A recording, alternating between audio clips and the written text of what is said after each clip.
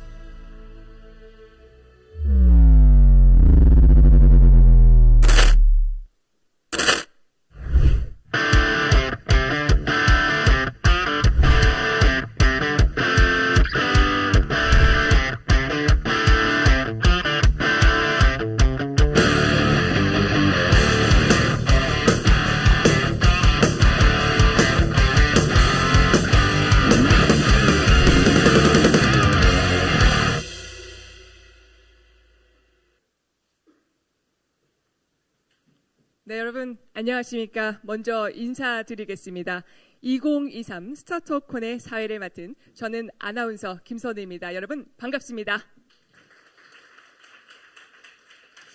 네, 먼저 이 바쁘신 와중에도 불구하고 이렇게 참석해 주신 한 분 한 분께 대단히 감사한 말씀을 전달드리겠습니다.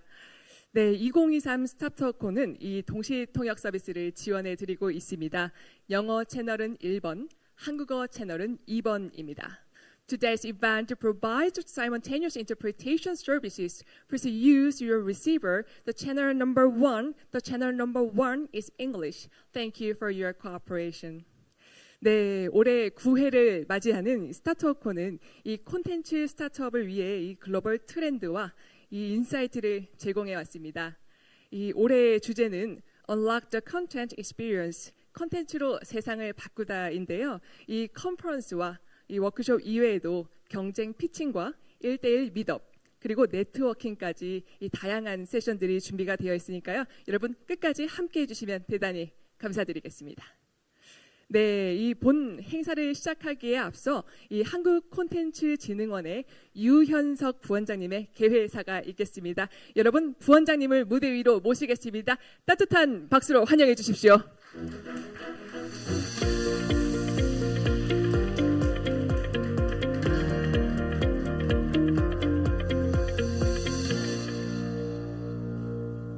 네, 여러분 안녕하세요. 한국콘텐츠진흥원 부원장 유현석입니다. 바쁘신 와중에도 오늘 2023 스타트업콘에 참석해 주신 내외 귀빈 여러분께 감사의 말씀을 드리겠습니다. 특히 오늘 행사를 위해 미국, 유럽, 중동 및 아시아 등 먼 길을 마다 않고 세계 각국에서 참석해 주신 해외 연사 및 투자자분들께 다시 한번 깊은 감사의 말씀을 드립니다. 올해는 오픈 AI의 챗 GPT, 구글의 바드와 같은 생성형 인공지능과 빅데이터 기술로 대변되는 디지털 대전환 시대를 알리는 한 해였습니다. 우리 콘텐츠 사업 또한 딥테크의 변화에 맞춰 발빠르게 진화하고 있습니다. 이제는 사람의 손이 아닌 AI로 웹툰을 그리고 음악을 작곡하며 실제 세상에 존재하지는 않지만 두터운 팬층을 보유한 디지털 휴먼이 K-팝 아티스트로 아이돌로 광고 모델이 되는 것이 어색하지 않은 세상이 되었습니다. 이처럼 콘텐츠 산업은 딥테크를 통해 무한한 가능성을 발견했고 한 단계 도약할 수 있는 기회를 맞이했습니다. 그래서 올해는 CX, 즉 변화하고 끊임없이 진화하는 콘텐츠 경험에 대해 이야기하고자 합니다. Unlock the CX, 콘텐츠로 세상을 바꾸다라는 주제로 콘텐츠에 접목된 딥테크가 바꾸고 있는 콘텐츠의 제작, 유통, 소비에 대한 글로벌 트렌드를 전망하고 여러분들과 함께 또 다른 혁신을 탐구해 보고자 합니다. 특히 작년 우리 콘텐츠 산업은 경제 불황에도 불구하고 세계 7위 규모로 성장하며 K-콘텐츠의 글로벌 위상을 다시 한번 확인시켜 주었습니다.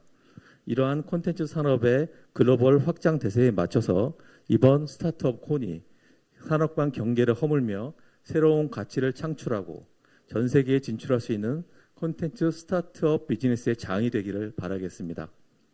저희 한국콘텐츠진흥원은 앞으로 더 많은 K-콘텐츠 스타트업들이 국내를 넘어 세계 시장으로 활발하게 진출할 수 있는 지원을 아끼지 않도록 하겠습니다.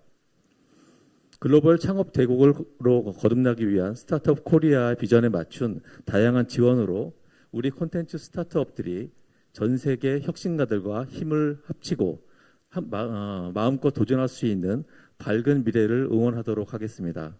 끝으로 오늘 참석해 주신 국내외 연사, 투자자 및 전문가들 그리고 모든 콘텐츠 스타트업들에게 다시 한번 감사의 말씀을 드리겠습니다. 감사합니다. 네, 부원장님 좋은 말씀 감사합니다. 네, 퇴장은 감사드리겠습니다.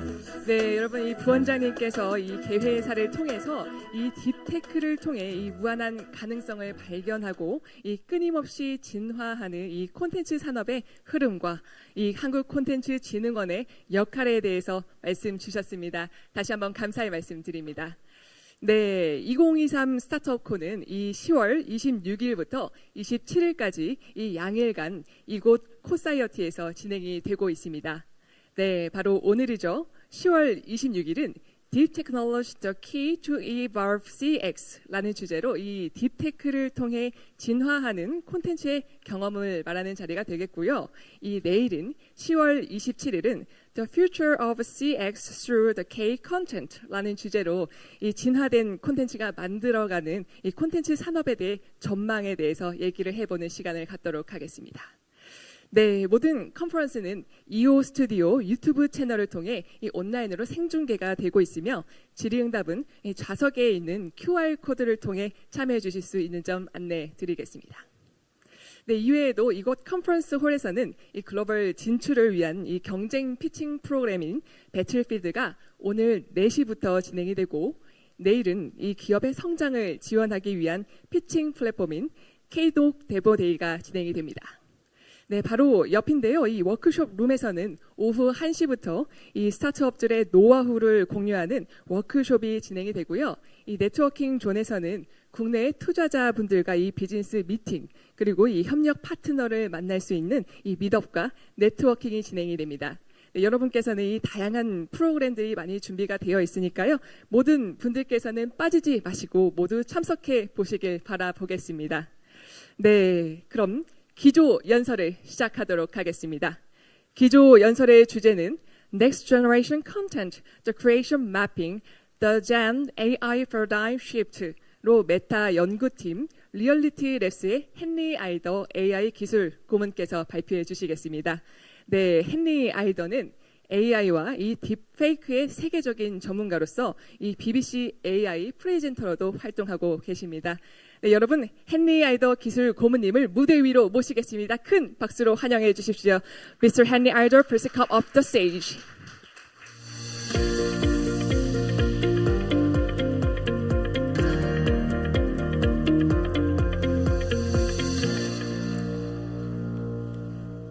Okay, 안녕하세요. Hello, thank you all so much for having me in your beautiful city. And I'm today going to give you a bit of a tour, a bit of a map, quite quickly because we don't have much time, but of this growing content landscape that AI is facilitating. I'm going to stand over here so you can see a bit better. So, generative AI is a topic that's very hyped at the moment. Everyone is excited, everyone is talking about this immense potential, everyone is saying this is going to change the world for the better. But you might also be familiar with deepfakes, which is a much more controversial topic, quite scary in its coverage. Lots of talking about how this is going to pose a real challenge to truth and digital media. But despite these very different headlines, we're both really talking about the same thing, which is synthetic media, or AI-generated synthetic media. That is, using artificial intelligence to generate highly realistic different modes of content, whether that's images, videos, audio, or indeed XR and gaming experiences. Now, some of you might be thinking, haven't we seen this before? What is really new here? Whether it was Stalin editing his opponents out of photos almost 100 years ago, or indeed the birth of Photoshop almost 40 years ago. Isn't our world already highly synthetic? Isn't synthetic content already a big part of the content we consume every day? And indeed, I would say, yes, it is. Whether that's commercials, airbrushing, editing of celebrities and icons, such as in this advert of Natalie Portman, which was banned because it made her eyelashes look unrealistically long for this mascara, or making an unattractive burger look just marginally more attractive.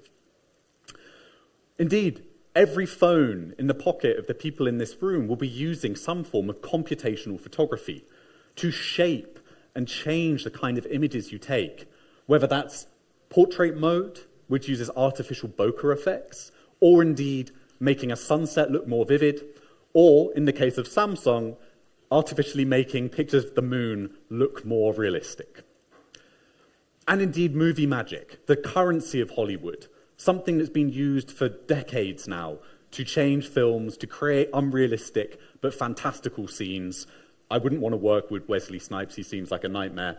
But, you know, you can see here as well with Paul Walker in Fast and Furious who died, they recreated him for a touching final scene in the film after he deceased. So movie magic, big space for synthetic content. So what is different this time? What is it about generative AI and the current moment that we're seeing with AI that is so exciting and so profoundly different? And I want to touch on 3 key areas that I want you to remember when someone asks you, well, why is this such a big deal? The first of these is realism. The quality of outputs that AI can now generate and has been able to generate, particularly over the last 2 years, is astronomically better than it was over the past 6. We are talking about hyper-realistic images, video. Some of you might be familiar with this project, Deep Tom Cruise, an impersonator of Tom Cruise with Tom Cruise's face swapped on top of him, fools many people regularly on TikTok. And indeed, all of these models do not exist. They're entirely AI-generated. The quality of these outputs has increased radically and is fundamentally what distinguishes it from some of the previous forms of content creation that involved synthetic media previously. So realism, a really big step. Second point is efficiency. Now, AI uses a lot of compute, a lot of computational resources, and a lot of data. And again, to create a deepfake or to create some kind of synthetic content using AI about 5-6 years ago, you'd have needed a lot of data and you'd have needed a lot of computational power. Indeed, this example here of Princess Leia, the actress Carrie Fisher, who's sadly deceased, who died, ILM, that's Disney's VFX team, decided to create a tribute to her. And on the left, you can see the version that they created. This took hundreds of hours, painstaking click-by-click process of a team of VFX experts. And this version on the right was created by one guy using a gaming computer over the course of about a week. So you can see that the amount of data needed, the amount of computational power, and the amount of expertise needed has really changed. Same with Varley. This is a model made by Microsoft. With 3 seconds of voice audio of any person in this room, this model can now generate a text-to-speech version of your voice. So the efficiency that these models work with, less data, less compute, better outputs, is also a radical departure from what's come before. But arguably the most important factor here is accessibility and democratization of this technology. 18 months ago, to access these tools, you had to have some expertise in computer science or development. You had to have those resources I mentioned previously. Whereas now, particularly with DALL-E 2 and obviously ChatGPT that many of you are familiar with, now all you need is a username and a password and maybe a credit card to access tools that 5 years ago, the elite of Hollywood, the top research labs in industry, government, and academia could not have dreamed of having. It is now in the phone in your pocket, and you can see with the radical growth of ChatGPT, the fastest growing consumer app of all time, how this has changed. The same goes for Diffusion B. This is an image generation tool.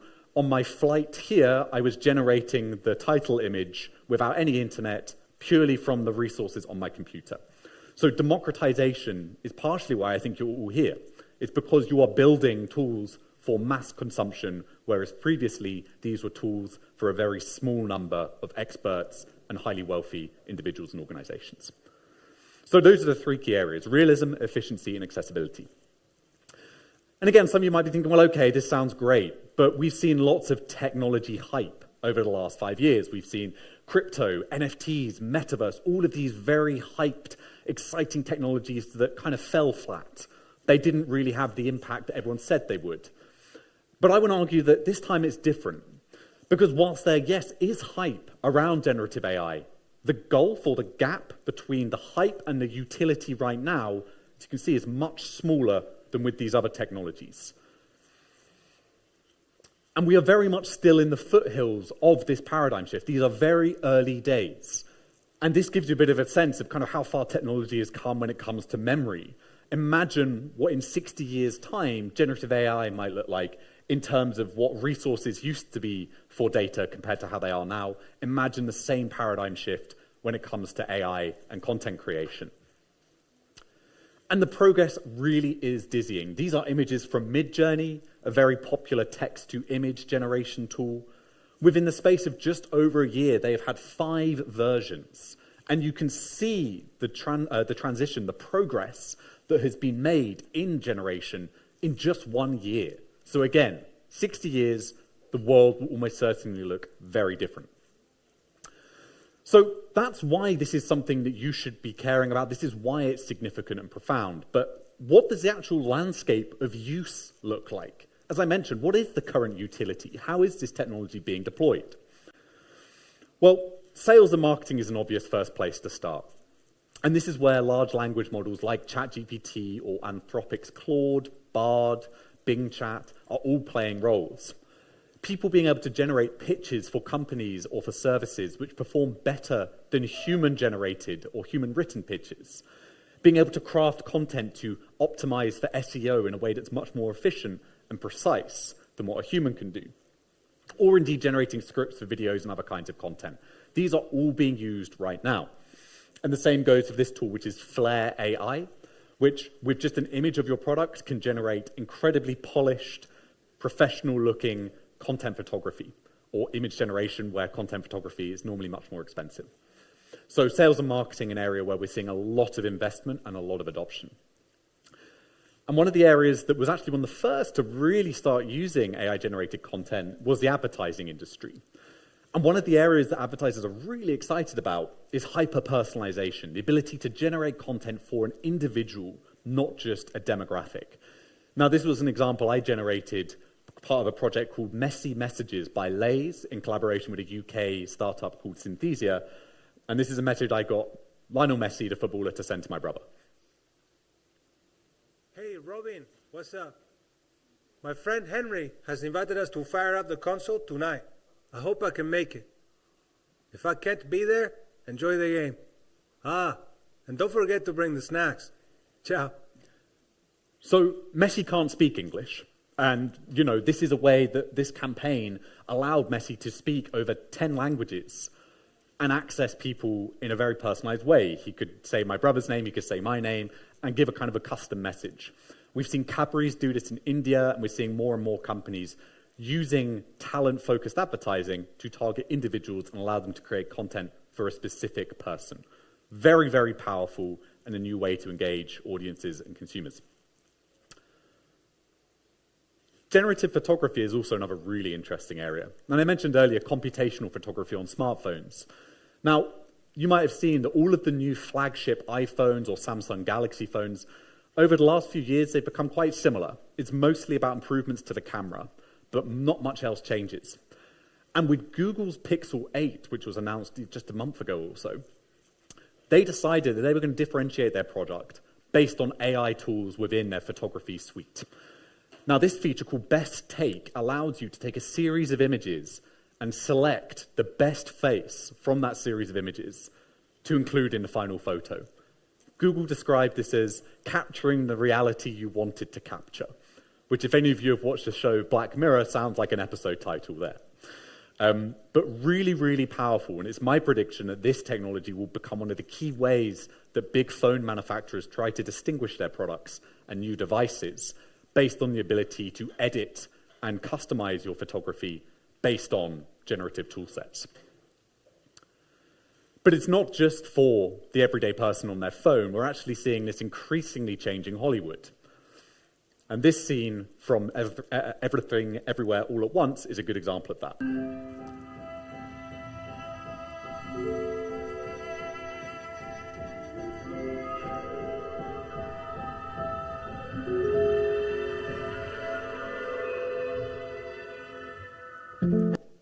So, Oscar-winning Best Picture film, they used this software called Runway to edit this scene, to remove the pulley and the man pushing with the stick.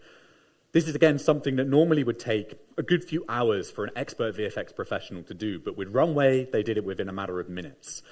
And so we're seeing these tools not just impacting, again, content creation in terms of new images, but also editing and sculpting film in professional industries. It's not just about hobbyists. This is really changing the top layer of Hollywood. And indeed, I think it really is ushering in a new era of movie magic. And it's not just about editing things out, it's also about putting things in. And one of the most interesting uses is how celebrities and talent are embracing this, such as this example with Bruce Willis. Спецносок. Миссисипи. Миссисипи.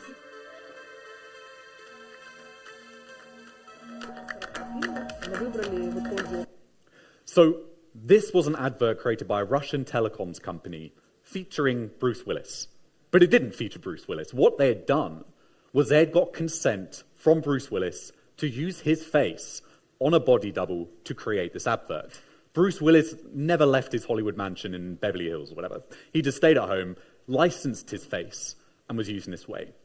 And we're seeing many companies and many studios increasingly using this technology in this way in films, advertising, and other content creation.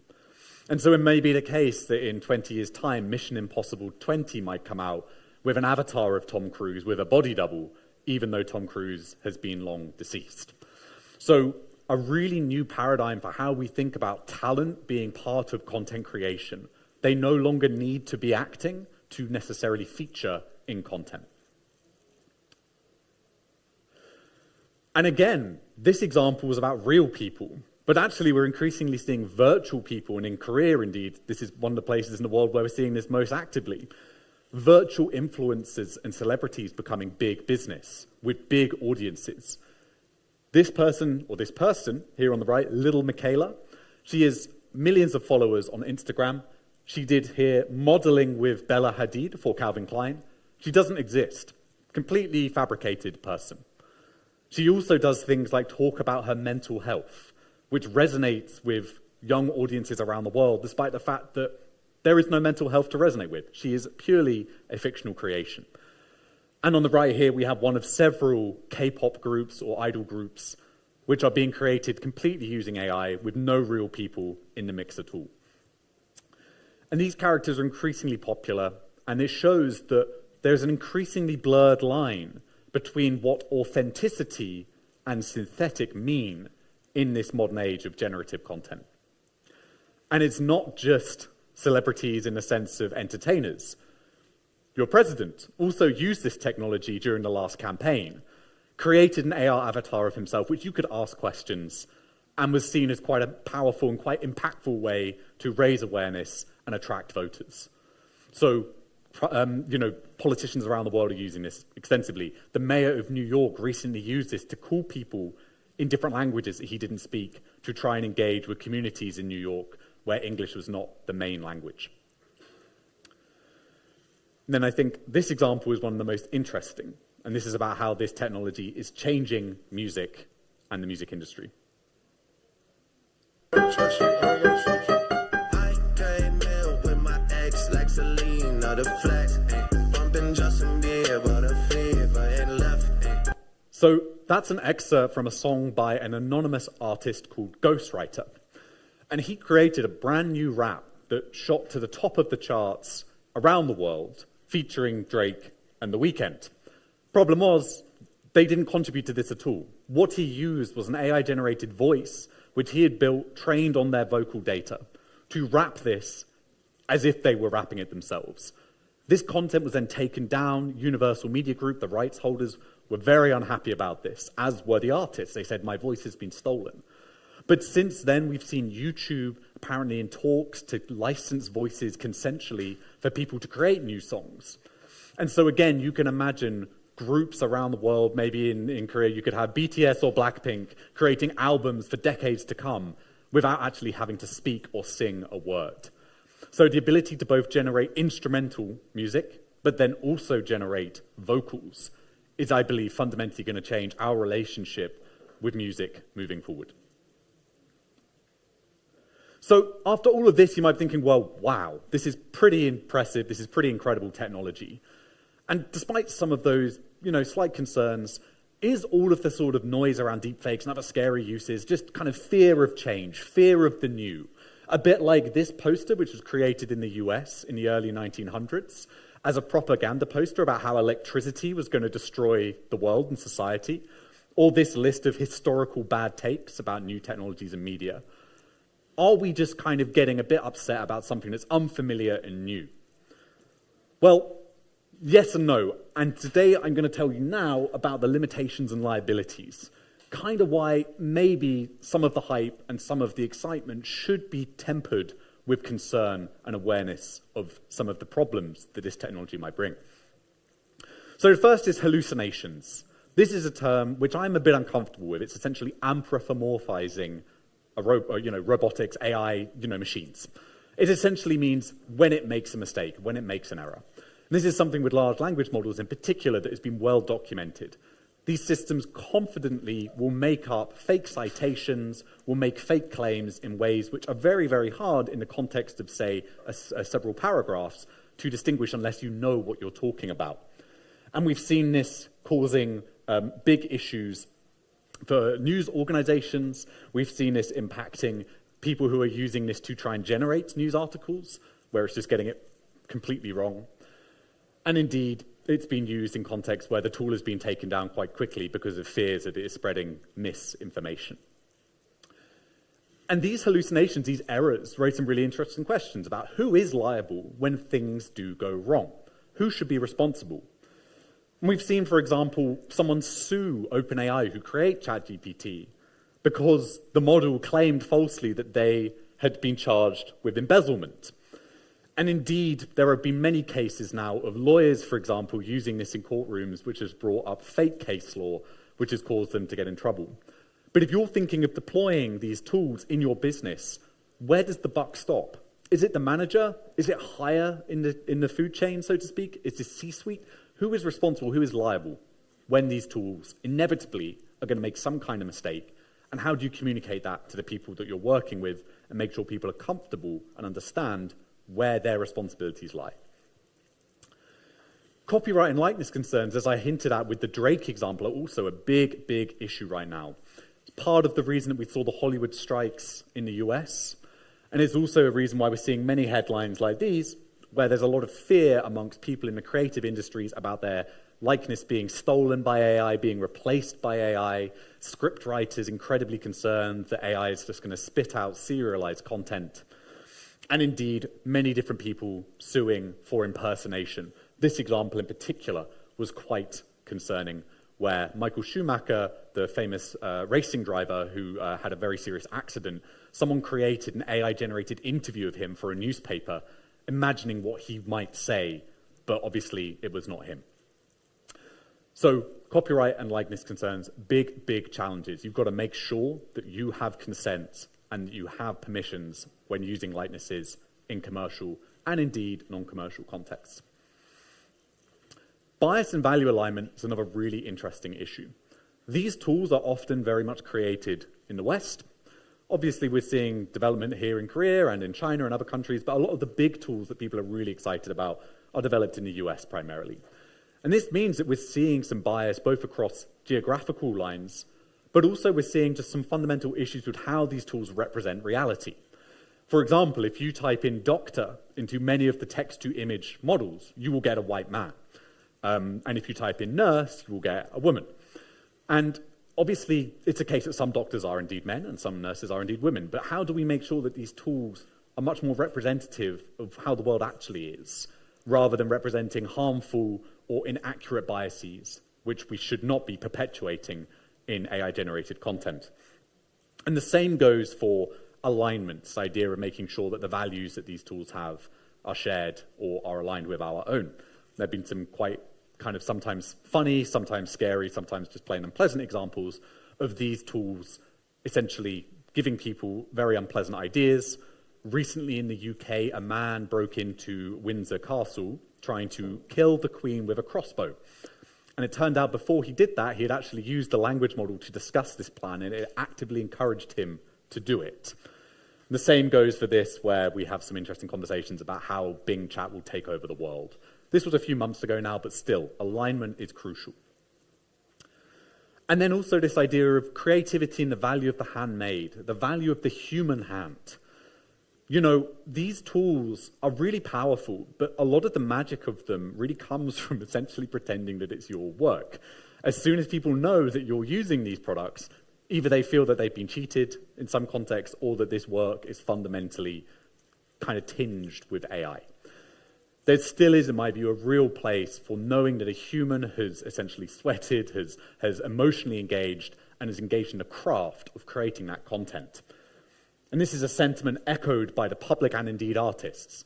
We've seen backlash from Marvel. We've seen this in some recent, the Loki series. We've seen this with some video games as well. People saying, stop using AI-generated art or content in this product. We want human-generated content. And the same with people like Nick Cave here, famous musician, saying that, you know, AI will never be able to capture what it is about music, the suffering, the experiences that makes good music, and that is inherently human. So now the kind of slightly more explicitly scary stuff. This is something that I normally speak more about, but today I wanted to focus on the positives. But Deepfakes are a serious problem. This is a study I wrote back in 2019. It was the first study to map this landscape. And it realized several of the harms are much closer than we thought, and in the last 18 months, they've become particularly pronounced. First of these is AI intimate image abuse, also known as non-consensual deepfake pornography. This is swapping women's faces into pornographic footage without consent, synthetically stripping images of women from a clothed picture, or indeed cloning their voice to say sexual things that they never said. This was one of the most stark and surprising findings from my research, that this was such a big problem in 2019, and we are now talking about millions of women around the world suffering. That research also found that one of the biggest victim groups, which I was very surprised by too at the time, was actually K-pop idols and singers. Female K-pop singers were one of the biggest target groups. So a problem that here in Korea you are facing, unfortunately, as well. Disinformation is also a space that has seen recently in particular real change. I've been asked every single presidential election since 2018 whether this is going to be since 2016, whether this is going to be the one where deepfakes cause chaos. And up until this year, I've said no, it's not good enough. But now it is getting there. We saw this with a deepfake of the Ukrainian President Zelensky ordering his troops to surrender. It was not very high quality, but was a sign of things to come. And we've seen it more recently in countries, including in the current Israel-Palestine crisis. We've seen this in the Slovakian elections, cloning the voice of the presidential candidate to spread disinformation. And indeed, we've also seen it impact stock markets.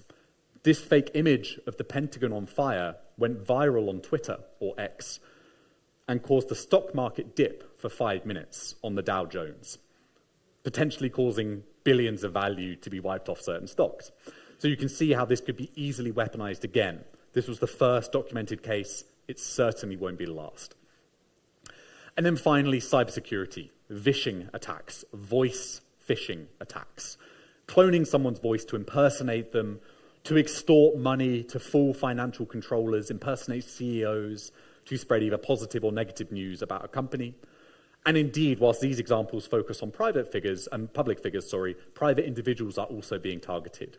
A case in Canada recently saw a mother get a phone call from what sounded like her daughter saying she'd been kidnapped and a ransom needed to be paid, but there was no kidnapping. The voice was entirely AI generated. So what are the key trends that are going to shape the future of this space? And this is what I'm going to end on today. If I look into my AI-generated crystal ball here, what are those key trends going to be? So the first of these, I think, is hidden in plain sight. These technologies right now are super exciting and new. They're very much in our face. They're very much things that we're interacting with directly. But moving forward, I think we're going to see these technologies seamlessly embed into the existing tools we're using. Just like tools such as Grammarly or autocorrect went into tools like Word or text. This example, for example, is from Microsoft with their Copilot tool that they're going to be launching soon. It's going to be about building this in a way that reduces friction and makes it as easy as possible for people to access the powerful tools that AI is enabling. We're also going to see more power, new functionality.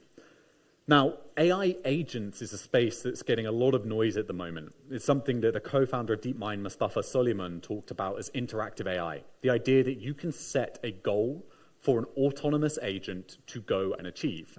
Maybe that's, I want 20% more engagement on our LinkedIn posts, or I want this product to better suit the market fit for this demographic audience. And this model will be able to go out into the world and essentially complete tasks, write posts, send emails, do lots of different things to get there.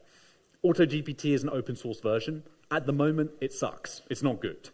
But it is getting there, and I think this is going to be the new frontier that we're really going to see generative AI feeding into, is automated agents that can use these tools on your behalf as part of a broader workflow. Regulation is incoming. And this is something that is really important for people building in this space to be aware of. That the landscape you're building in now will almost certainly look very different in 12 months' time in terms of the regulation that you will have to be considering. And then finally, transparency will be key. This is the idea that we have a right to know what is synthetically generated or not. Tools like Adobe's Content Authenticity Initiative will be critical here. to ensuring that there is that transparency layer that we can tell what is real and what is not. And so on that note, I want to say thank you so much for listening. If you want to follow my work more, you can find me on LinkedIn. But thank you so much for your time. 감사합니다. Thank you. Thank you. Thank you very much for your very informative panel speeches. Thank you very much. 네, 이 생성형 AI가 이 콘텐츠 제작을 주도하는 이 다양한 방식과 트렌드 그리고 이 딥테크의 이 윤리적 과제에 대해서 말씀 주셨습니다. 다시 한번 감사의 말씀 드리겠습니다. 네, 다음 세션을 이어가도록 하겠습니다. 이번 세션은 해외 연사 세션으로 이 질문은 영어로 주시기를 부탁드리겠습니다. 네, 이번 세션은 Top 10 Trends That Will Affect Your Industry라는 주제로 이 AI 솔루션 기업 아도를 창립한 아이샤 칸나 대표님께서 발표를 해 주시겠습니다.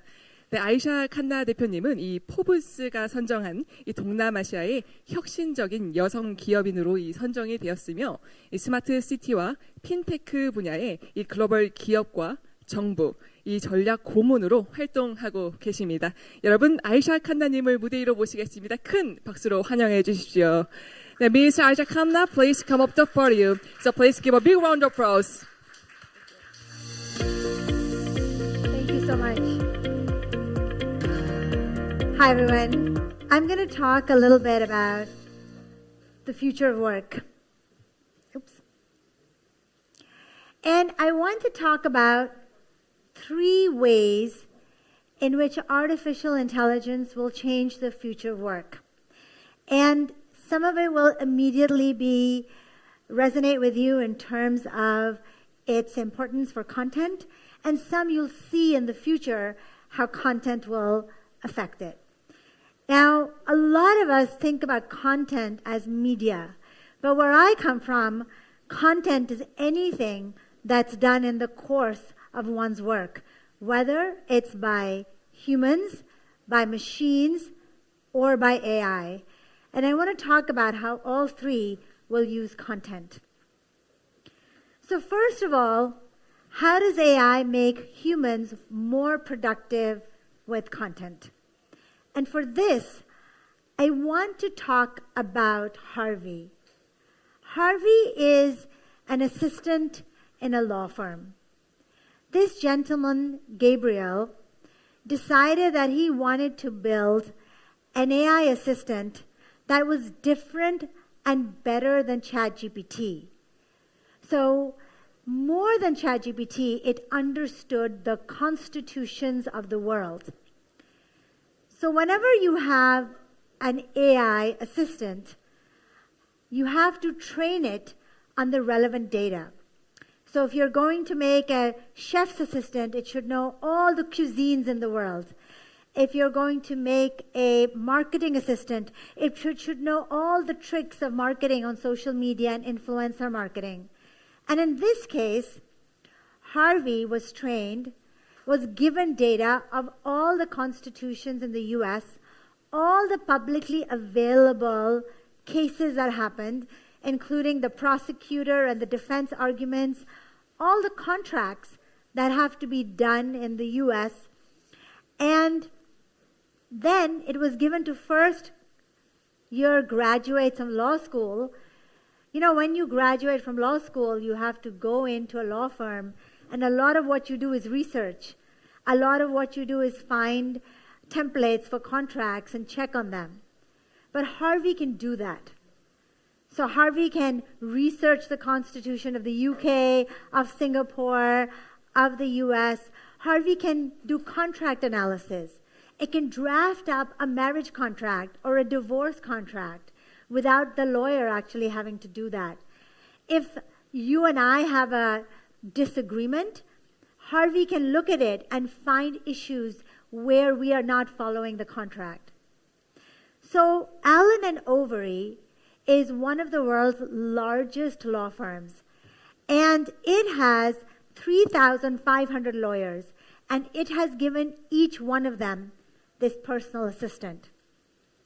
And in essence, this is also content.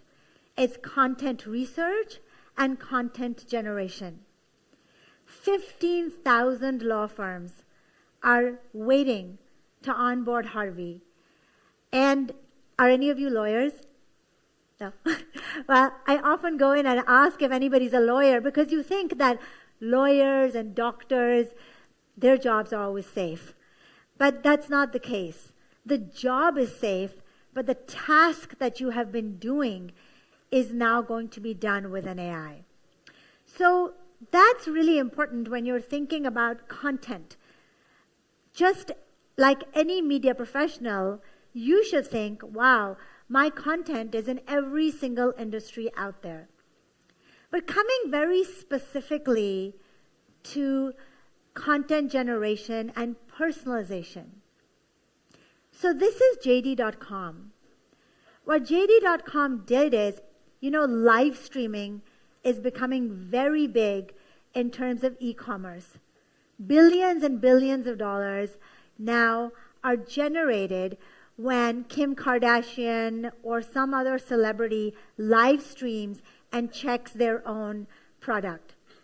But maybe you like Kim Kardashian, but you like BTS, maybe you like Blackpink, and you like Taylor Swift. I think I would buy a product if it was from a celebrity I really liked. So what JD.com did is they created virtual avatars of celebrities, and then depending on who is looking at TikTok, they will see that celebrity selling that Clinique or Ralph Lauren or some other product. And this kind of content generation with a purpose, the purpose being extreme personalization, with clear metrics of engagement and uplift of the brand, that's the kind of work that I do for companies. We help companies use data and AI to either assist them in their work, like Harvey was doing, or to personalize it for customers. And there are always clear ways to measure productivity improvement. Number one, did it take you less time? Number two, did more people engage with the content? Number three, how many people bought and clicked on the content and bought it? Number four, how many mistakes were found by a human being? So I'm kind of introducing you to the way AI is now becoming entrenched in large conglomerates and companies where they're literally measuring productivity. Now, AI-generated content can also make it easier to defraud individuals. We just heard about that. In Hong Kong, for example, these thieves stole ATM cards and people's wallets. And then when they called the bank, they had to provide facial recognition, and they were able to use generative AI to create fake images of themselves. And this is the Hong Kong police working and educating the rest of the police force on this. Every single time there is a technology, there's great things and there are risks. For both of them, you can find startups addressing that. Always keep an eye on startups. I just told you that you can fake a picture or you can fake somebody's voice. Here's a startup called Pindrop. Pindrop listens to 1,300 features of your voice. So the AI listens when you call.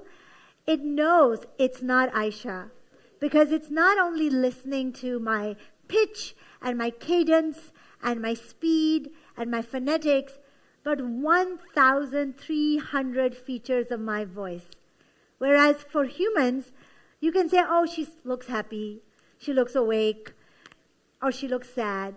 But the AI picks up a lot of things and can say, that's Aisha, that's not Aisha.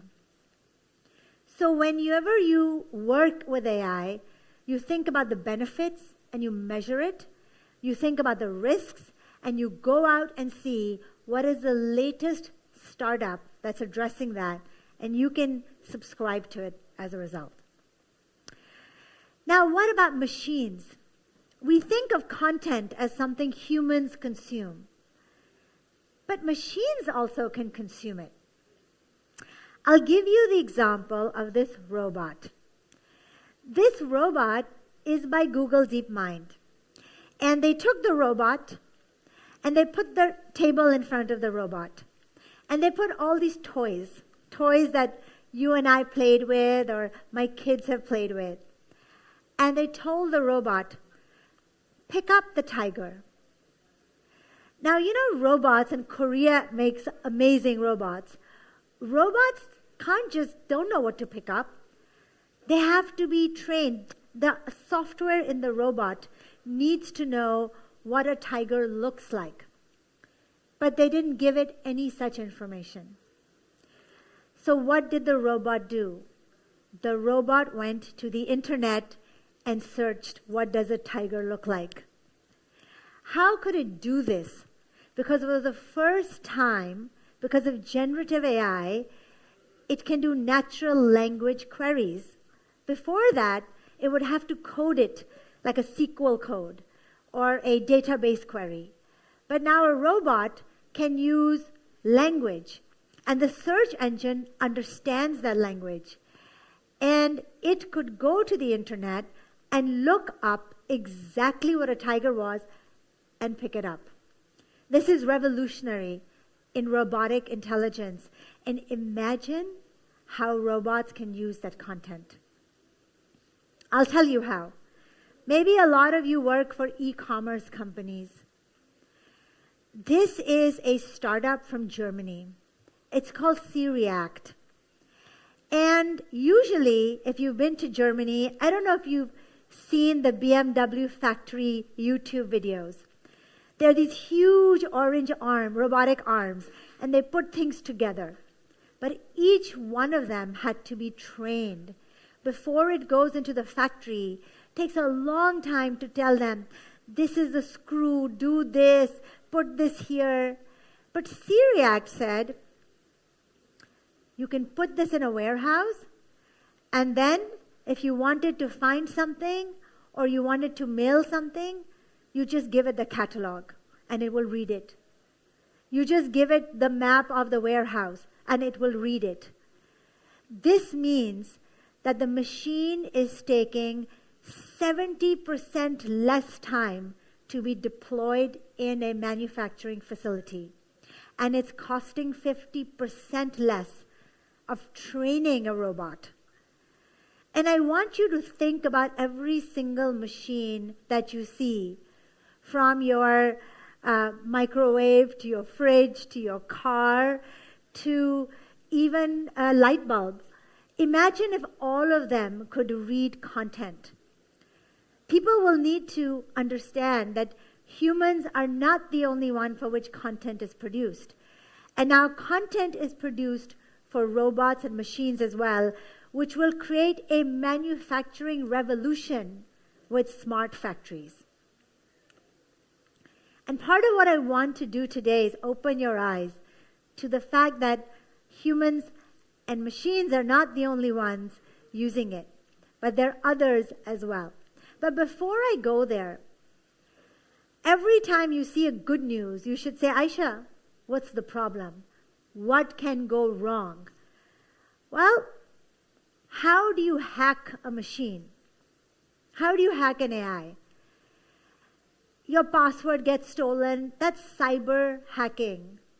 When you want to attack an AI, you go for the data inside it. You poison it. It's literally called data poisoning. And you poison the data. And when the model picks up the data is wrong, it starts making mistakes. This is how it would come out. I told you that the robot can go in the warehouse and it can count the inventory and it can mail it to you and mail it to you and mail it to you. Now, what if I changed the map of the warehouse? The robot is going here and it reports to its executive, there is no inventory there. But there is. Somebody messed with the AI. Now, the thieves can go in and take all of those Sony and other kinds of phones, iPhones, and run away with them. This is called poisoning AI. And I gave a talk to the Global Anti-Fraud Association because they wanted to know, how can we prevent fraud through AI? Again, whenever I tell you there's a problem, the next question is, who's working on this problem? And there are startups working on this. Hidden Layer raised $50 million. Why? For cybersecurity, but not the usual cybersecurity. They are targeting AI cybersecurity. And they go in and address that very problem, which is 64 unique ways to attack an AI, including data poisoning. So if you are using AI, you must ask your team or your IT security, what's our cyber attack defense against AI hacking? So I've given you two ways in which AI is used, by humans, by machines. Both use content, and in both cases, content can be poisoned. Now I'm going to give you the third way that companies become productive. It's when AI uses content to work with other AI. And here's how it works. Right now, if you want to create content or you want to make your house more energy efficient, you need to go to different things, right? Like you need to go to YouTube to get something, you need to go to Instagram, you need to go to Facebook. But imagine if there was one AI assistant for all of you and it was able to do everything for you. Microsoft has come out with this AutoGen framework. It's a way where multiple AI agents can talk to each other. They can give each other content and get back content, give each other instructions and get back instructions. This is what it looks like. And it's from the Microsoft site. So if you look at it over there, there's a human being, and the human being has an assistant. Right? The blue is the assistant of the human being. And he says, can you plot a chart of Meta and Tesla stock price change year to date? And it goes to another AI and says, execute the following code. But then the other original AI corrects it. It says, error package finance is not installed. So the AI are talking to each other in natural language. Everyone, this is really new. I don't know how many of you are coders or engineers. I have been doing it my whole life. To have machines talk to each other the way you and I talk to each other, whether they're talking in Korean to each other or Japanese or English, this is extremely powerful. And here's the thing. We learn about AI making mistakes, but AI corrected itself. One AI's job is to watch the other AI. And eventually, it gives the revised content the output, right? The output is content. Where I come from, content is media reports, but it's also financial reports. It's financial dashboards. It's digital twins where you look at a factory and how it's working. If you expanded your notion of media and content, you would find this is an exploding industry. And you can find ways to help companies create content between humans, machines, and AI. So the way to think about it is there's always a commander agent. It's known as a controller. So you as a human tell somebody to the commander. The commander will then tell it to someone, let's say a writer, and then it will check with the other one if it was correct or not. Is there hallucination? It may check. It may check if that is a lie or if it's correct or not. And I think it's really important that this will be where we'll see maximum productivity in all our work, where behind the scenes AI is talking to each other. So let's think about one example around content, in particular media marketing content. This is Rembrandt. It's a startup. L'Oreal and others invested in it. Everyone knows influencer marketing is the best way to do marketing these days.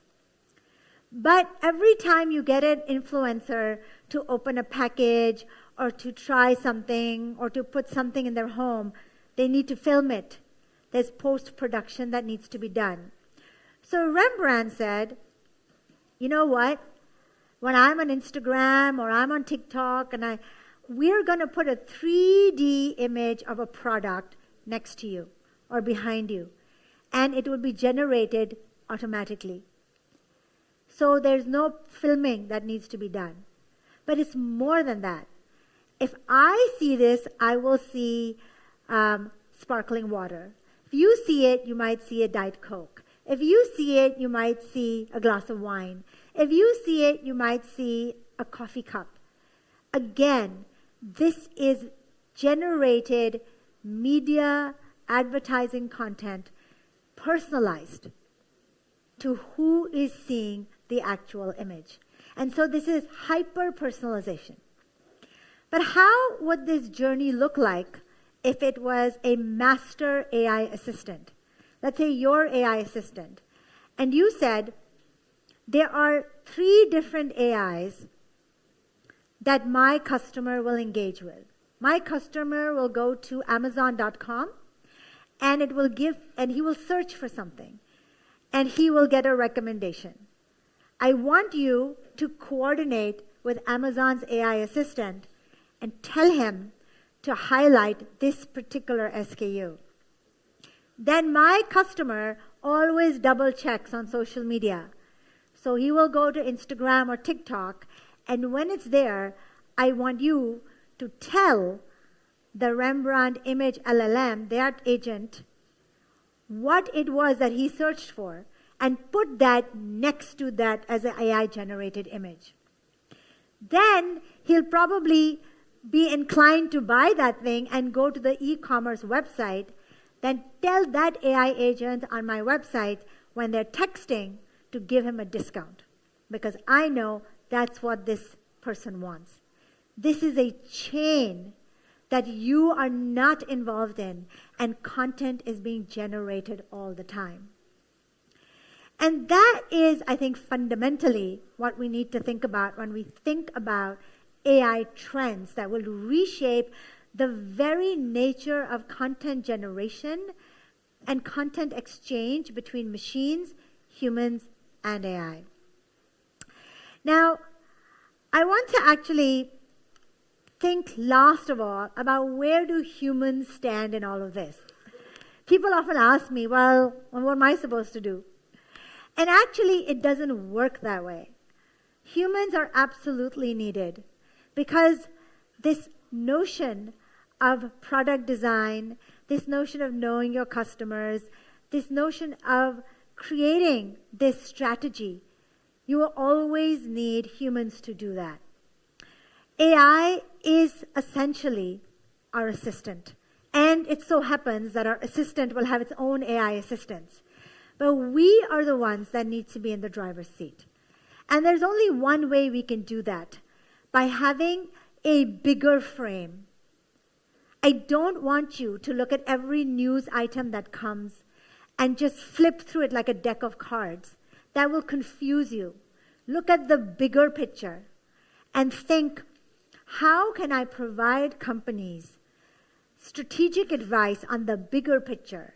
Whether it's an automobile company uses content for robots, or whether it is an advanced AI company, or whether it's even a law firm or an advertising firm.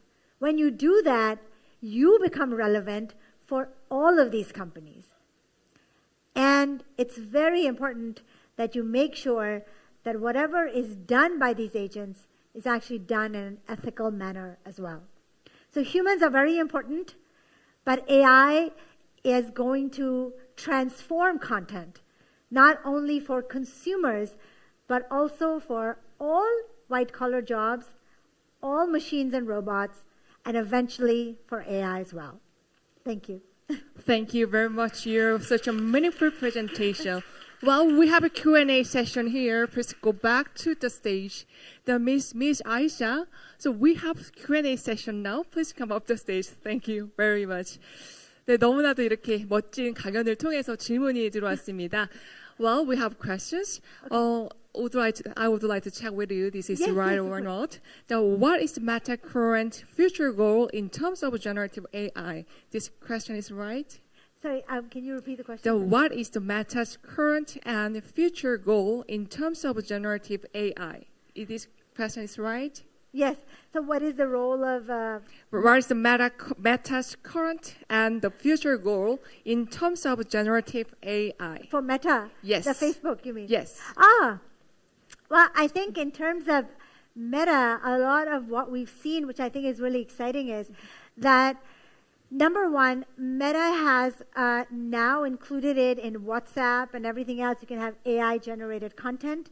It's now looking at AI-generated advertisements. At the same time, Microsoft and Meta have committed to looking at the proliferation of fake news and fake advertisements during the American elections. And lastly, Meta's big role is going to be in the metaverse. So if you heard Lex Friedman's recent interview with Mark Zuckerberg, I don't know if you saw that or not, but they're in the metaverse. They have their Oculus goggles on. And when they look at each other, they don't look like cartoons. They look very, very photorealistic. And the reason they're able to do this is because artificial intelligence it's inside their goggles and it's looking back at them. And so all of the little expressions that we make, it's able to emulate that in the metaverse and the real conversation. What happens is that makes you feel that that person is present and has social presence. All of us are looking at each other, but we're also giving each other a lot of non-verbal cues. And if you can capture the non-verbal cues in AI, then you can create photorealistic images. Where does the generative part come out? The generative part comes out when I can be a centaur, I can be a cyborg. But what we will really respond to still is that emotional cues the Oculus glasses will get by looking at our facial expressions. Thank you very much for your great answer. Thank you very much. 네, 대단히 감사합니다. 아이샤님께 다시 한번 큰 박수 부탁드리겠습니다. Thank you very much. It's done. For the Q&A session is done now. Thank you very much. Thank you. 네, 이 Q&A 세션을 통해서 이 멋진 대답도 주셨는데요. 이 강연을 통해서 이 딥테크가 이 기존의 산업 환경을 붕괴시키고 이 새로운 혁신적인 콘텐츠 제작 환경을 만들어준다는 말씀에 너무나도 공감되는 요즘입니다. 여러분 발표와 질문에 수고해주신 아이샤님께 다시 한번 큰 박수 부탁드리겠습니다. 네, 대단히 감사합니다. 네, 이어서 준비된 세션은 강연과 토크로 진행이 됩니다. 이번 세션의 주제는 Unlocking the Magic of the User-Generated Content with AI라는 주제로 이 렐러번트의 트로이 말론 창업자께서 강연을 준비해 주셨습니다. 이번 Q&A 세션도 영어로 질문을 해주시면 대단히 감사드리겠습니다. 네, 트로이 말론님은 이 15년간 에버노트, 드라타, 위블리 등 이 실리콘밸리의 대표적인 스타트업을 유니콘 기업으로 성장시키셨었고요. 이 한국 스타트업 비즈니스 캔버스의 전략 고문으로도 활동하고 계십니다. 네, 여러분 트로이 말론님을 무대 위로 모시겠습니다. 큰 박수로 환영해 주십시오. Mr. Troy Malone, please come up the stage. Thank you. Great, good to be here. Let's see, I think I saw Derek in the audience. I don't see him anymore. He left when I got up. Oh my gosh. It's great to be here. I want to say thank you to the organizers for having me. I'm excited to speak today. about some concepts related to user-generated content. There's different types of content businesses. Some of you get IP and create content so that you get a lot of eyeballs. Others of you may have platforms that allow users to create content that you depend on, right, to make money. And I'm going to be talking about the latter. Now, before we get started, I just want to make it clear. The reason that I am here is not for me, it's for you, right? Let's be clear. So as I speak, I'm hoping that you may get an idea or you may hear an insight that will be helpful to your business. At Relevant, we have a saying, do things. Business is all about doing things, not just hearing great ideas and doing nothing about it. So my challenge to you is out of this whole conference, as you hear these great speakers that are before and after me, that you'll take some things away and go do things for your business. Now, another cool thing that's happening today is that Taeyong Taepyeonim from EO is going to be facilitating a Q&A session, a question and answer session after I speak. So please think of your questions, put them on the platform so that we can field your questions at the end. So let me get started. As she said, my name is Troy Malone. In Korea, I go by Troy Mulong. And I'm a Taemori, so I can't hide the microphone. I feel really bad about that But I've worked at a number of different companies, and my whole career has been focused on taking U.S. Silicon Valley-based companies into new marketplaces. So that includes Asia, Latin America, Europe, etc. I was always the VP of international expansion. So my focus is new market entry and go-to-market strategy for fast-growing companies.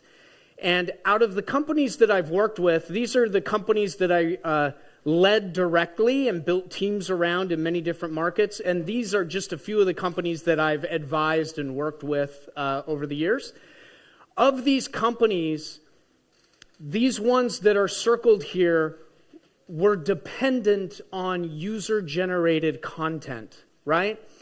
So at one point at Evernote, at the height of growth at Evernote, and I'm not good at numbers when it comes to Korean, but it was 200,000 한국말로 하면 200,000 뭐 통역하고 있죠 뭐. So 200,000 new users 하루에, every freaking day, 200,000 people would sign up for Evernote. Now, the big problem that we had is we have all these people signing up, but when they go to make their first note, they're confronted with the blank page, right? What am I going to take a note on? Well, it better be a good thing, right? So you have to get people over the threshold to be able to create content. Now, Weebly is much like Squarespace. We were acquired by Square, the payments processing company. So Square Commerce is Weebly. And Weebly, we had the same problem. When you let users create their own websites on your platform, about 3 to 5% of people that create on your platform actually create something that's beautiful. The remaining 95% create really ugly websites, right? And for us to succeed as a business, we need to make it easier for the user to create good value on our platform. So that's what I'm going to be talking with you a little bit today. Now, over the course of my career, I've worked at 4 different unicorns, and I've kind of come up with the things that I look at in a business to see if it has unicorn potential. Now, of course, all of this assumes that you have a very big market opportunity, but these are the 3 things operationally that I look at a business to see if we can make this into a unicorn. The first thing is, are your customer acquisition costs, do they work, right? Like, if you're paying way too much to get eyeballs or way too much to get new customers, your business isn't going to work. So economical customer acquisition costs is what I look for. Second thing is, will they pay? And not just will they pay enough money to make your startup profitable, right? So will they pay, and will they pay enough? And then the last thing is what I really want to focus on with you guys that have startups that are dependent on users engaging with your platform. It's, can we retain them? If you can get people to pay once and then they never come back and the next month they don't pay, we're not winning. You're going to fail, right? So retention is everything when it comes to our startups. So how do we help our users be successful with your platform? How do we get them to truly land and get value from your platform? That's all we got to do. That's what we should be focused on, right? So I think we would all agree, for most any user, new user on your platform, creating content is a difficult thing. It's not easy. It's intimidating. It's uncomfortable. Sometimes it's confusing, right? So these are the things that we need to be thinking about. How can we make the user journey more comfortable, more exciting, more fun, more valuable? And that is what I was confronting with these companies. So let me give you an example. This is the blank note in Evernote. This is our enemy because this is scary to the end user. Facebook. Hopefully I don't expose any weird Facebook stuff. Ujin. Yeah, it's Ujin's post. But what's on your mind, Troy? I remember before they put that in there, people were like, what should I say? And then they prompted us by saying, just tell us what's on your mind, right? So this is an example of what Facebook did to make it a little easier for users to create content on their platform. You might recognize this guy. I took this picture like last night or the night before I got on the airplane to come over here. This is a product called It's something that I led international expansion for. It's a unicorn. And it's a video product. And of course, as soon as you turn on a video camera on a user, usually they don't know what to do, right? Not everyone is good on video. So we had to come up with ways to make it easier and more comfortable to get started with the product. That's usually what the user looks like at first. Ooh, I can point to stuff too. Sorry, I got distracted. Okay, so in the past, how have we solved this? These are all the things that you guys know.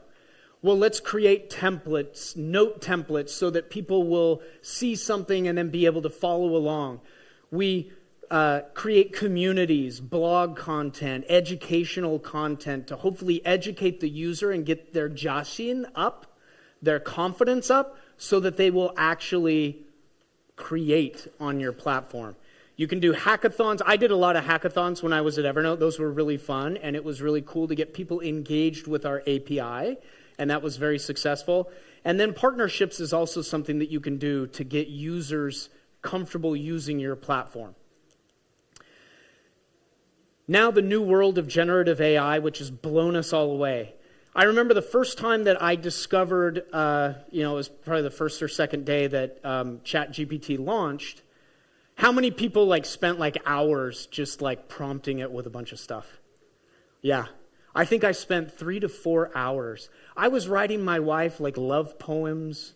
I was doing rap songs. I mean, I was trying to do everything to challenge it to see what would come out, and I was consistently blown away with just how amazing it was and human-like it felt, right? So now with this new technology, we can utilize it, if we're smart, and integrate it into our products to help the user get to value much quicker with our platforms.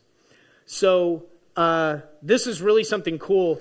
AI can actually analyze and understand trends that are going on and give you suggestions about content that you might want to create that tie into those trends. That's a big deal. It also seems to, I don't know, actually I have some experience with this. It seems to understand algorithms pretty well. So if you tell it to create a YouTube video script that would hit on certain keywords, it's usually pretty good at figuring out what YouTube wants, right? Which is really cool. And then, this is probably the biggest thing that I think that's happening that I'm excited about. Using AI in your product to allow people to generate content that they can then edit and make their own, right? Because this gets them over the hump of being uncomfortable. So here's a few examples.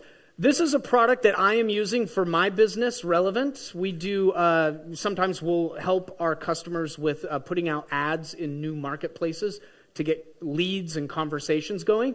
So with this tool, you simply put in the URL of, your website.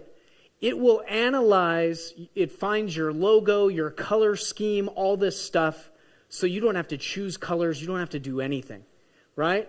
Then what it does is it will actually generate advertisement options for you to put on Facebook, to put on Instagram, etc. You don't need a designer. You don't need a content creator. You just look at all the options and you as the human pick out what you think is the best. Now, one thing that's interesting, I talked about the algorithm, 93 out of 100, 96 out of 100. They actually rate how they believe this will convert into business for you, which is tremendous. And it'll create hundreds of options that you can look at. And again, you don't need a designer, you don't need content creators. Now you just need to be able to use these tools. So this is a great example of helping the user easily create content on their platform and getting me to pay for it. And I pay every month for this around $100, $150. So I don't even know what it is, but I pay a decent amount for this every month because of the value that I get out of it. So the other thing that we can do rather than just generating content is using AI as a collaborative partner. Think of it as like the AI is sitting right next to the user and going to kind of like nudge them along and help them create content. So and one thing that I said down here is Grammarly. Who uses Grammarly from time to time, right? Grammarly is a great example because it's right there when you need it, right? Oops, wrong way. Okay, so I go into Canva the other day, and I just typed this for fun, just for the sake of this presentation. But your user usually is sitting here. This is a presentation, right? And the user is like, what should I write? Well, you simply click Magic Write, and it's going to, give you some ideas and prompt you and be that collaborative partner so that you can actually create a good presentation on Canva. Liner, who knows Liner? Great Korean company. They're not that well known, and they have millions of users. They're an amazing Korean company. And now they've created a co-pilot using generative AI. So wherever you are on the web, you can simply ask Liner a question and it'll do all the magic for you and kind of, give you the exact answer you need, which is awesome. So this is a great example of that. And one last example is Framer. I say zero to hero. Has anyone heard of Framer yet? You know everything. I got to hang out with you. She knows a lot of good products. So Framer has been around for 10년, 10 years. I'd never heard of them.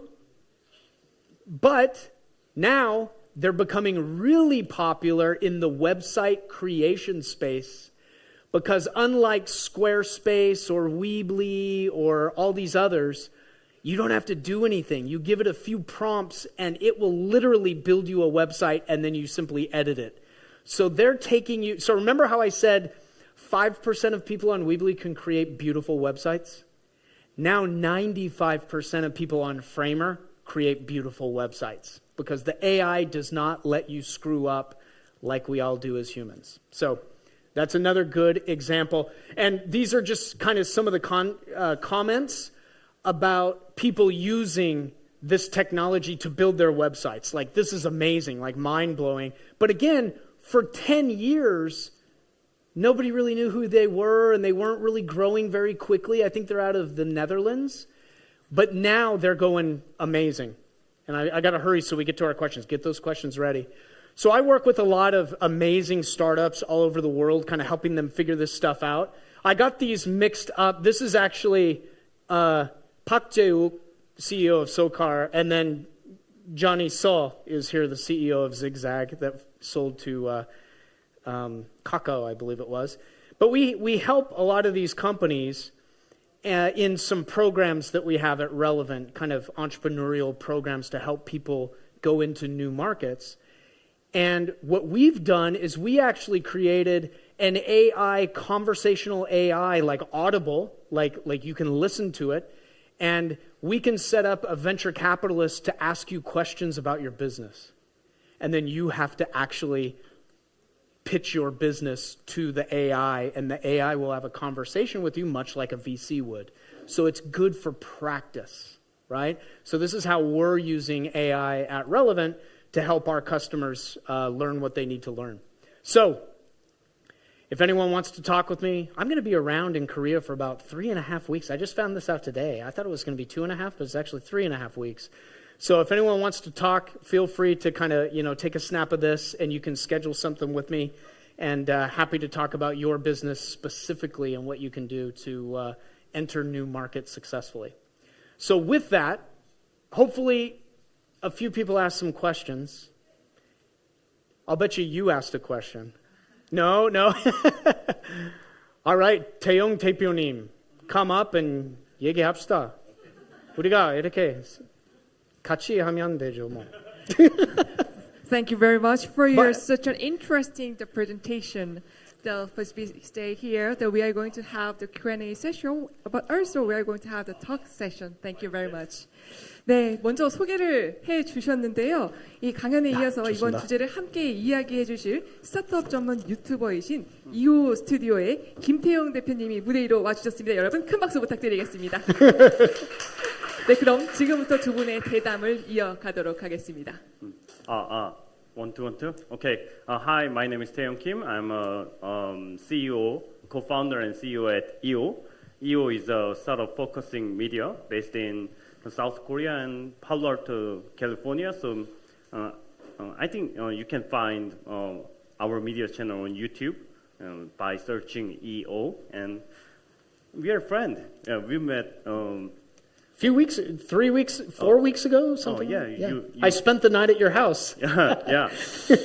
Okay, so we have only 10 minutes to talk, and there are so many. Wow. Look at this. You are so popular. 밝기 하지는 않았어요. Yeah, there are so many 밝기 questions. 얘기해야 돼요. Okay. Let's jump into the fireside chat right away. So the first question is, this is interesting. So what is the charming point of Korean startup ecosystem? Ooh. Yeah, charming point. The charming point. Yeah, I've been involved in the Korean ecosystem since about 2012, when I told Park Jae-wook 대표님, who's SoCa just right across the street, when I told him to make a pitch to Jason Calacanis out of Silicon Valley. So I've seen a lot, and I think the most charming thing about Korean startups is, I think it's charming and also a little bit of something that you're overcoming as well, which is humility. Mm-hmm. Like I love humility, 겸손, about just this 민족, right? we're a very 겸손한 민족, and I think that is like that in my heart is amazing, but I think when we pitch, it's figuring out how to be confident, right? Like that's kind of what, and I'm seeing much more of that now, and you're a great example of that. You're a perfect example of that. Your Korean is getting better and better. 시차 있어가지고 못해요. Okay, so second question: what are common pitfalls startup make when seeking for international investment opportunities?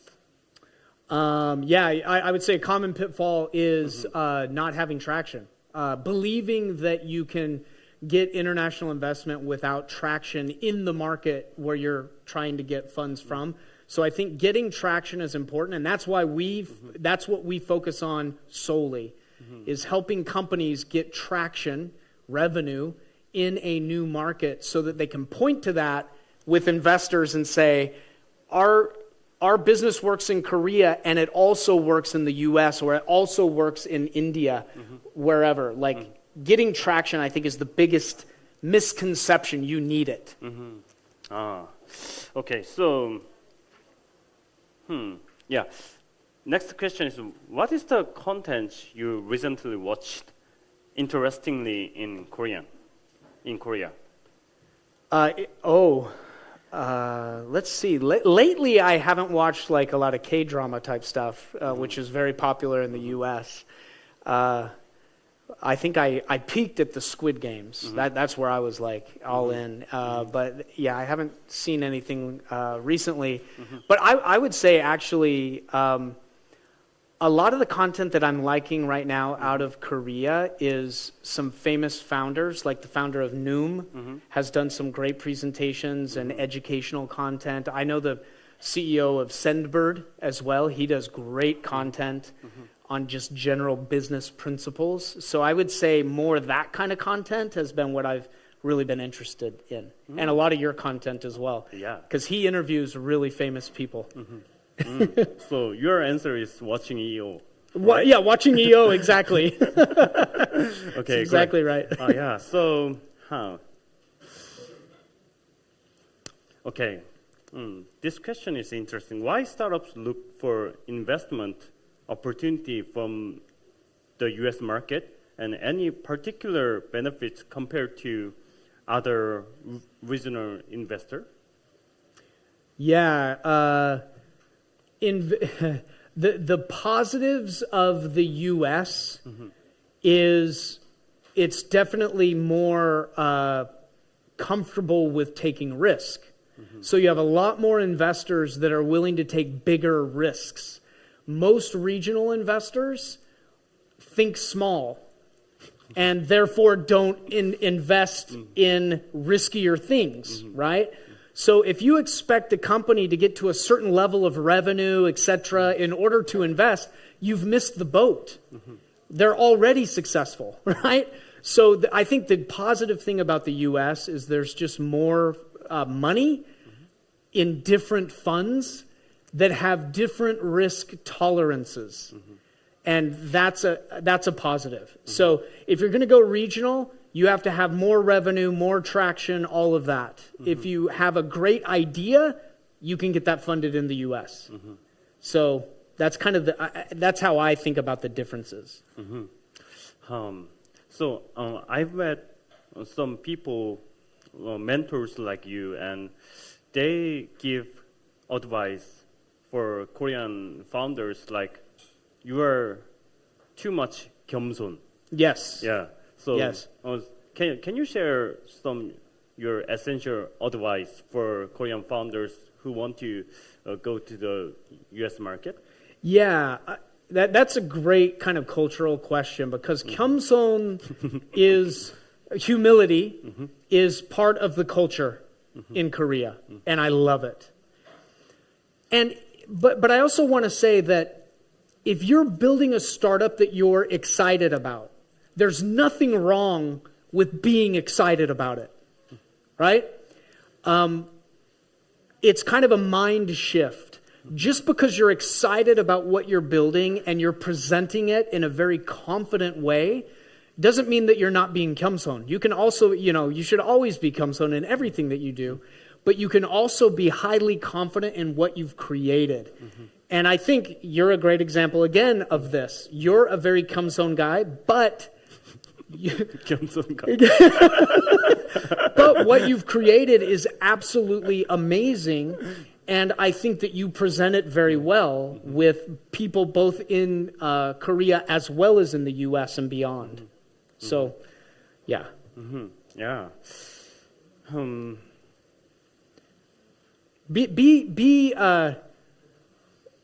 I think enthusiastic, I guess, is the word that I would think of.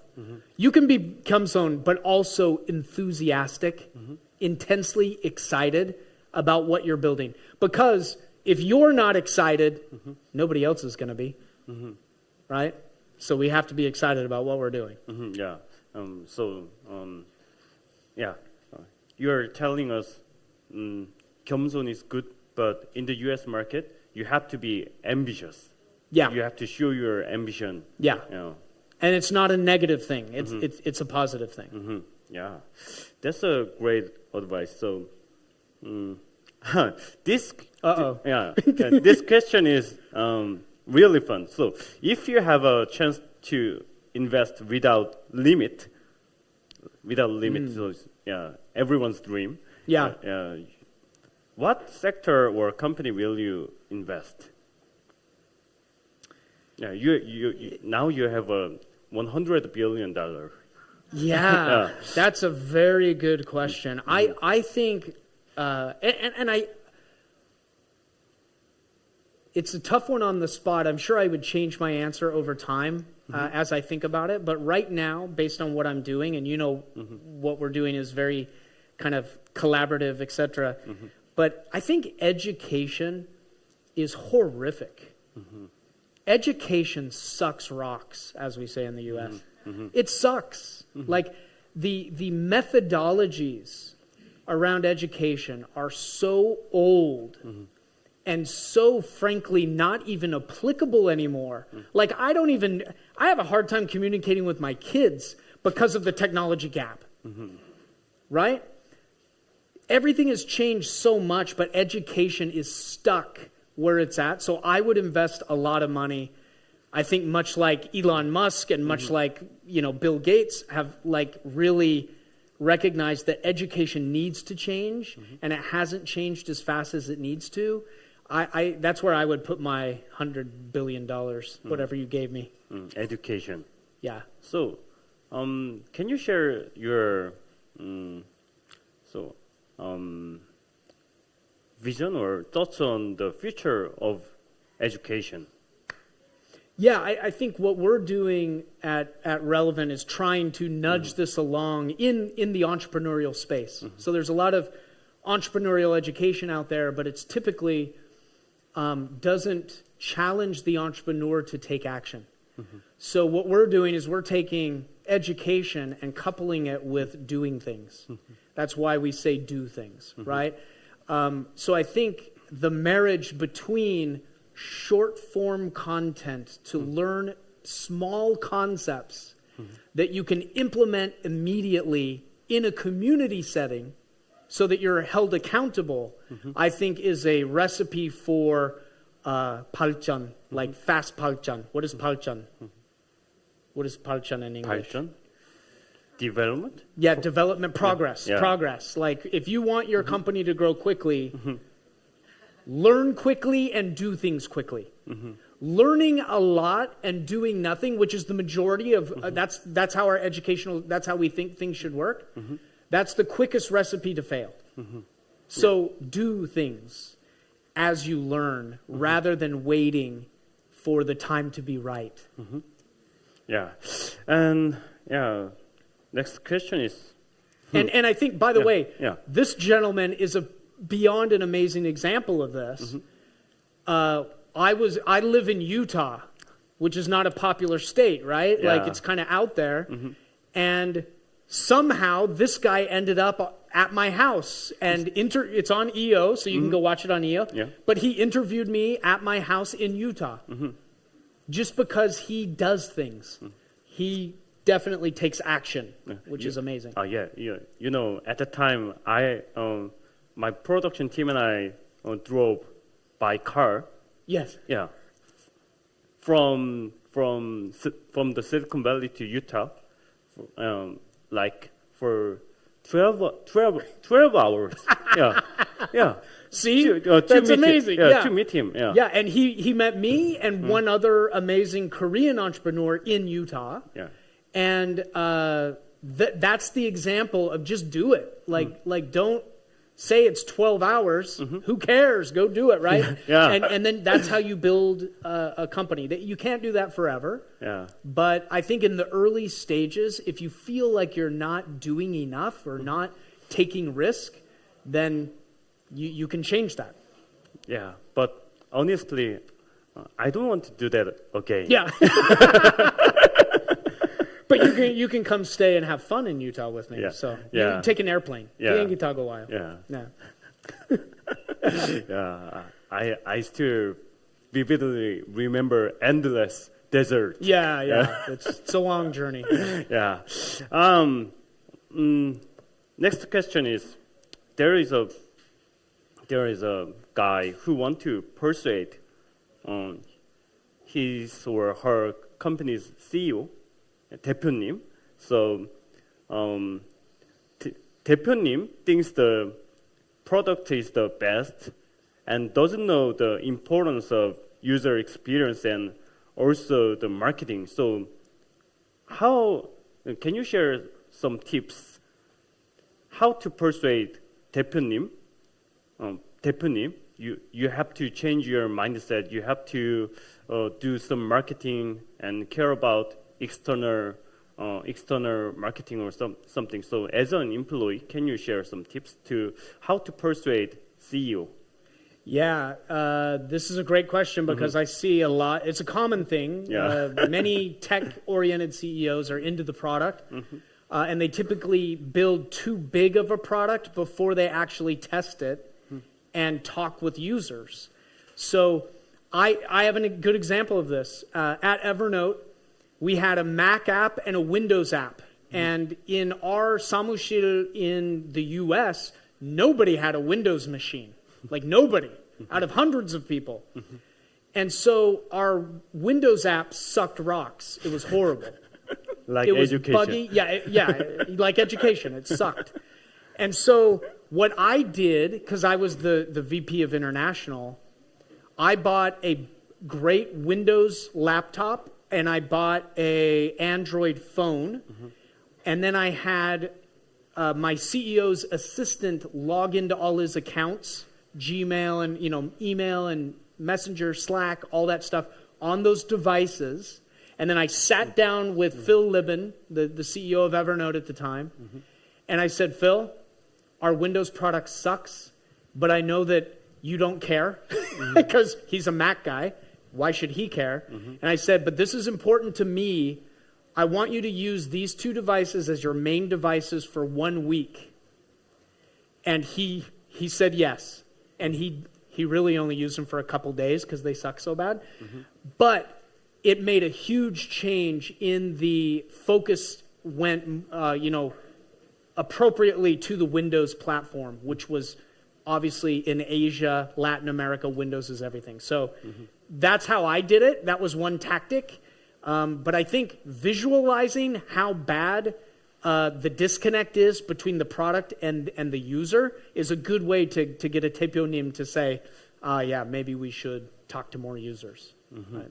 Yeah, thank you for giving so many great advice for us. And yeah, it's time to wrap up this session. And it was happy to talking with you in here in Korea. Good to see you again. Yeah, as good to usual. see you again. Yeah. Okay. Thank you. 네, Thanks, 감사합니다. everyone. Thank you very much. Such an interesting and incredible the presentation and the panel discussion and talk session. Yes, indeed. 네, 이 다양한 AI 기술이 콘텐츠 스타트업들에게 다양한 기회를 제공해 줄 수 있는 이 중요한 존재라는 걸 깨닫게 해주신 세션이었습니다. 이 또한 대담을 통해서 이 모든 스타트업 대표분들께 말씀 주셨는데요. 이 가장 좋은 성공하는 방법은 이 좋은 때를 기다리지 말고 행동하라는 말씀 주셨습니다. 다시 한번 감사의 말씀 드리겠습니다.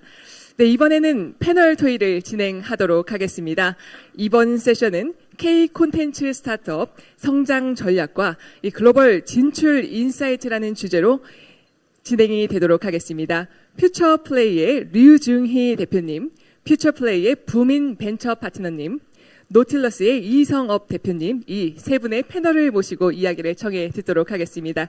먼저 소개드리겠습니다. 류중희 대표님은 이 스타트업 올라웍스를 매각하신 후 퓨처플레이를 창업해 엑셀러레이터이자 이 투자자로서 이 국내 벤처 생태계의 중추적인 역할을 담당하고 계시는 분입니다. 네, 이성업 대표님은 이 레진 코믹스의 창립 멤버로 이 기업 매각 후 교육 웹툰 기업인 노틸러스를 창업하셔서 이렇게 두 번째 도전을 이어나가고 계시고요. 이 부민 벤처 파트너님은 펄어비스 대만 법인장 재직 당시 이 검은 사막 등이 대만 시장에 진출하는데 교두보로서 역할을 하셨으며 이 콘텐츠 글로벌 진출의 키 메이커이십니다. 네, 이렇게 세 분이 무대 위로 올라오셨는데요. 그럼 지금부터는 퓨처 플레이의 류중희 대표님께서 모더레이터로서 이 패널 토의를 진행하시도록 하겠습니다. 대표님 마이크를 넘기도록 하겠습니다. 네, 소개 감사드립니다. 이런 자리에 오면 항상 누가 이런 스테이지에 적합한 분인가 이런 생각을 많이 하는데 저는 뭐 정답은 있는 것 같습니다. 창업가들한테 뭔가를 전달할 수 있는 사람은 전 창업가밖에 없다고 생각하고요. 오늘은 이제 창업가 3명이 올라왔습니다. 뭐 저도 지금 엑셀러레이팅 투자를 하고 있지만 뭐 본질은 창업가이고 아직도 창업가라고 생각하고 있고 두 분 모두 콘텐츠 스타트업을 창업하셔서 엑시까지 굉장히 성공적으로 에픽하게 하신 두 분이고 또 두 분의 공통점은 글로벌이에요. 그러니까 이렇게 한국 분이 아닌 분들이 글로벌한 거에 대해서 얘기하는 게 당연히 영향가가 있는데 저는 한국의 창업가로서 글로벌한 성과를 낸 분들 얘기를 듣는 게 어떻게 보면 우리한테는 더 와닿는 게 아닌가 이런 생각도 듭니다. 그런 면에서 두 분을 모시고 오늘 컨텐츠 스타트업의 어떤 성공의 여정, 글로벌한 진출 이런 얘기를 할 수 있게 돼서 되게 좋은 기회라고 생각하고요. 먼저 두 분은 너무 유명하긴 하지만 당연히 모르실 수도 있기 때문에 각자 내가 이런 사람이야 요거를 편하게 좀 소개해 주시면 좋겠습니다. 먼저 부인 대표님부터. 네, 안녕하세요. 부인이라고 합니다. 저는 20년 넘게 게임업계에서 종사를 해왔고요. 그 다음에 작년까지 펄어비스 대만진 사장을 영입했다가 퓨처플레이에 조인하게 됐습니다. 예, 잘 부탁드리겠습니다.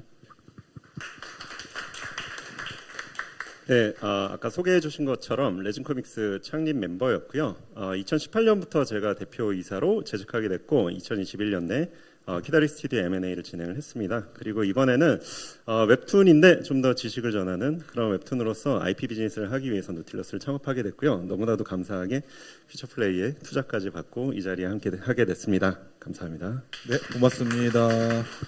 그러니까 두 분의 공통점이라고 하면 어떻게 보면 완전히 바닥부터 뭐가 없었을 때부터 회사를 만들고 그거를 한국은 물론 글로벌로 진출시켜서 IPO나 M&A 같은 엑싯을 하신 분 이렇게 정리할 수 있는데요. 요 경험을 같이 다운로드를 좀 받아보도록 하겠습니다. 여기 계신 분들이 저는 대부분 컨텐츠 스타트업을 하는 창업가 혹은 이제 같이 이걸 열심히 하고 계신 분들이나 도와주고 계신 분들로 알고 있는데요.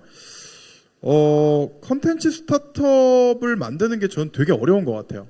왜냐면 제가 뭐 두 분을 포함한 굉장히 많은 컨텐츠 창업가들을 봤을 때 사실 컨텐츠를 잘 만들어내는 일은 아트잖아요. 세상에 없는 걸 만들고 내가 만들고 싶은 멋진 걸 만드는 일인데 우리가 스타트업 창업가들한테 바라는 건 소위 말하는 J커브, 폭발적인 성장, 뭐 고객이 원하는 걸 만들어줘야 된다 이런 얘기를 많이 하는데 이런 사업가로서의 두뇌와 아티스트로서의 두뇌가 병존하는 게 공존하는 게 굉장히 어렵습니다. 그래서 이런 측면에서 저는 여러 스타트업들이 있지만 뭐 테크 스타트업이나 이런 거에 비해서 콘텐츠 스타트업이 난이도가 가장 높다고 생각하는데요. 이렇게 어려운 콘텐츠 분야에 도전하는 창업가들이 이것만은 좀 유념했으면 좋겠다. 내가 옛날에 이걸 몰라서 진짜 힘들었다. 이런 걸 각각 뭐 한 개씩 얘기하면 좀 아까우니까 두 개씩 들어봤으면 좋겠고 이번에는 이성업 대표님부터 한번 얘기해 주시면 좋을 것 같아요. 네, 2013년에 레진 엔터테인먼트가 처음 창업됐을 때 그리고 또 제가 대표가 된 2018년 이 과정 중에 많은 일들이 있었어요. 특히 폭발적인 성장도 있었고 해외 진출도 있었지만 무엇보다도 회사가 굉장히 어려움에 처한 적이 있었습니다. 아마 레진 코믹스에 대한 걸 조금이라도 아시는 분은 2017년 말에서 2018년에 어떤 일이 있었는지 너무 잘 아실 것 같은데 그때 제가 느낀 게 있었어요. 그 어려운 순간에도 이 같이 회사의 구성원으로서 이 힘든 상황을 함께 극복할 수 있는 사람들이 누군지 정말이 잘 보이더라고요. 그 사람들은 어떤 사람이었냐면 오랫동안 회사를 다닌 사람도 아니었었고요. 진짜로 우리 콘텐츠를 좋아하시는 핵심 멤버들은 회사가 정말 힘들 때 끝까지 함께 했었다라는 게 제 기억에 굉장히 많이 남아 있습니다. 그래서 콘텐츠 스타트업을 만약에 얼리 스테이지에서 내가 하고 싶다. 그렇게 생각하시면 정말로 구성원 한 명 한 명이 우리가 세일잔 콘텐츠를 정말 좋아하셔야 되고요. 그 외적으로도 이 IP적으로도 뭐 게임도 좋아하고 영화도 좋아하고 언제나 우리 그 구성원들 사이에서는 콘텐츠를 정말 사랑하고 이 대화들이 끊이지 않는 게 저는 되게 중요하다 생각해요. 그게 콘텐츠 비즈니스는 말씀하신 대로 되게 힘든데 또 그러면 그 즐거움, 이 팀 속에 케미가 있기 때문에 또 힘듦을 견뎌낼 수 있는 힘이 또 있고요. 또 하나는 뭐냐면 좀 성장을 하기 위해서 우리가 포커스를 할 때는 사람들이 굉장히 크게 좀 접근을 합니다. 근데 중요한 거는 콘텐츠 비즈니스라는 거는 작게 접근하는데 그 임팩트가 되게 클 수 있어요. 제가 레진에서 미국을 진출했을 때 되게 신기한 일이 있었습니다. 일본과 달리 미국 같은 경우는 나가자마자 BEP를 놓고 매출이 굉장히 좋았어요. 근데 무슨 일이지 하고 보니까 유독 한 작품만 굉장히 매출이 좋았던 겁니다. 왜 그렇지? 처음에 몰랐는데 좀 알고 보니까 그 작가님이 알고 보니까 유명한 한국의 걸그룹의 팬픽으로 되게 유명하신 작가님이었어요. 굉장히 신기하죠. K-팝과 웹툰이 정말 관련이 있을까? 이런 생각을 안 했는데 알고 보니까 서로 영향을 주고 있었던 거예요. 어디에서 그 영향을 주고받고 있었냐면 팬덤에 있는 서브컬처 레벨에서 서로 영향을 주고 있었다. 그런 지점, 서브컬처 레벨 그리고 IP라는 게 그렇게 확산력, 파괴력이 있다라는 것을 알고서 접근하는 거와 모르고 접근하는 거는 큰 결과적인 차이가 있다라고 저는 조언 드리고 싶습니다. 제가 두 개를 하나로 좀 합쳐보면은 사내외 오타쿠를 공략해야 된다 이렇게 정리가 되거든요. 그러니까 그렇네요. 회사가 어려워도 내가 돈을 못 받아도 컨텐츠에 대한 확신이 있으면 살아남을 것이고 외부에 있는 유저들도 그런 애딕션이 있으면 정말 강한 팬덤이 있으면 내 거를 돈 주고 사줄 거니까 결국 기승전 오타쿠의 빨대를 잘 꽂아라 이렇게 저는 들었고요. 맞나요? 네, 맞습니다. 정확합니다. 부민 대표님은 어떠세요? 공감하세요? 네, 이성업 대표님 말씀하신 거에 거의 비슷한 맥락이라고 저는 생각을 하는데요. 그러니까 콘텐츠를 창업하실 때는 반드시 다른 사람들보다 차별화되는 우위점이 있어야 한다고 생각을 하거든요. 예를 들자면은 IP에 대한 권리 혹은 특별한 우위에 있는 특별한 계약 조건 혹은 아니면은 원천 기술 뭐 이런 것들이 있어야지 제가 반드시 성공할 가능성이 높다라고 보거든요. 제가 이제 콘텐츠 업계에서 이제 해외로 진출하시는 분을 많은 흥망성쇠를 봐왔는데요. 이런 것들이 반드시 있어야만 뭔가 성공할 수 있는 가능성이 조금씩 생긴다라고 이렇게 여태까지 경험적으로 보게 됐습니다. 펄어비스의 핵심 경쟁력은 뭐였어요? 펄어비스는 기본적으로 압도적인 비주얼입니다. 그러니까 그 게임 엔진을 자체적으로 이제 개발을 하기 때문에 게임 엔진이라는 게 상용 엔진이 있고 그 다음에 자체 엔진이 있는데요. 이제 각자 장단점이 있긴 한데요. 자체 엔진의 장점이라는 건 뭐냐면은 그러니까 자기가 구현하고 싶은 그래픽, 비주얼 혹은 어떤 현상 이런 것들을 가장 최적화된 논리로, 최적화된 그 리소스를 사용해서 표현할 수 있다라는 겁니다. 그러니까 즉 말하자면은 어떤 스펙에 대해서 스펙에 비해서 굉장히 높은 비주얼을 혹은 어떤 현상을 표현할 수 있다라는 거거든요. 그래서 물론 단점도 있지만은 장점을 극대화한 그런 메리트가 있기 때문에 우위성이 있었기 때문에 그런 것들이 많은 도움을 받았다라고 생각을 합니다. 되게 좋은 예인 것 같아요. 우리가 컨텐츠 스타트업이라고 하면 뭔가 이 아트나 엔터테인먼트의 관점에서 되게 그거를 잘할 수 있는 분을 찾아서 극단적으로 그걸 좋은 결과를 내야 된다 이렇게 생각하는데 한 발짝 더 나가면 그걸 더 잘하기 위해서 테크놀로지를 만들 수도 있는 거죠. 그래서 게임 엔진을 만드셨거나 뭐 AI 쪽을 열심히 하시는 분도 있고 특히 최근에 이제 그 유명한 생성형 AI 같은 기회들이 오고 있으니까 내가 그림을 이 스타일로 더 많이 잘 그리기 위해서 AI 도움을 받을 수 있는 거죠.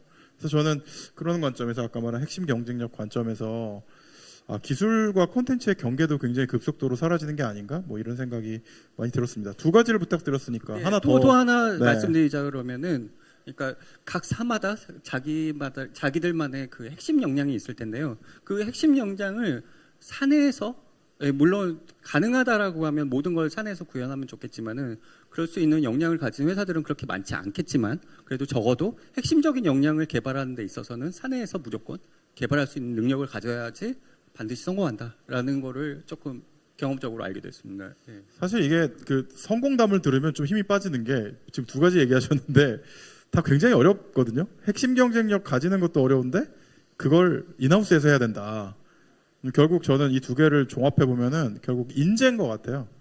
그 정도로 우리가 해내야 되는 일을 사랑하고 근데 그걸 남들과 다른 창의력으로 근데 끝끝내 자기 혼자서 해낼 수 있는 사람들이 얼마나 많이 모여 있냐.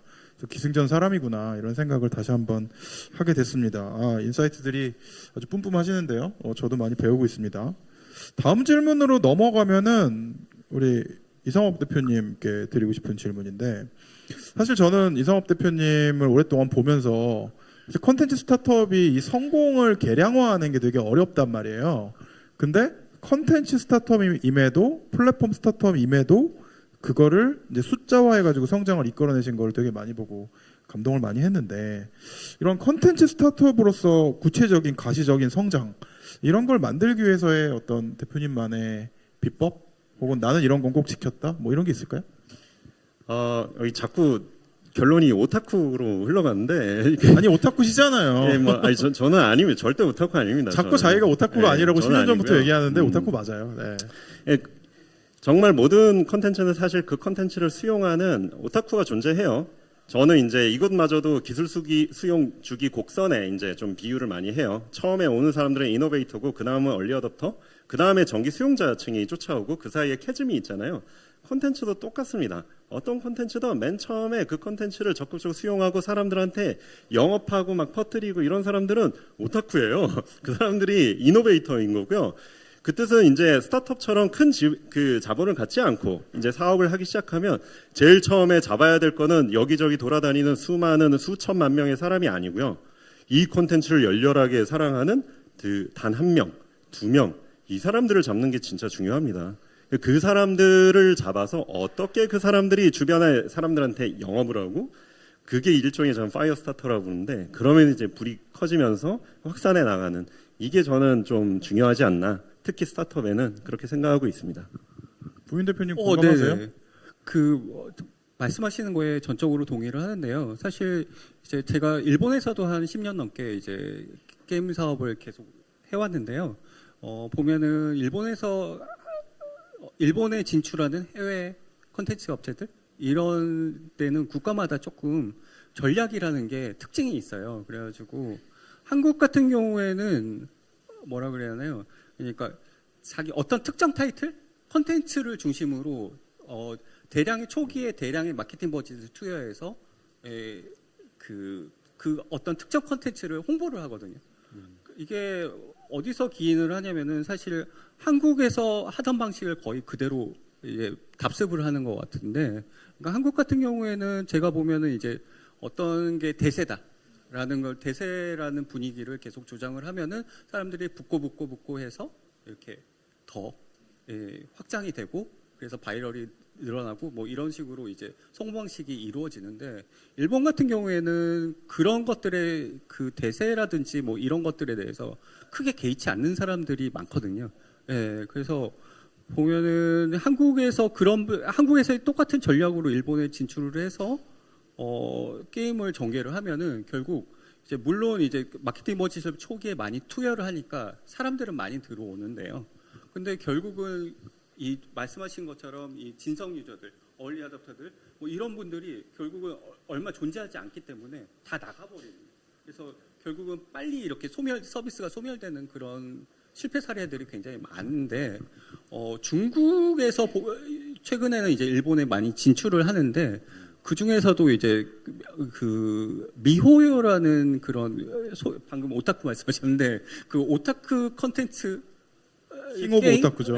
게임들을 전문적으로 이렇게 퍼블리싱하는 회사가 있습니다. 근데 거기 같은 경우에는 실제로 초반에 자기네들이 무슨 콘텐츠를 한다라고 투여를 하는 게 아니고요. 끊임없이 브랜딩을 했습니다. 그러니까 자기네들의 레이블, 그다음에 자기네들의 퍼블리셔 회사를 브랜딩을 했어요. 그러니까 자기네들은 오타쿠고 자기네들은 오타쿠의 진심이다. 라는 거를 계속 보여줬습니다. 그래서 뭐 인터뷰를 하면은 끝이 없어요. 그러니까 사장님도 오타쿠, 뭐 직원도 오타쿠, 디렉터도 오타쿠, 뭐 마케팅 부장도 오타쿠, 뭐 이게 다 하니까 사실 일본에서 중국 사람들이 이런 오타쿠 계열의 콘텐츠를 감히 우리 본토에 서비스를 해? 라고 하는 그런 반발도 있고요. 의심 반 반발 반. 뭐 이런 굉장히 거부 반응이 있었는데 결국은 뭐 이분들은 무슨 텔레비 광고도 안 하고 그냥 아키하바라에다가 그냥 빌보드 크게 하나 딱 하고 뭐 이런 식으로 하니까 뭐 그다음에 이제 오타쿠들 모였을 때 이제 오프라인 행사 같은 것도 열심히 하고 그러니까 드디어 사람들이 일본의 오타쿠들이 이분들의 진정성을 마음을 열고 알고 정말 마음을 열고 중국에서 온 정말 찐들이구나. 근데 그게 또 한국에서 섬을 앉힐 뻔했잖아요. 예, 그래서 한강에 떠 있는 섬에서 그 행사했다가 뭐 가라앉힐 정도로.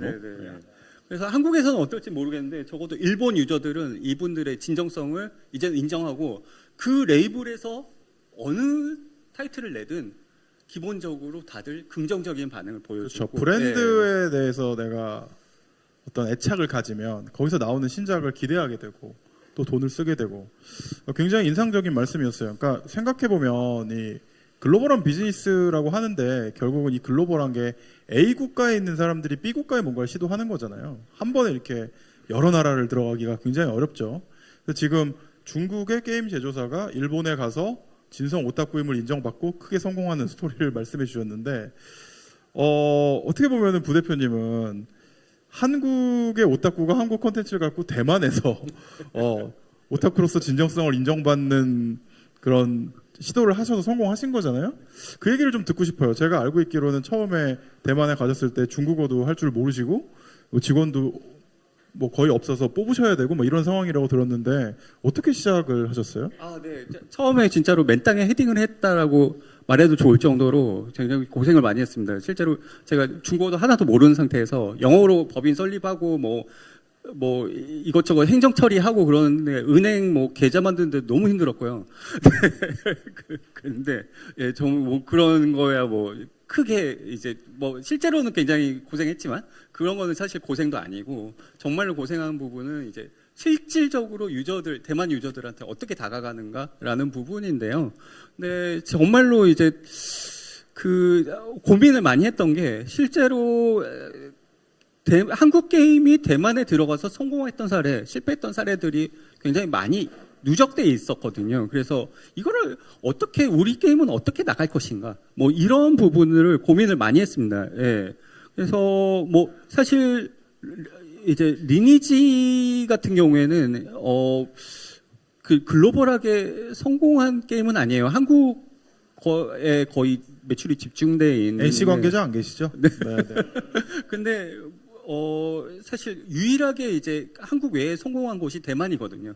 예. 근데 그거는 이제 이 온라인 게임이라는 PC 온라인 게임이라는 게임에 제일 먼저 그 서비스가 된 게임이기 때문에 첫 시장이 도입된 부분이기 때문에 거기서부터 이제 사실 그 당시에 남자들 웬만한 심지어는 그 당시에 여성분들까지도 모두 리니지를 안 해본 분들이 없어요. 대만 분들이? 네, 대만 분들이. 네, 그 세대들은. 약간 게임 한류 1세대 같은 거네요. 네네네. 그러다 보니까 말씀하신 것처럼 IP적인 우위가 있기 때문에 그분들은 너무 진출하기가 편해요. 예, 그러니까 리니지 관련 게임이 나온다라고 하면은 무조건 잘 모르겠지만 일단 해보거든요. 근데 그렇지 않은 IP들은 그 사람들에게 굉장히 새로운 IP들은 정말로 진입하기가 힘든. 그러니까 새로운 곳이죠. IP를 갖고 가셨으니까 진입이 힘들었을 텐데. 예, 힘들었는데 어떻게 이걸 뚫으셨어요? 예. 근데 이제 문제는 이제 대부분 이제 한국에서 들어가서 실패한 사례들을 많이 봤거든요. 그러면 보면은 그것도 역시 똑같이 한국의 방식을 답습을 하죠. 그래서 초기 마케팅 버짓을 쏟아서 대세론을 만들고 그 다음에 진행을 하는데, 근데 결국 똑같이 사그라들고 그 다음에 유저가 금방 없어지고 그 다음에 종료가 되는 사례들이 굉장히 많았어요. 대만에서 한국 공식이 통하지 않았다는 네. 거군요. 네. 대만만의 방법을 그러면은 찾아내는 게 굉장히 중요했을 텐데. 네네네. 그래서 왜 이런 현상이 벌어지나라는 거를 봤더니, 그러니까 이 한국 같은 경우에는 초기에 이제 사람들이 잔뜩 몰리면은, 뭐 예를 들면은 서버가 터졌다 그러는데 서버가 막 너무 사람들이 많아서 제대로 작동을 안 해요. 그러면은 한국에 있으면은 그런 겁니다. 마케팅 팀들이 굉장히 기뻐해요.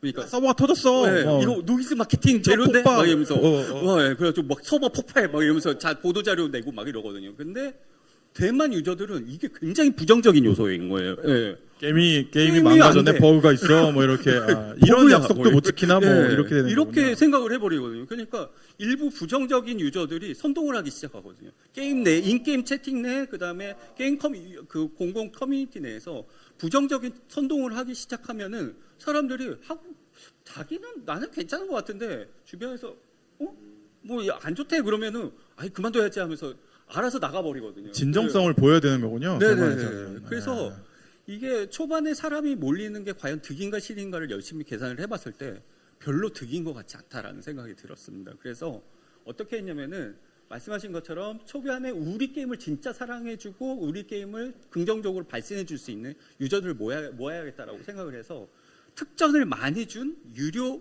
패키지를 냈습니다. 그래서 돈을 쓰지 않으면은 우리 게임을 플레이 못하게 로열티를 오히려 강화시키는 그런 그런데 전략으로. 실제로 그 패키지 내용 안은 저희가 손해를 볼 정도로 굉장히 좋은 내용이에요. 그러니까 네가 진정성을 보여주면 우린 더 많이 줄게, 뭐 이런 전략이었군요. 그렇습니다. 그래서 그런 분들은 진짜로 우리 게임을 하고 싶어서 오신 분들이거든요. 그러니까 여기서 더 좋은 혜택도 받고 그다음에 진행을 하기 때문에 다른 사람들한테 긍정적인 얘기를 하는 거죠.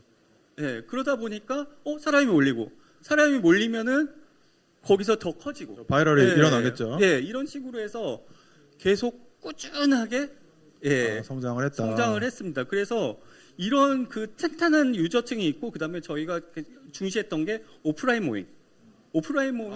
모임까지 굉장히 열심히 한국에서는 좀 상상하기 어렵네요. 온라인 게임하는 분들을 게임을 만든 오퍼레이터가 불러가지고 모임을 여는 게 흔하진 않은데 사고 났을 때 보통 하죠. 한국에서는. 유저들 모였을 때 특별하게 뭐 하는 게 아니고요. 맛있는 거 음식 대접하고 그다음에 즐겁게 게임하고 회전하거든요. 그런데 그것만으로도 그 안에서 끝나고 나서 그분들끼리 로열티가 생기겠네요. 얘기도 하고 막 현피 안 하네. 현피. 굉장히 끈끈해지거든요. 현피할 것 같아요. 안 하는데. 너무 재밌었고요. 이성업 대표님도 일본이랑 미국에 진출해서 꽤 큰 성과를 거두셨잖아요.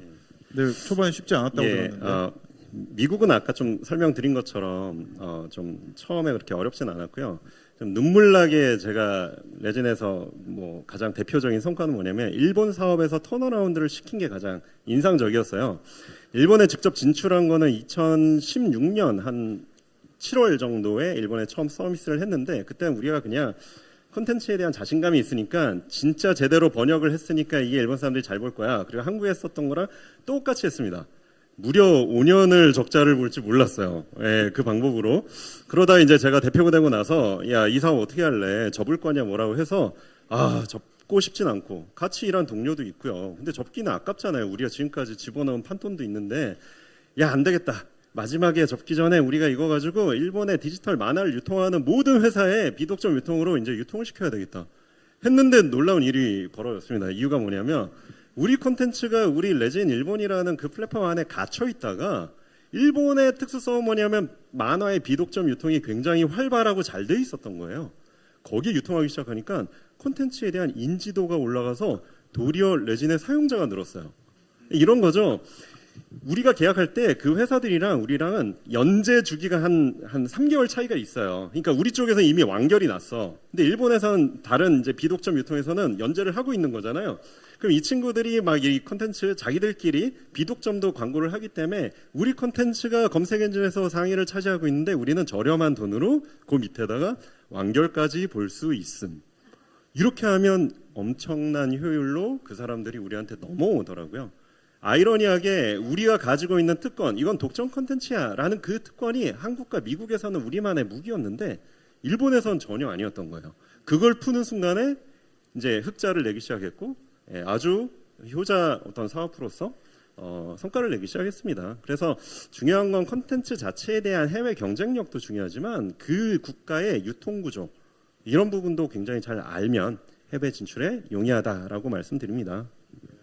결국은 이제 적을 알고 나를 알면 백전백승 뭐 이런 얘기가 있는데 우리가 그냥 되게 관념적으로 뭐 대만 시장, 일본 시장 대충 이렇겠지. 뭐 인간이 다 똑같은데 오타쿠는 다 똑같은데 똑같은 방식으로 사겠지 이렇게 생각하고 덤비면 폭망한다. 뭐 이런 말씀. 그래서 굉장히 정밀하게 시장을 이해하고 시장에 딱 맞는 전략을 썼을 때 또 성공하신 이런 실패담, 성공담을 들었는데요.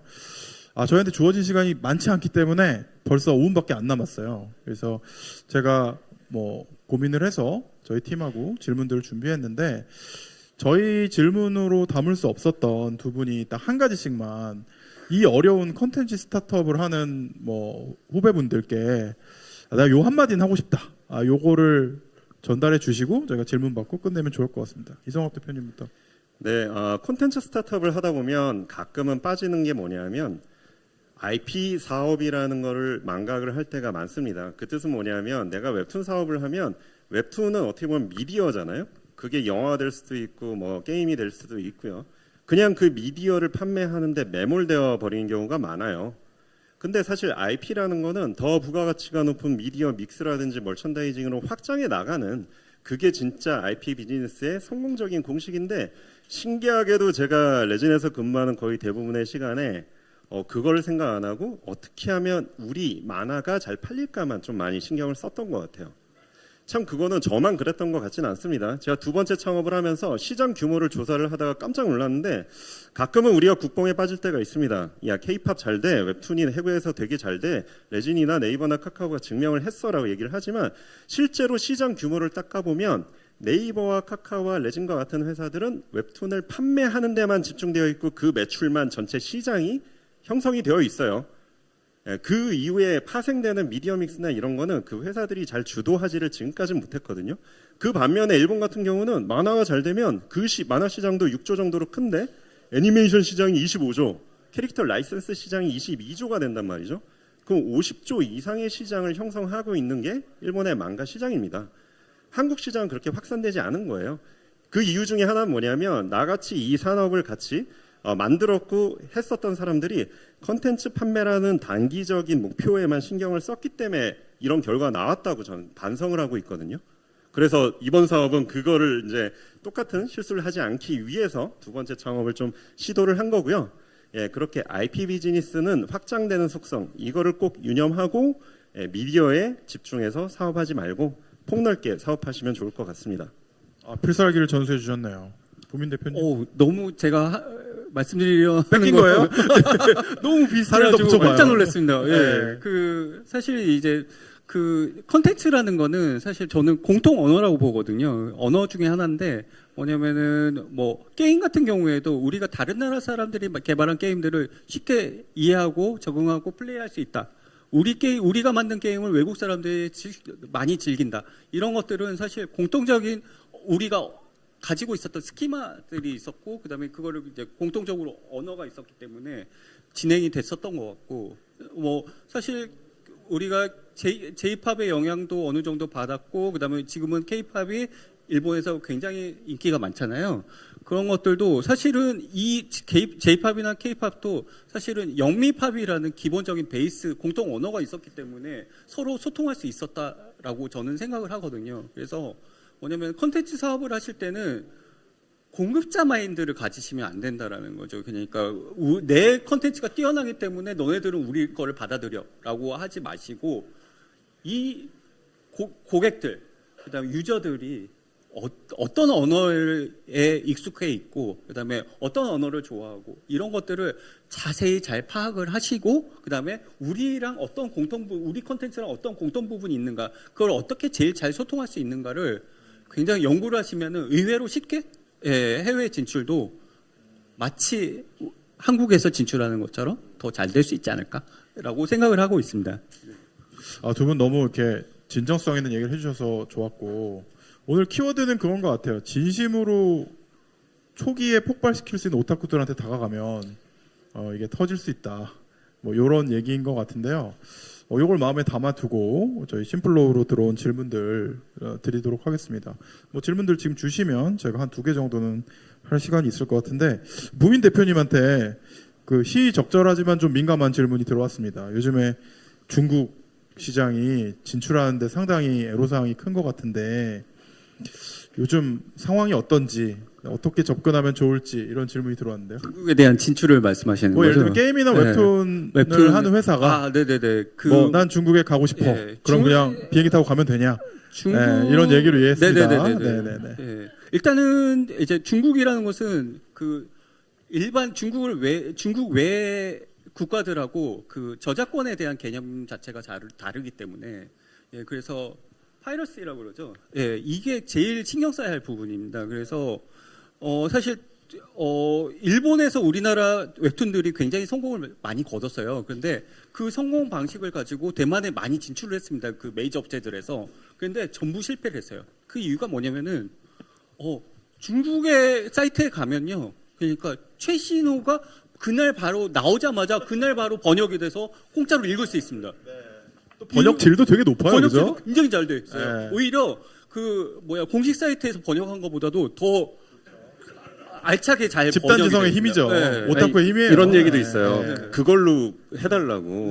우리한테 정식 그거에 이게 더 좋으니까 이걸로 해달라고. 출판 만화 같은 걸 할 때 이 해적한 거 그대로 쓰자. 그렇기 때문에 이 상황에서 대만 유저들이 돈을 내고 우리 그 공식 사이트에서 계속 기다리면서 읽을 필요가 없거든요. 그러다 보니까 이런 것들은 굉장히 어렵습니다. 사실 우리나라 그 온라인 게임이 해외에서 수출을 해서 돈을 많이 벌게 된 것 자체도 원래는 저희가 패키지 게임에 대한 파이러시가 있었기 때문에 그걸 해결하고자 산업을 만든 거고. 궁죽통이라고 너무 힘드니까 이걸 시도해봤는데 그게 터진. 그러니까 그게 다 다른 나라에서도 돈이 되는 거니까. 그렇네요. 그래서 결국은 이제 웹툰 콘텐츠 같은 것들은 파이러시 문제들을 조금 어떻게 회피할 수 있을까? 예를 들면은 웹툰은 어떻게 하셨어요? 그게 뭐냐면 뭐 여러 가지 방법이 있어요.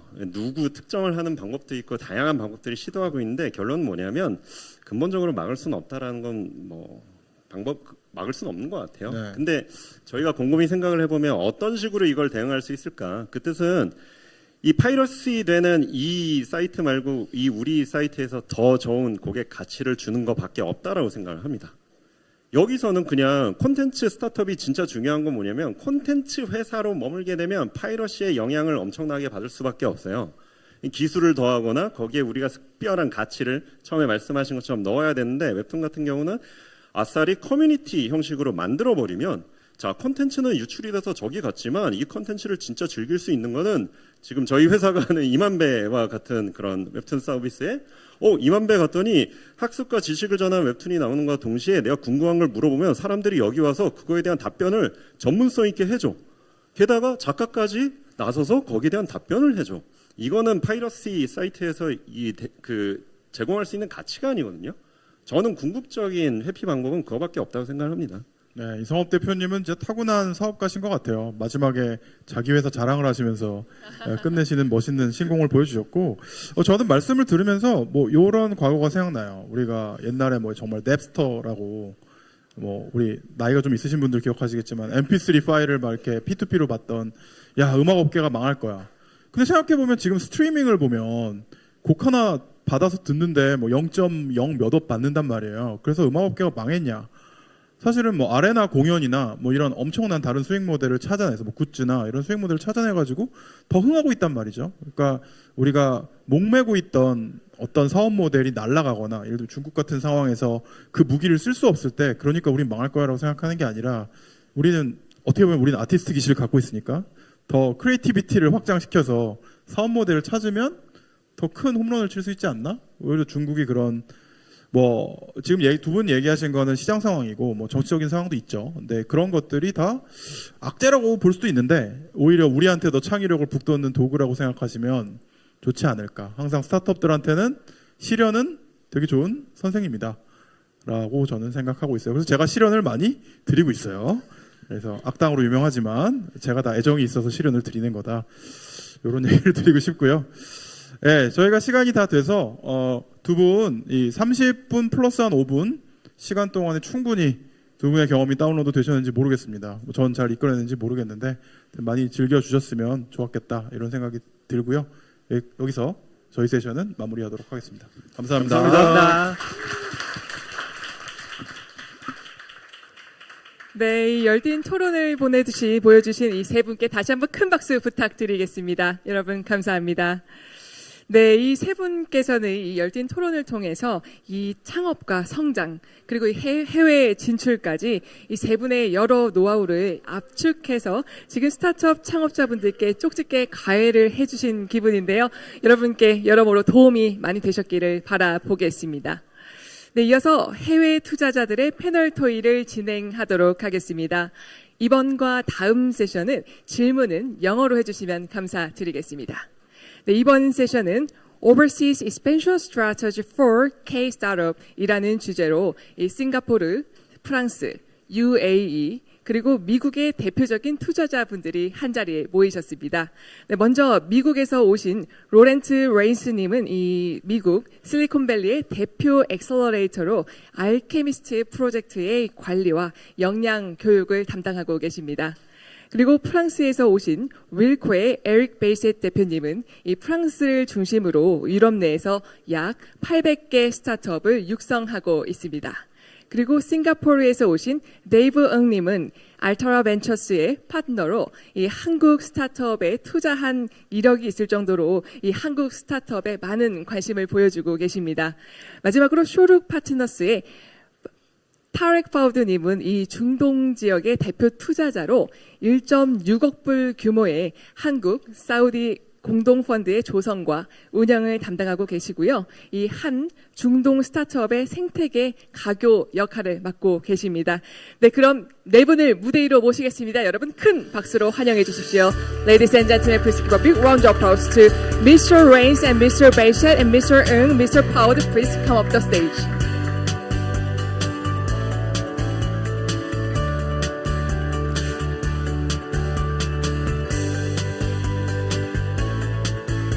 네, 네 분께서 이제 준비가 되어 가시는 것 같은데요. 그럼 지금부터 알케미스트의 로렌트 레인스님께서 이 모더레이터로서 패널 토론을 진행하시도록 하겠습니다.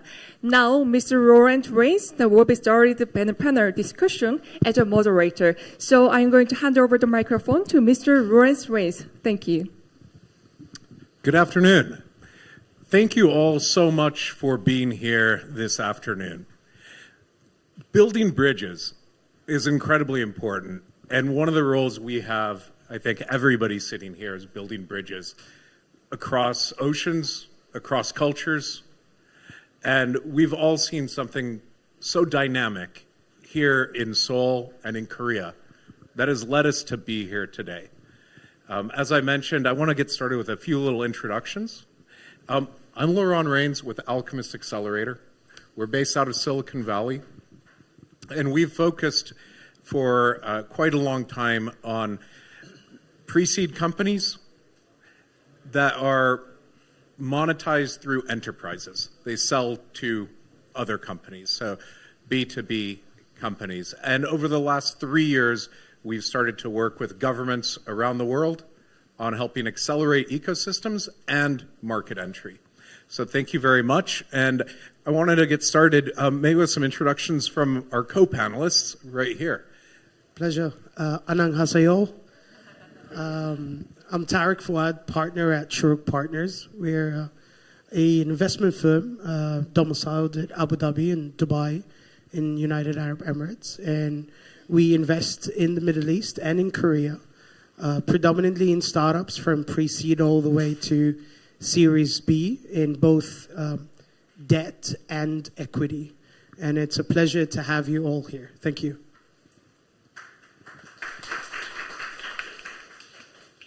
Dave?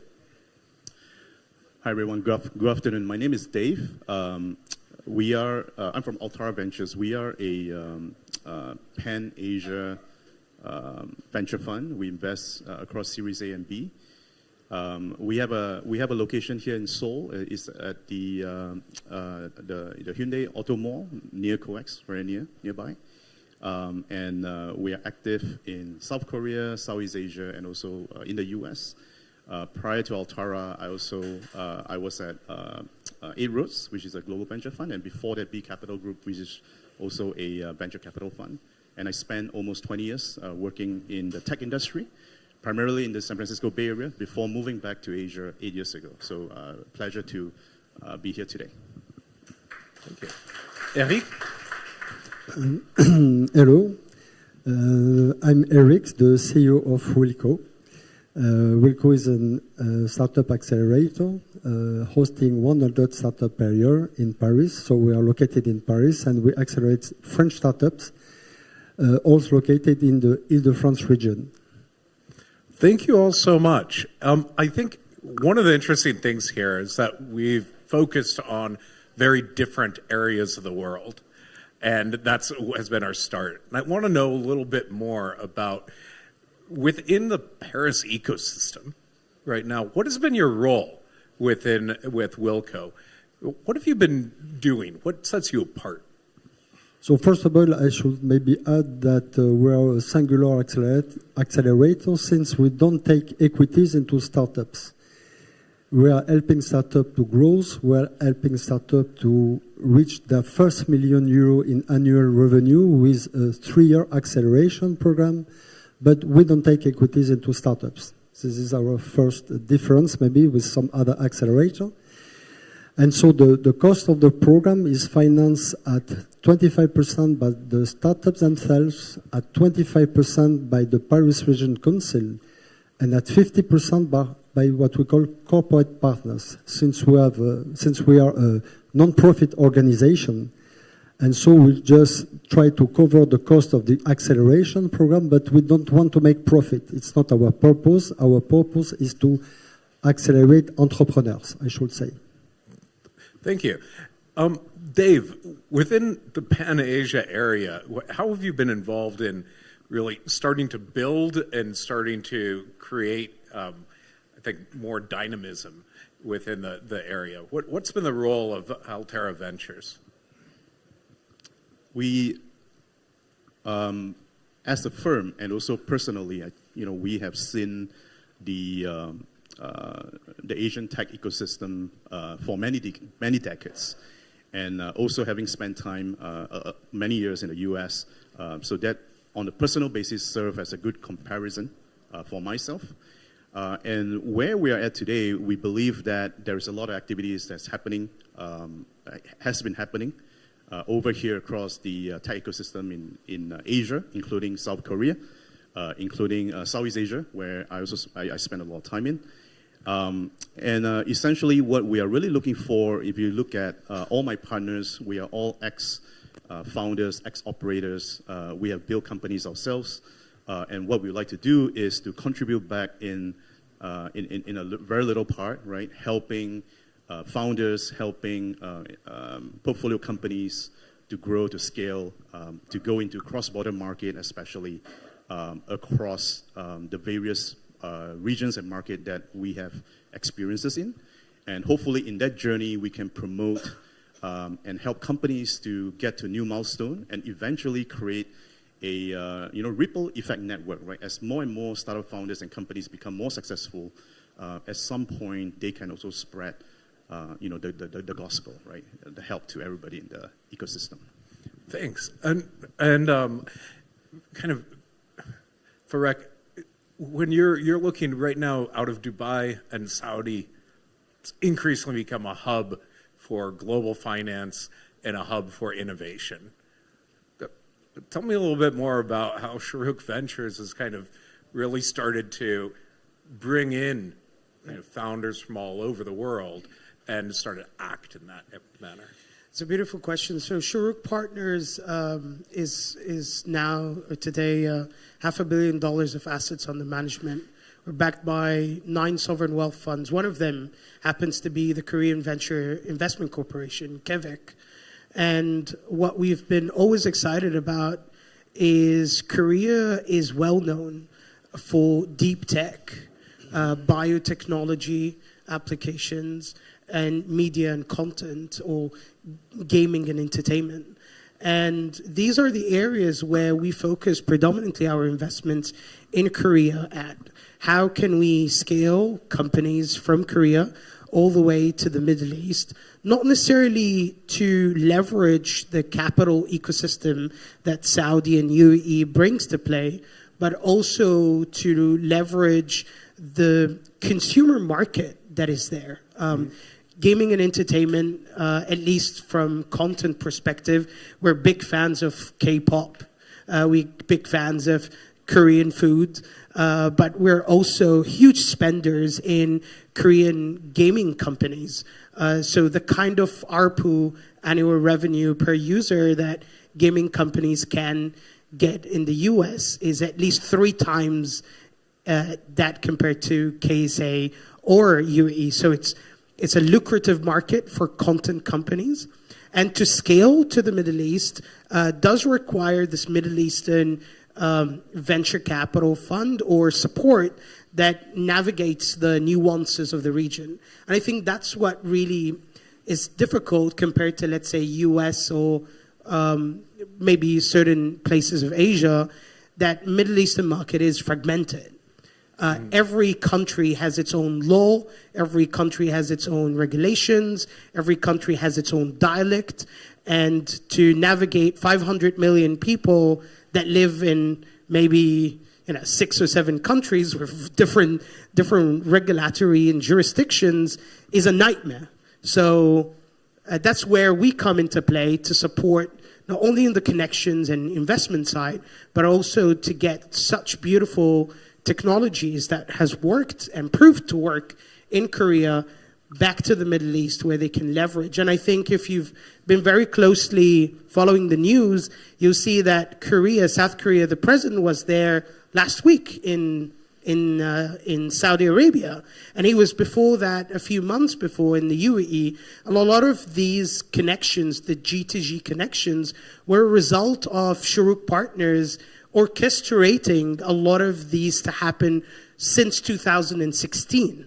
And today we see the fruition of all of that happening into mega $1 billion of investments between South Korea and the Middle East. So it's a beautiful time to live. It's a beautiful time to see Korean companies grow and scale, but it takes far more than just language to crack it. Absolutely. Now, there's something I just hear that's kind of interesting here and some similarities. One, France is in the middle of some place of Europe, where while there's some common law, there's a lot of regional differences. There's a few other regions in Europe that speak French, but they're very small populations. Eric, when you're looking at helping your companies start to look outside of France, start to look to the greater European market, what have been the challenges that you've seen for them to access that? So I would maybe first add that I didn't say that before. So the French ecosystem is quite concentrated in the Paris region, which brings almost 50% of the French startup and nearly 75% of the investment made by business angels, and investors. That's the first point. And so what we believe also is that before going outside, you have to be strong in your domestic market. That's the first point. Because France is already a market of 70 million customers. So that is already a local, I should say, there is already a local market to exploit before going outside. Mm-hmm. And then Europe is a 500 million consumers. So it's a big market. But our neighbors are close, but they are very different from our French market, I should say. So there are really big cultural and regulatory differences between the French market, the German market, the Spanish market, and so on. Mm.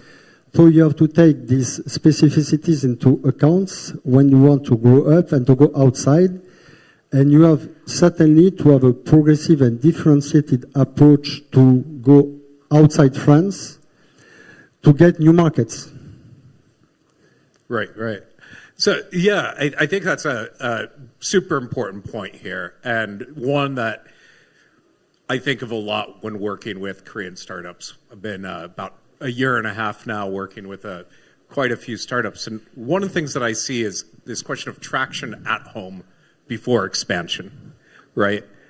How are you demonstrating traction at home? And this is something that we briefly spoke with a little bit before. Dave, when you're looking for opportunities here in Korea, what evidence of traction are you looking for?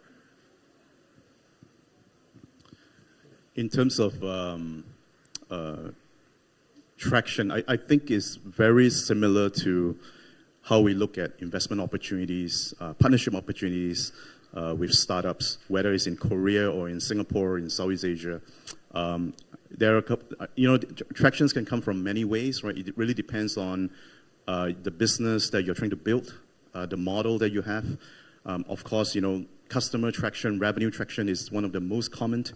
But then, there are many other, especially so for consumer companies that's targeting, a very large user base, right? Perhaps in the earlier days before you really find out the most optimized monetization model. Traction could come in the form of user activities, in the form of engagement and so forth, right? So we do look for all this kind of traction activities for companies when we look at a potential partnership with them. And then there is also very important to kind of decide or kind of determine at that point of your business on whether you are building with your first market being the domestic market, or you are building to go global from day one. Let me give you an example. If you are a startup in Singapore, or even the classical example, if you're a startup in Israel, right? You probably will have a very regional and global mindset since day one because your home market is limited, right? You can use it as a very good test bed to pilot or to prove out some of your business model and so forth. But eventually, you need to have a mindset that your bigger market is elsewhere, and you need to think of how to continue to build on traction for your businesses in those markets as well. Excellent, thank you. And yeah, Tarek. Yeah, I wanted to actually add a few points. On the traction side, at least from a gaming and content perspective, I can tell you that because it's a global industry from day one, like you don't build a game for Korean market, you build a game for everyone. Everyone plays. Play is a universal language. Everybody understands it. Even if it's in Korean, it doesn't matter. Everybody still plays. And I think what we've seen, and predominantly why we're also able to invest at pre-seed and seed stage companies coming out of Korea, is that those who are building global from day one, the proof is not necessarily traction in terms of users, but they were able to attract international capital. And you'll see that from all the investments that went into gaming Korean market, right? Or entertainment in general, not necessarily just gaming. So their ability to attract international capital, whether from experience, so that's kind of what we like to see, is their ability and their experience in the space that they're investing in, whether biotech or deep tech or content in that sense. And then after the experience, were they able to attract early stage investors abroad, right? Where do you see those investors coming from? So I can tell you that most of the startups that we see have attracted investments from the US, have attracted investments from the Middle East, and obviously from neighboring country, Japan. Easily on the content space, right? But then for deep tech and whatnot, predominantly was Korea corporation heavy. So you'll see a lot of corporates playing a role in kind of developing these companies to grow. But then they did not necessarily scale outside Korea. And I think this is where, if they were to scale, bringing in international capital would be absolutely important. Right. What do you see as some of the, Dave, challenges of bringing in that capital, especially with the CVC activity, sometimes making cap tables challenging, at least from a U.S. perspective? Have you seen the same thing from a Singaporean perspective? There are a few perhaps let me address the CVC part, right? Strategic capital is always out there as a potential form of financing, right? I think the question is always on what is the angle, right? And when is the right time, or if there's a right time, right? And very often, if you're a founder, the question that you always want to think about is always the value add that you eventually is going to get, right, from whoever that brings you onto your cap table as an investor, regardless of the region, regardless of whether it's a financial investor or a strategic investor, right? I think that's key. Perhaps from a more technical perspective, right? Sometimes when a cap table is too heavily invested by CVCs or corporations, there might be some thoughts or question on whether it still makes sense for a financial investor to come in. Right? I think that is a more technical point, and also depending on which order you are taking the investments. Right. So this topic itself could be a lengthy discussion, but I'll just give just a quick overview on that. Thank you. Yeah, Eric, it seems like you have some thoughts here. Something which is very specific, I think, to France is that we are very few CVCs in France. The main investors are business angels and venture capital. And what is also specific to France is that main venture capital funds in France are public, because they are financed by Bpifrance, the French Public Investment Bank, who is the main investor in startups either directly or indirectly via these VC funds. So this is a singularity, I should say, of France, that the main investors are related to the public money. Right. I think here in Korea, many people have also seen that sort of government influence and government funding of funds to help stimulate the ecosystem. Kind of looking here, right, from outside into Korea, I think what are some of the real, I know that Terek's really focused on media and entertainment here as being an outsized thing. What parts of that, what segments there do you find are particularly interesting? Obviously, for all my Korean friends here, MMO RPG games come very natural to you, and then obviously comes genres like MMO shooter games and whatnot, similar to what PUBG has from Krafton. I think these genres, because they do come very natural to the Korean market, they're absolutely so affluent and so experienced in creating those genres, right? Anime comes in second. The thing is, you guys have created a movement. Everybody ends up, taking that content, consuming it, and they love it. So I think predominantly these genres are genres that we would want to invest in. That's one.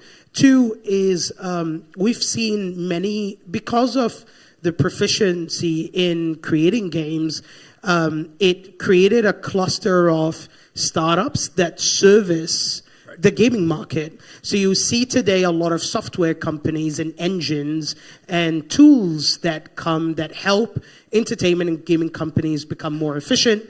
If it was AI companies, I think 2 weeks ago, we've seen part of the Coca Future Play program that we hosted in Dubai, a adaptive AI music company, right? And they were helping gaming companies and entertainment companies really develop music fast, efficient, and make it adaptable. So we want to see more of these from Korea, and I think these are the markets that comes very natural to them. That's one of those areas that I think is so fascinating here, is the tools for content creators. When we look at the last 20 years, there's been this expertise at really creating content, high quality, very fast, absolutely, and very low cost. Whether or not that's games, it doesn't matter. Yeah. But there's been that cluster of the tool makers underneath that have had the real experience pretty much unlike any place else in the world. And you know, sorry to cut everyone here, but Henry in his keynote, he brought in Mave, which is a purely virtual K-pop entertainment band. Right. And we see more of those disrupting entertainment as we speak. So, investing in these startups today from Korea to the globe, I think is going to come sooner or later. Absolutely. How about you, Dave? When you're looking at different sectors and within the Korean market in particular, what's of particular interest right now? There are several areas that we spend time on, but I would say maybe I'll talk about more relevant for this forum, the consumer space, and also what I call the application of AI. Right. So I think Tariq kind of speak about some of these. We see a lot of interesting projects and companies coming up in this space that is doing a whole. In the whole spectrum, right, of creative content, whether it's content creation, whether it's which includes the gaming, right, or providing the tools, right.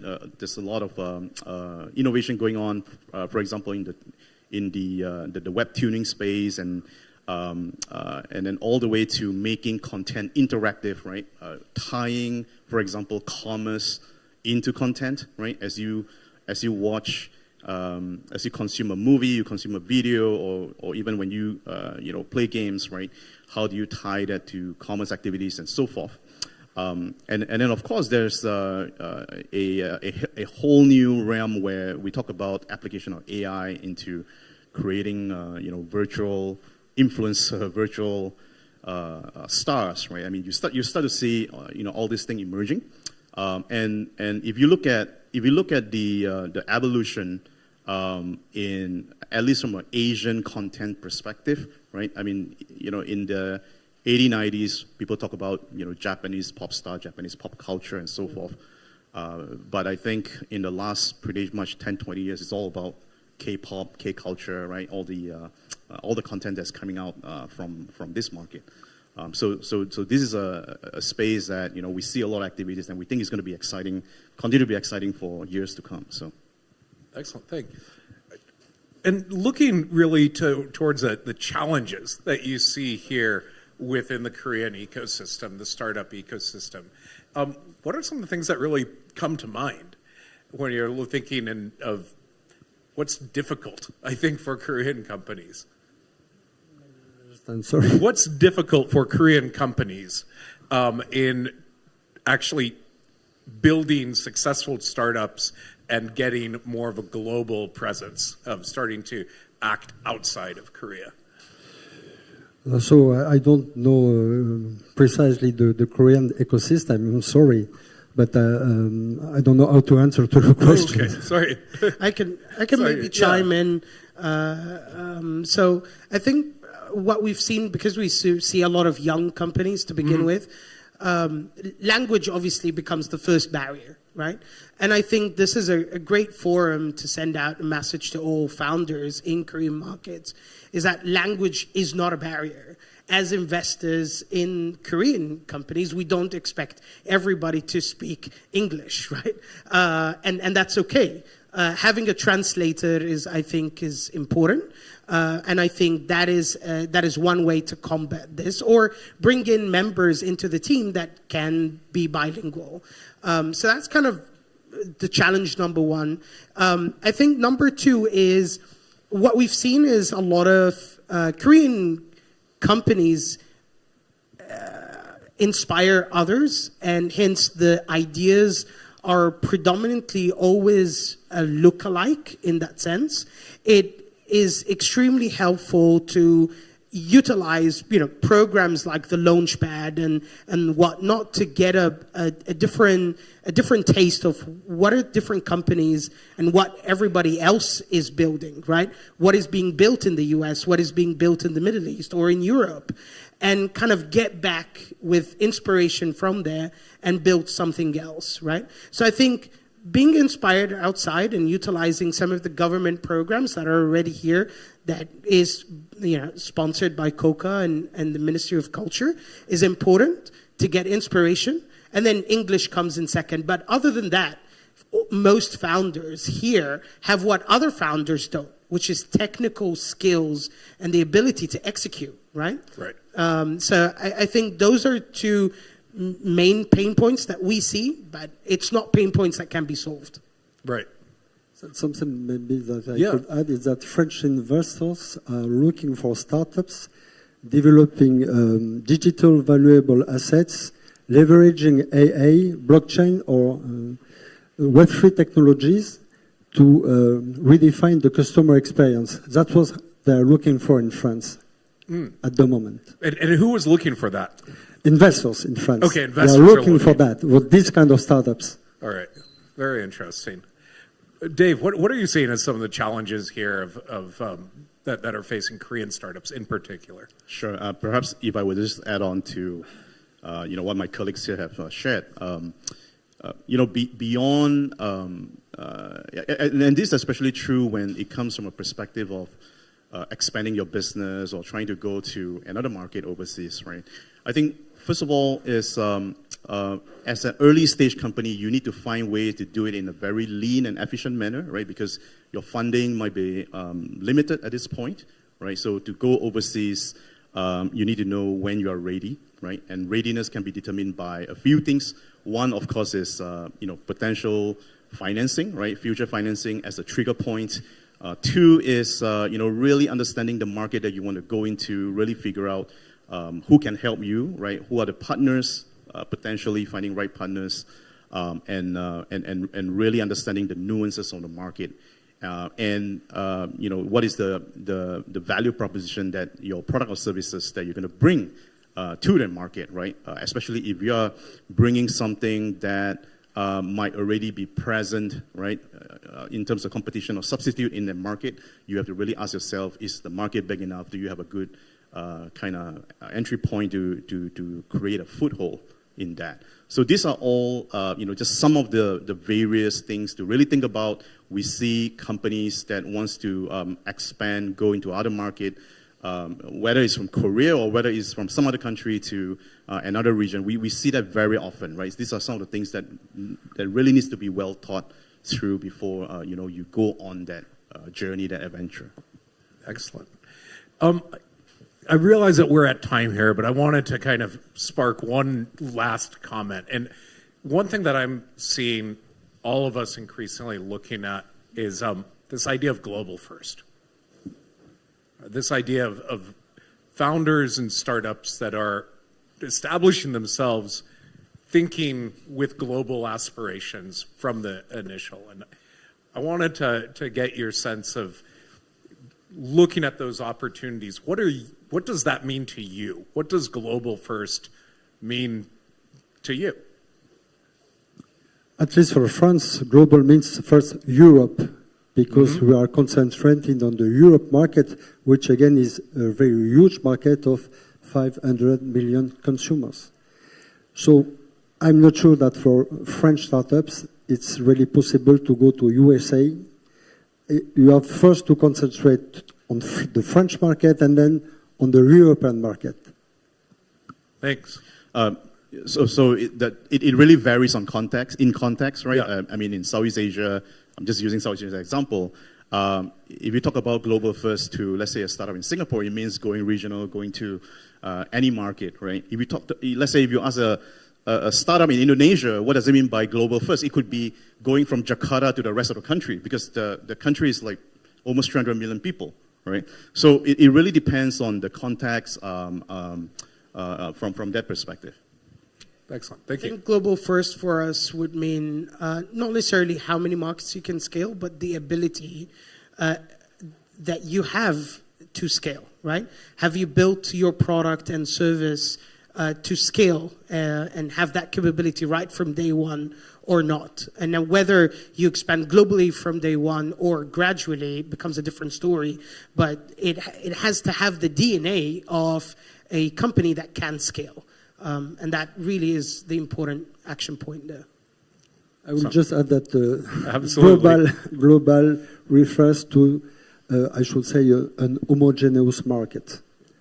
France is an homogeneous market. Europe is not an homogeneous market, and that's why maybe because it's so difficult for French startups or for German startups to become European, and some startups also prefer to go directly to USA because that one is a global market.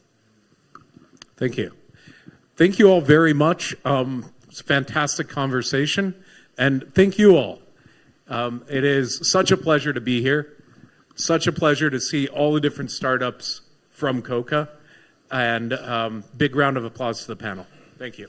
감사합니다.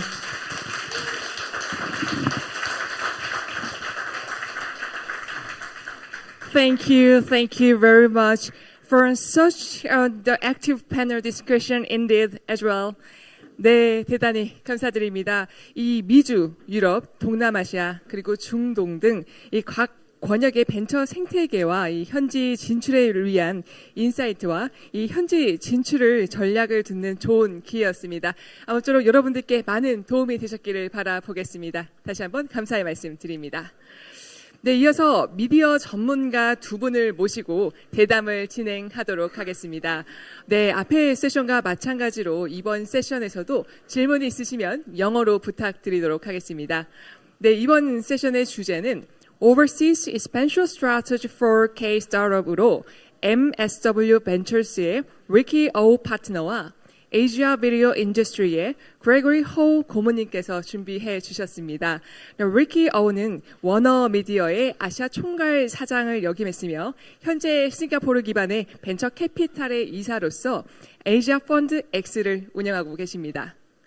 네, 다음으로 그레고리 호님은 워너브라더스, 소니 픽처스 등 이 글로벌 미디어 기업의 브랜드 마케팅 및 B2B 세일즈의 전문가로서 이 현재 아시아 비디오 인더스트리의 창업 부문 전략 컨설팅을 하고 계십니다.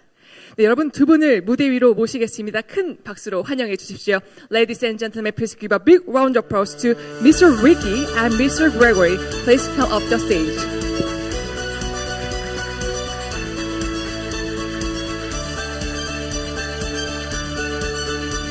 네, 그럼 지금부터 그레고리 호님께서 이 모더레이터로서 이 대담을 진행하시도록 하겠습니다.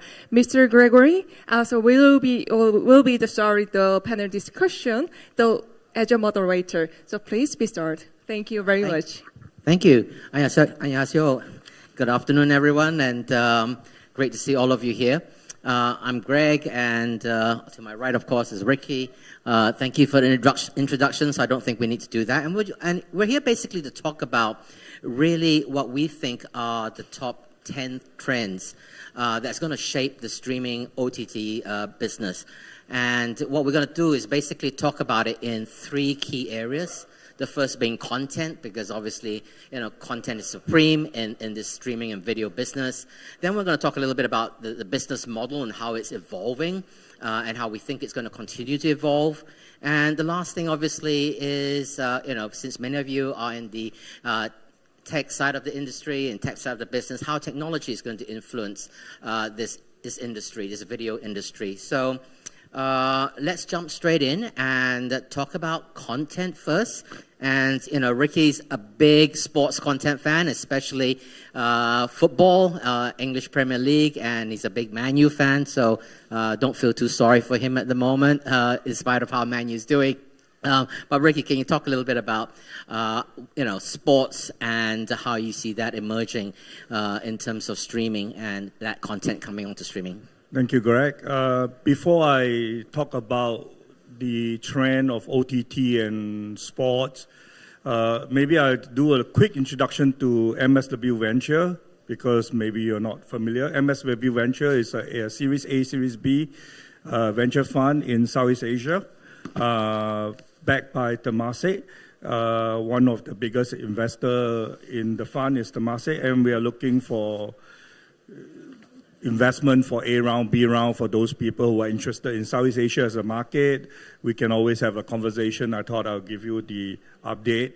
And then you ask, why then you talk about media when you are in venture fund? In my previous life, I was president of Warner Media, so that gave me a bit of credibility, I guess, into it. The biggest trend in OTT in the next 2 to 3 years will be sports. If you look at sports, in 2022, 2023, you saw that live golf and PGA has merged. You saw that WWE, the World Wrestling Championship, and UFC have merged, and they launched an IPO called TKO. You saw David Beckham with his new football club sign Messi, and the Apple TV deal being done, and that's been doing extremely well for the sports world at the same time. So a lot of excitement in sports, right? You also saw how Survive to Drive, which is an F1 show that has bring in a lot of new audience to the F1. So for something to grow, both sides needs to win. For the sports, they're winning because their show are reaching new audience. For the platform, they are winning because sport is one of the most sticky, loyal fan base. And so, there is a win on both sides. They bring in new audience for the sports thing. The F1 is a good example. Apple TV with Messi, that's a very good example. And sports will continue to grow. It will be the biggest thing for the next 2-3 years in the media space, I would say.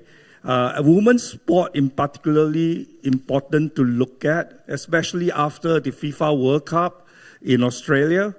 If you look at the stats, in Australia, FIFA World Cup was the most watched sports ever in the history of Australian television. So this is above rugby, above your tennis and everything, above all the male sports. So women's sports is getting very interesting as female viewers are coming in, either because the standard of the game is very good. So I would say sports is going to be a really exciting place for both M&A, for both broadcasts. And the only thing that's carrying broadcasts in the old world is still sports. So that shift will continue into OTT. And I believe when that's happening, and we will see more of it, both with the NBA and other sports, this is an interesting area to look at. And for those who are in startup, the ecosystem of sports will become even bigger. So whatever you're doing on that front. Yeah, fantastic. Let me swing a little bit more to a content that's very, very close to my heart. And it's, of course, fortuitous that we're here in Korea. And that's obviously Korean content, right? And, for me, the K-Wave started with, Jewel in the Palace many, many, many years ago. But it's it's no longer a wave. I think I call it an ocean in Asia. It's incredibly popular. And I think, K-content creators do something which incredibly well, which is they're able to focus on the fans really well. And, what's changed, the changing taste of fans and to keep innovating. And if you think about it, what's been amazing about Korean content, it's the ability to overcome the language barrier. Because unlike Chinese content, for example, where there's a very large Chinese diaspora across Asia, people across Asia generally don't speak Korean. And yet this content has really, really taken off. It rates a lot of local content. It outrates Chinese content. It's just been an incredible phenomenon. I believe that the fan base will only grow because Koreans truly understand social and engagement. But one of the biggest challenges to the growth of Korean content is actually the escalating cost of it. It's getting very, very expensive now to make Korean content. And the problem, it's almost as close to, it's getting close to the cost of Hollywood productions. Now, the problem with that is that US content really is global. They can really sell it everywhere. It commands a premium. So obviously they can spend a lot of money making the US content. The problem with Korean content is that while it's very, very big in Asia, it still hasn't yet truly reached its potential in Western Europe or in America. And if you look at Netflix, for example, their top shows, what are the Americans actually watching? You realize that there's hardly any non-US content that they're watching. And sometimes you get the occasional Asian content, and very occasionally you get a Korean content. So this year, For example, only 3 shows have made it to the top 10 list in the US on Netflix. And you obviously know what these shows. It's Bloodhound, it's The Glory, and at the start of the year, Physical 100. Only 3 shows. So for those startups that are focused on producing content, on making content, and thinking that, I can reach a global audience, you need to be careful about that. Yes, you can make it for some of the big streamers, you can sell it to some of them, but are they going to pay you the same kind of price? That's the challenge that I think a lot of creators have to really take into consideration. And if you look even at the big players like Netflix or Amazon or Disney or Warner Brothers Discovery, they still think about making content for local audiences first. You've got to take a great story, execute it really, really well, make sure it appeals to local audiences first, and if it's well done, it may travel, it might resonate internationally. But first and foremost, they look at making for the local audiences, whether it's Korean content or some other kind of content. So the good news about all of that, I think that there's still huge potential for the growth because many Korean content creators are worried that we've reached the peak. Or can it go any further? Yes, it can. I think there's huge potential to grow further. It hasn't peaked, and I don't think you're going to see a slowdown. So I think that concern's a little unfounded. There's one more content that I want to talk about. That's maybe I can add. Oh yeah, Ricky. Sorry. Yeah. I think for the people in the room, if you're doing a content fund, K content, I don't need to tell you, you know how it's doing well. Many years ago, I launched 2 K content channels in Southeast Asia. I bought all rights for Goblin in those years, and things were doing very well. But I believe with Physical 100, there's a new trend for Korean content. It's always very difficult to follow something that's very successful, but it's always going to be more interesting if you can follow something that is becoming successful, not yet big. So I think documentary and reality show for Korean show, like Running Man has been successful for I don't know how many thousand years.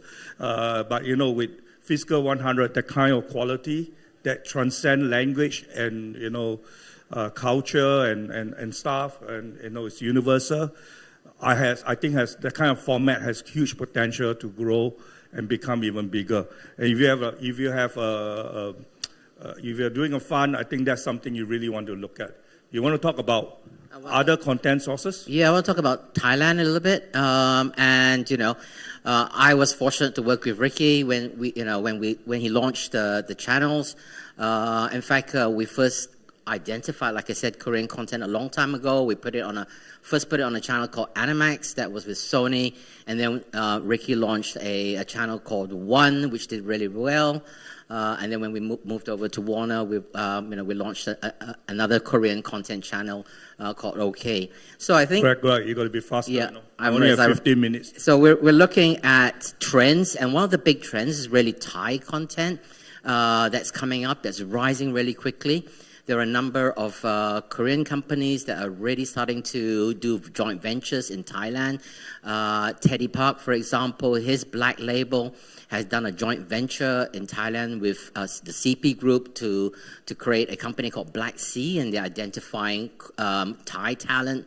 There's also True Corp, which has done a joint venture with CJ to create content in Thailand with Korean production values. So I think Thailand is really going to be another big market, especially when you see Thai shows beginning to rate really, really well, both on free-to-air and on streaming, and sometimes even outrating local content. So Thailand is the next big market. Ricky, I think you can talk about a couple of other markets as well. For interest of time, I'll move on to the 4th trend that we want to talk about. I think Japanese anime will be a big factor for the streamer in the future 2 to 3 years. For the first time, we saw the consumption of Japanese anime bigger outside of Japan than inside of Japan. That's one factor. Number 2, you saw big budgets. Netflix show like One Piece on Netflix doing extremely well and extremely high budget production. The new anime, Chainsaw Man, AOT, all those are coming up, and the young people are really buying into it, and those have huge potential. The problem with Japanese anime is the demand is high, the production is slow, very slow, and so the quantities are not high.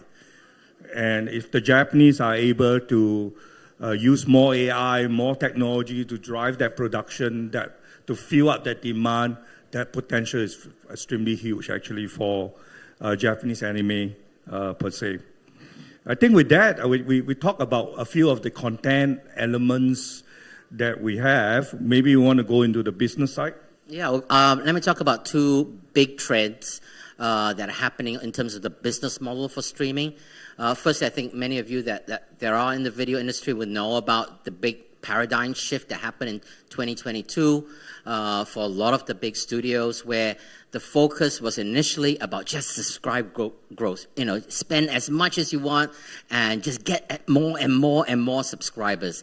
They didn't really look at profitability. And, the premise was, I'm just going to make a big library of content. I'm going to allow people to share their account. There's no advertising, it's really, you can stream and watch anywhere, anytime. But, and the price was much cheaper than pay TV. And that's how they made such a fast penetration. The problem was this isn't a really profitable model. And Wall Street woke up and decided this is not good. And so the focus has really shifted, as many of you know, to profitability and free cash flow. So, you're seeing prices of streaming services going up. You're seeing advertising and even theatrical releases coming back in vogue. You see a lot of the big players selling their content, which was unthinkable. So they're not making a huge library anymore. Some of that content gets licensed out so they can monetize again. I think what you will continue to see this trend. You're going to continue seeing more consolidation, with some of the smaller streamers either combining, merging, or bigger players investing into the smaller streamers. And really, it's still going to be all about scale and profitability. That's actually going to determine who the winners are. The other big trend that's happening, obviously, with this drive to profitability is diversification of revenue. Because the ARPU in streaming and the amount of revenue you can make per user in streaming is nothing compared to cable TV, which was a monster because you could force people to buy this big bundle. Whether you watch, you don't watch, you have to pay for it, and that includes sports. Today, there's a lot of democratization in terms of what the viewer can pay for and watch. So it's becoming much more imperative that if you're making content, that content has many ways of being monetized, whether it's through L&M, whether it's through making multiple series instead of just a one-off because you spend so much money marketing the show. Like we used to have Goblin, and we were spending a lot of money marketing it, then it's gone. One season, finish. So you got to make quite a bit more so that the long tail, so that you can generate a lot more revenue for that. I think the other thing we're going to see a lot more is premium video advertising. And with AI, that's a huge opportunity there, obviously, because there's a couple of things. One, there needs to be one media currency that marketers, that platforms can all agree with. At the moment, there isn't the single cross-media currency, though I believe that's going to come fast.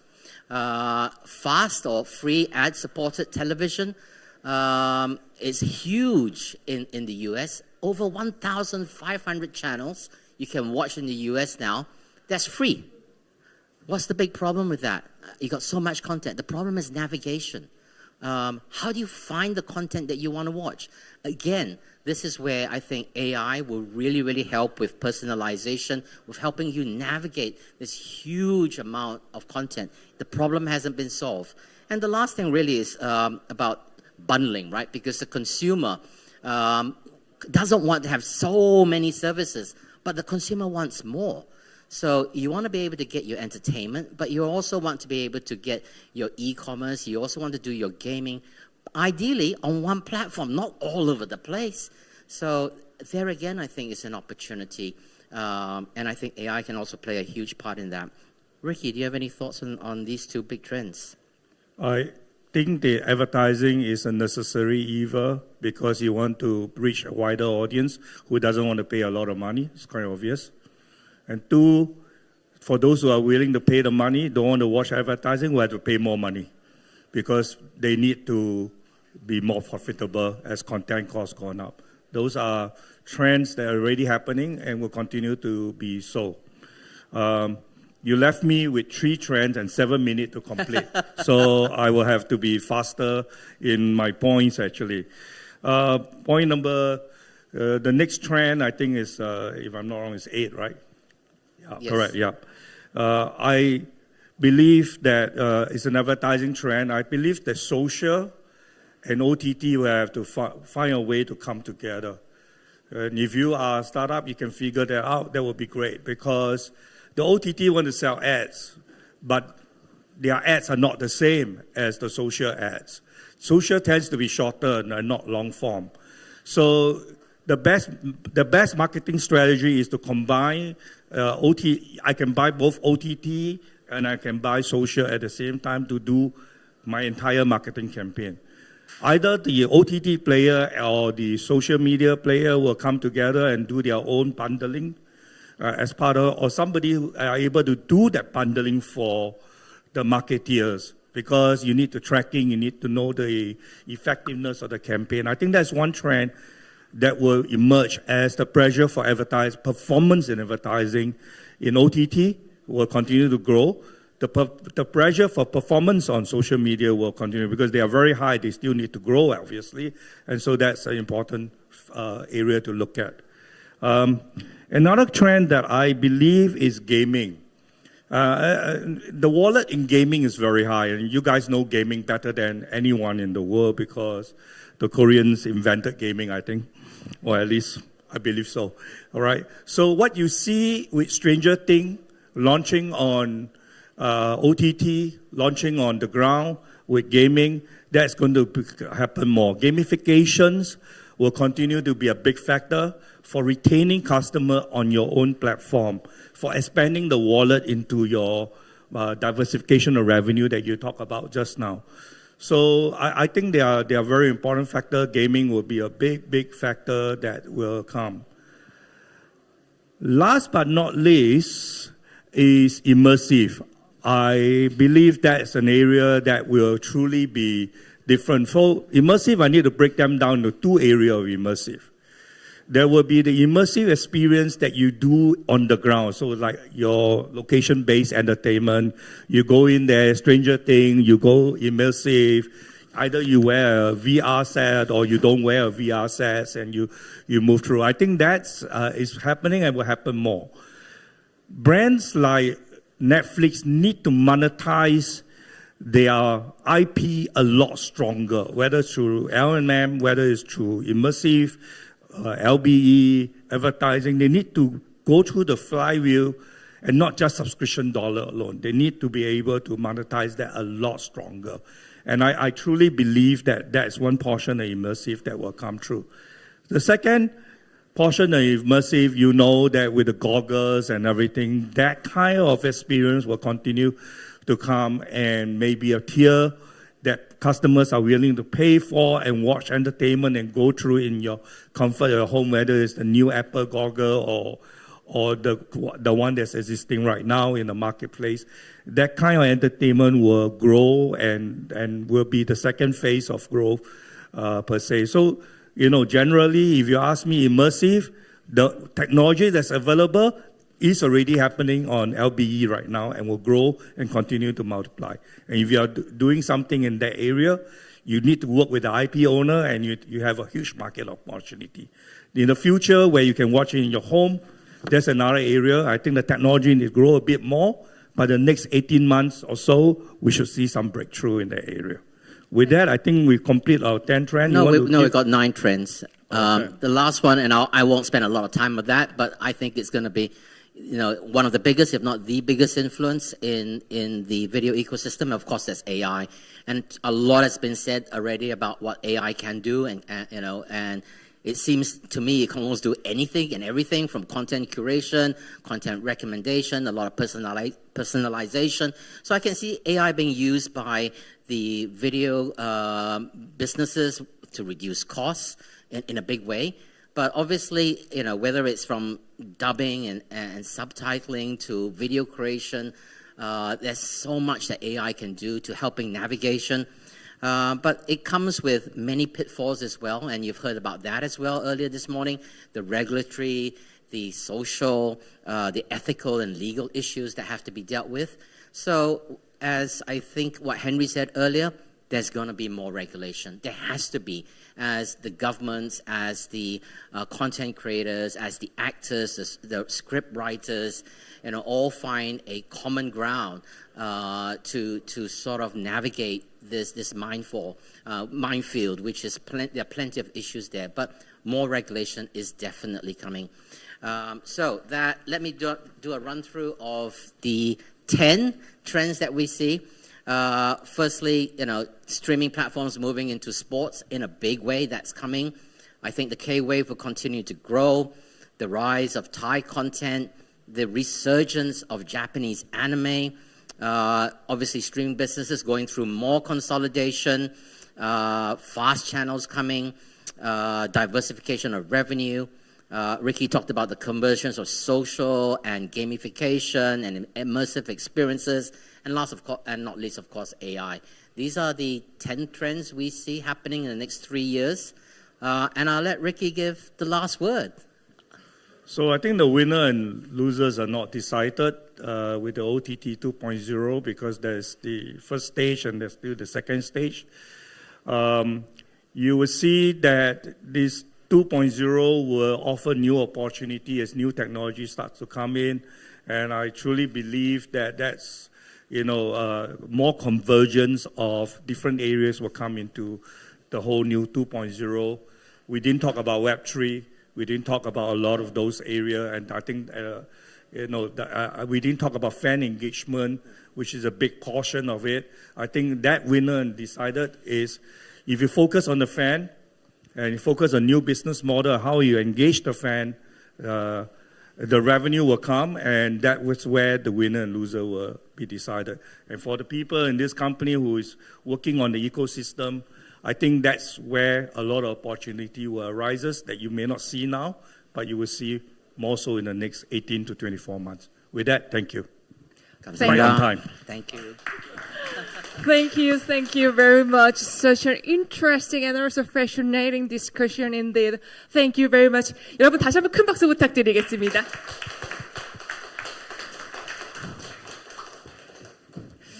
네, 이 강연으로 이 콘텐츠 산업의 비즈니스 모델과 이 최신 기술의 도입으로 인한 스트리밍 산업의 이 전망을 알기 쉽게 그리고 굉장히 디테일하게 설명 주셨습니다. 이 바쁘신 와중에도 참석해 주신 두 분께 다시 한번 감사의 말씀을 드리겠습니다.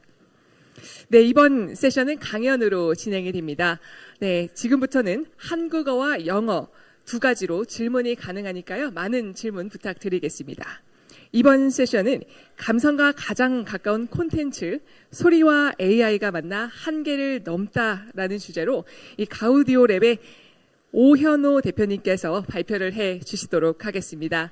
네, 먼저 소개드리겠습니다. 오현호 대표님은 오디오 업계에 30년 이상의 경력을 바탕으로 이 세계적인 수준의 사운드 AI와 이 다양한 분야의 서비스를 제공하고 있습니다. 네, 여러분 오현호 대표님을 무대 위로 모시겠습니다. 따뜻한 박수로 환영해 주십시오.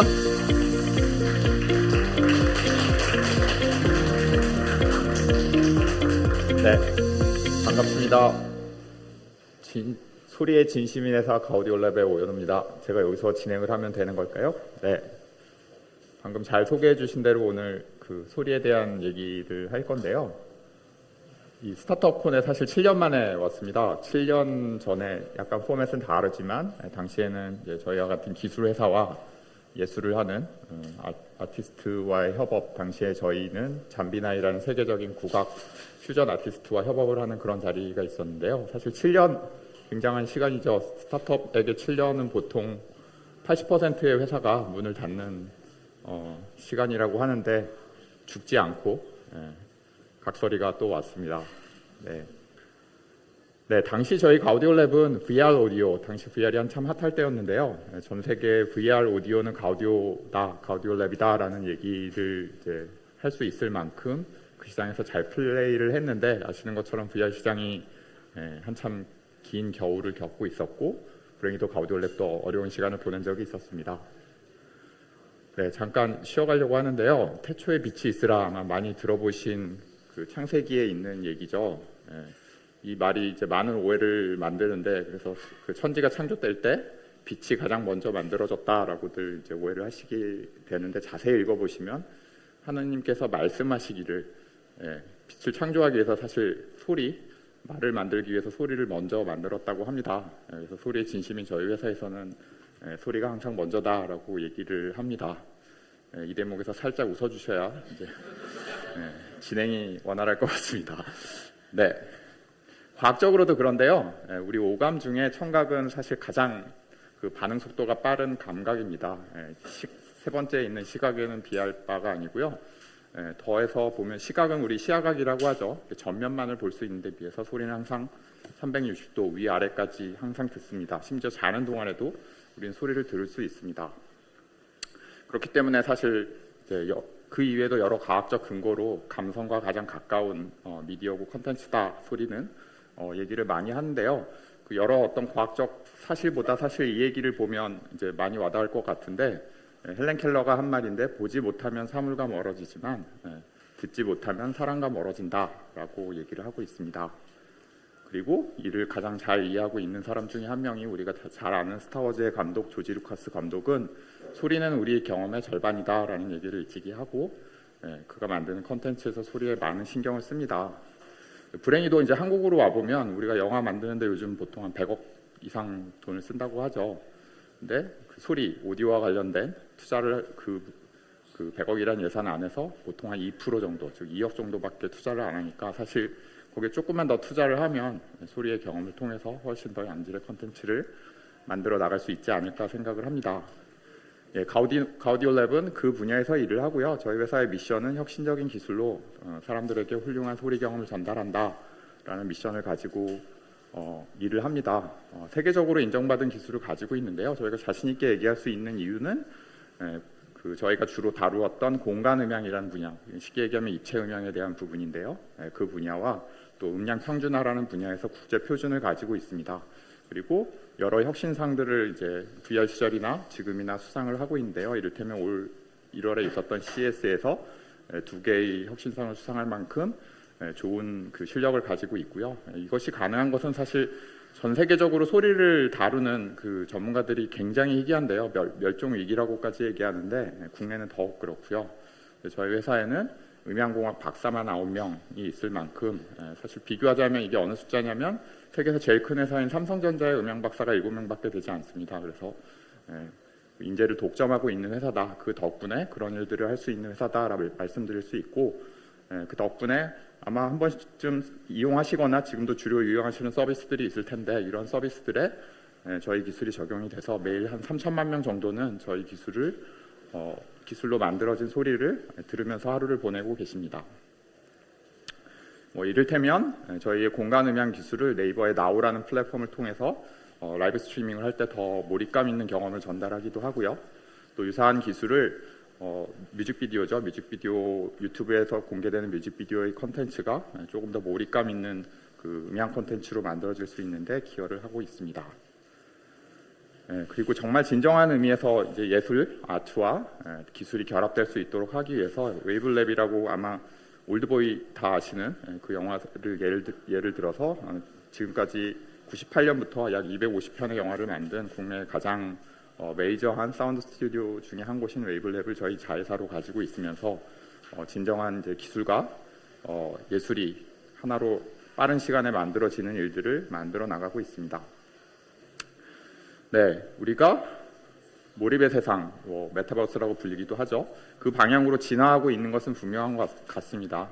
인류의 진화의 방향인데요. 이유는 우리가 원격으로 상호작용하고 싶은 인간의 욕구가 그 방향으로 나아가고 있기 때문이라고 생각합니다. 콘텐츠도 마찬가지겠죠. 그래서 먼 옛날 손편지로 멀리 있는 사람에게 소식을 전하는 과정에서부터 시작해서 전화가 발명이 되면서 이제 음성이 멀리 원격으로 전달이 되고 이후 TV가 발명이 되면서 이제 영상 그리고 SNS를 통해서 실시간으로 인터랙션을 하고 그리고 이제 곧 나올 이머시브한 이 비전을 통한 몰입감 있는 경험의 방향으로 우리는 꾸준히 진행합니다. 겉으로 보기에는 이게 그 인크리멘털한 자연스러운 증가인 것 같지만 그 안에 항상 여름과 겨울이 있죠. 가우디올랩이 만났었던 1차 VR 시장이 거품이 꺼지면서 생겼던 겨울과 같은 것과 마찬가지로요. 그러는 동안에 AI라는 것이 이제 폭발적으로 나와서 아마 하루가 멀다 하고 굉장히 신박한 기술들을 여러분들도 많이 경험을 하시면서 신기해도 하고 두려워도 하고 하는 것으로 알고 있습니다. 그런 기술들 중에 가우디올랩은 어떤 일을 가지고 현재 시장에서 어떤 플레이를 하고 있는지 예시들을 통해서 이후에 계속 소개를 드리도록 하겠습니다. 먼저 저희가 집중을 했었던 거는 콘텐츠 제작 과정에서의 비생산적인 수작업. 흔히 콘텐츠를 직접 생산하시는 분들은 많이들 얘기하죠. 콘텐츠 만드는 게 사실은 노가다다라는 얘기 많이 하시는데 저렴한 말입니다만 이 노가다를 없애줄 수 있는 AI 기술들을 먼저 고민을 하였습니다. 예를 든 사례인데요. 우리 아마 뮤직 서비스 하나씩 이용해 보실 텐데 요즘 뮤직 서비스들은 플로팅 가사라고 해서 이제 노래가 나오는 부분에 맞는 가사가 실시간으로 이렇게 이동을 해줍니다. 이 작업을 위해서 사람이 일일이 하나씩 타임 코드를 찍어주게 됩니다. 다행히 시간도 많이 걸리고 비용도 많이 발생하고 그렇기 때문에 모든 콘텐츠를 다 소비할 수도 없게 됩니다. 이 부분을 저희의 AI 기술이 가사와 노래를 들으면서 싱크를 실시간으로 맞춰줄 수 있는 기술을 개발해서 적용을 하고 있습니다. 실제로 이런 서비스들에서 지금 나오고 있는 플로팅 가사는 저희 가우디올랩이 만든 AI 기술을 이용해서 만든 거라고 보시면 되고요. 예를 들기 위해서 위에는 이제 사람이 수작업으로 찍은 것이고 아래는 AI가 찍은 가사입니다. 노래가 나와야 되는데 혹시 플레이가 어려울까요? 네.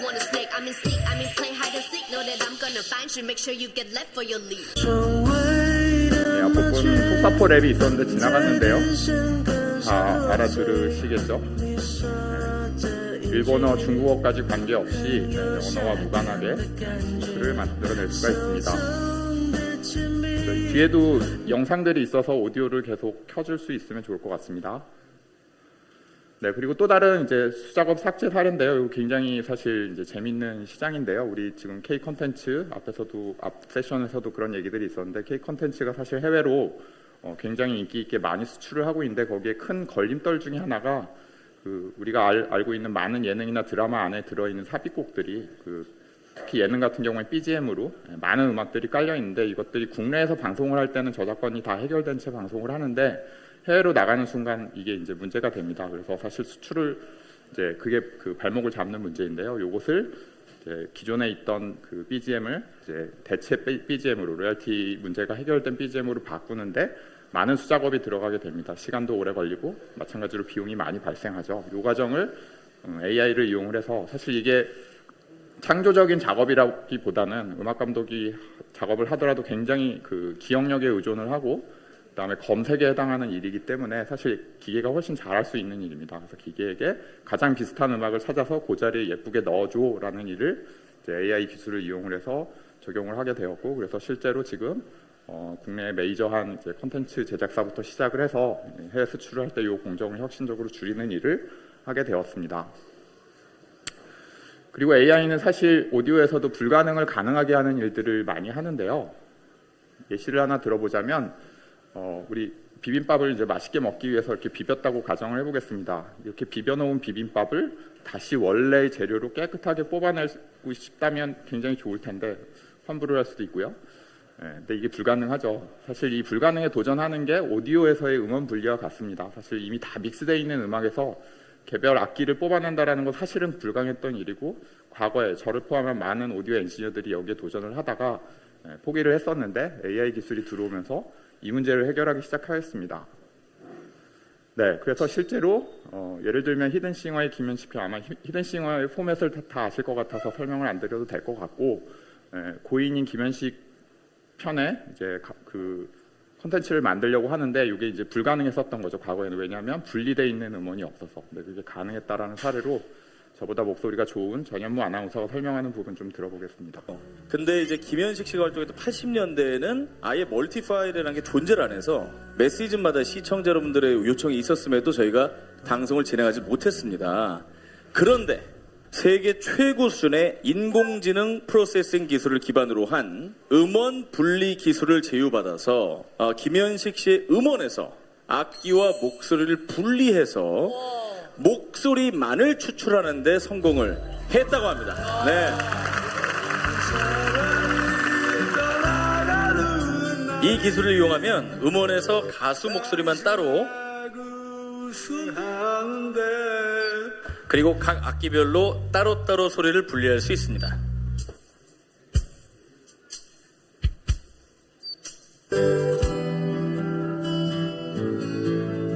그러면 이 기술이 있으면 이제 앞으로 뭐 고 유재하 편이라든지 고 마이클 잭슨 편까지 가능하죠. 다 가능한 거잖아요. 뭐 프레디 머큐리 네. 김현식의 비빔밥만 있었는데 개별 이제 그 반찬들을 뽑아낼 수 있었던 거죠. 동일한 기술을 우리가 노래방으로 가져가 보면 여러분들이 이용하시는 노래방에 가보면 어떻게 될까? 당연히 가능하겠죠. 그래서 지금까지는 노래방 가면 사실 미디 반주라고 해서 좀 음질이 떨어지고 그 많은 곡이 없는 그런 이제 경험이 있었는데 이제부터는 세상에 있는 모든 노래가 사실 노래방으로 갈 수 있고 원곡 반주 그대로 내가 노래를 부를 수 있습니다. 물론 내 키에 맞추어서 키의 음정 높이를 높이거나 낮추고도 가능해지겠죠. 지금 보컬이 빠진 상태고요. 거꾸로 보컬만 나오는.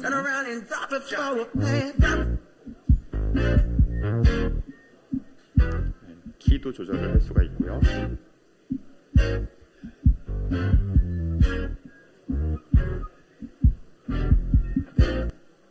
이런 기술들이 이미 상용화 수준으로 만들어져서 실제로 상용화를 하고 있기도 합니다.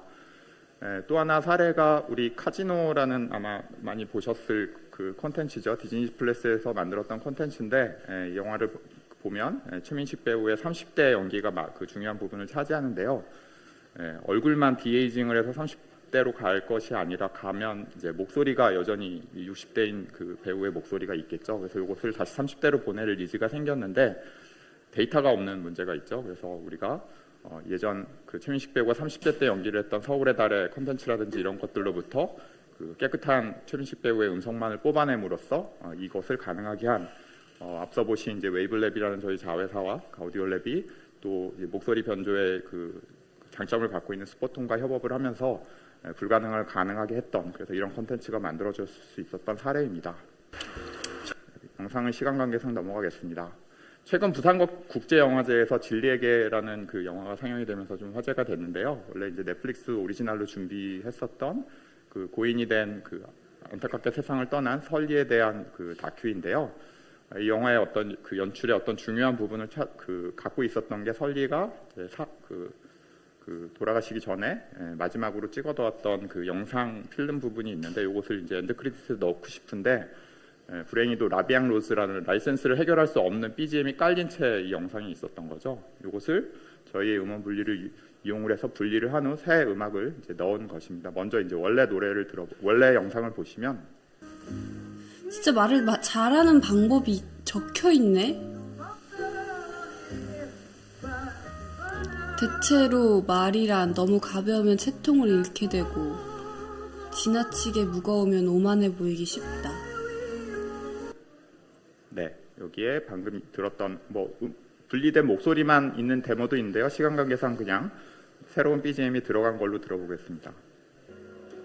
진짜 말을 잘하는 방법이 적혀 있네. 대체로 말이란 너무 가벼우면 채통을 잃게 되고 지나치게 무거우면 오만해 보이기 쉽다. 네, 그래서 이런 기술의 도움으로 콘텐츠를 만드는 과정에서의 불가능을 가능하게 하는 일들을 합니다. 요즘 한참 핫한 생성 AI가 오디오 쪽에서도 있는데요. 사실 이 분야 연구를 최초로 시작한 곳이 가오디오랩이라고 할 수 있습니다. 모티베이션은 우리 앞서 보신 웨이블랩 같은 사운드 스튜디오에서 하고 있는 일이 세상에 있는 모든 소리를 사실 손으로 직접 만드는 것이거든요. 아마 많이 보셨을 텐데 발자국 소리를 만들기 위해서 직접 그 엔지니어들이 걸어가는 소리를 만들어서 녹음을 한다거나 하는 식이죠. 네, 그 부분을 보다가 이거를 AI에게 학습을 많이 시키면 영상만 보고 그 영상에 맞는 소리를 AI가 자동으로 만들어줄 수 있지 않을까라는 이제 질문으로부터 저희 프로젝트 폴리가 시작을 해서 이제 첫 버전이 나왔고요. 네, 그래서 그 기술이 만들어지면 이를테면 텍스트를 통해서 이렇게 가능합니다. 예를 들면 챗GPT 안에 귀여운 고양이 소리를 만들어줘 라고 하면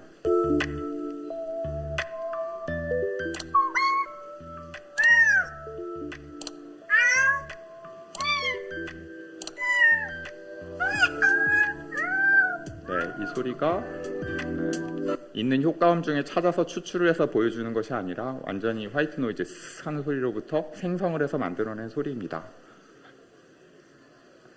네, 이런 것들이 가능하려면 결국은 데이터인데요. 압도적으로 좋은 데이터를 갖고 있어야 양질의 소리를 만들어낼 수 있습니다. 근데 이제 오디오 신호가 특이하게 양질의 데이터를 만드는 거가 굉장히, 그러니까 잘 라벨링이 돼 있고 품질이 좋은 데이터를 확보하는 게 굉장히 어려운데, 가우디올랩이 지금 세상에서 가장 많은 양질의 고품질의 데이터를 확보하고 있습니다. 약 1,100만 개 정도가 되고 그 장르를 분포를 보면 이 정도가 되는데요. 사실은 저희가 웨이블랩을 이제 자회사로 편입을 한 주요한 이유이기도 합니다.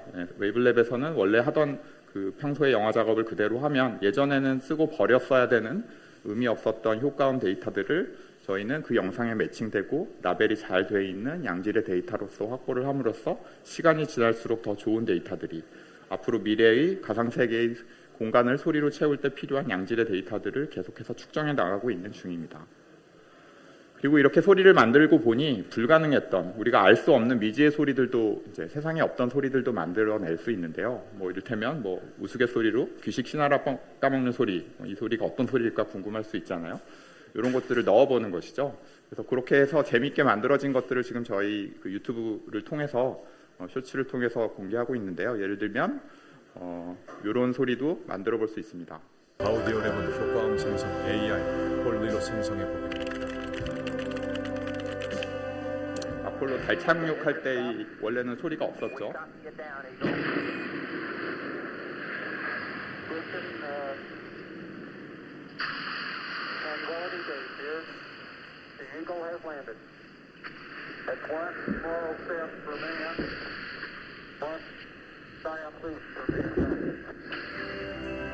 인류 최초의 달 착륙할 때의 발소리를 만들어 봤습니다.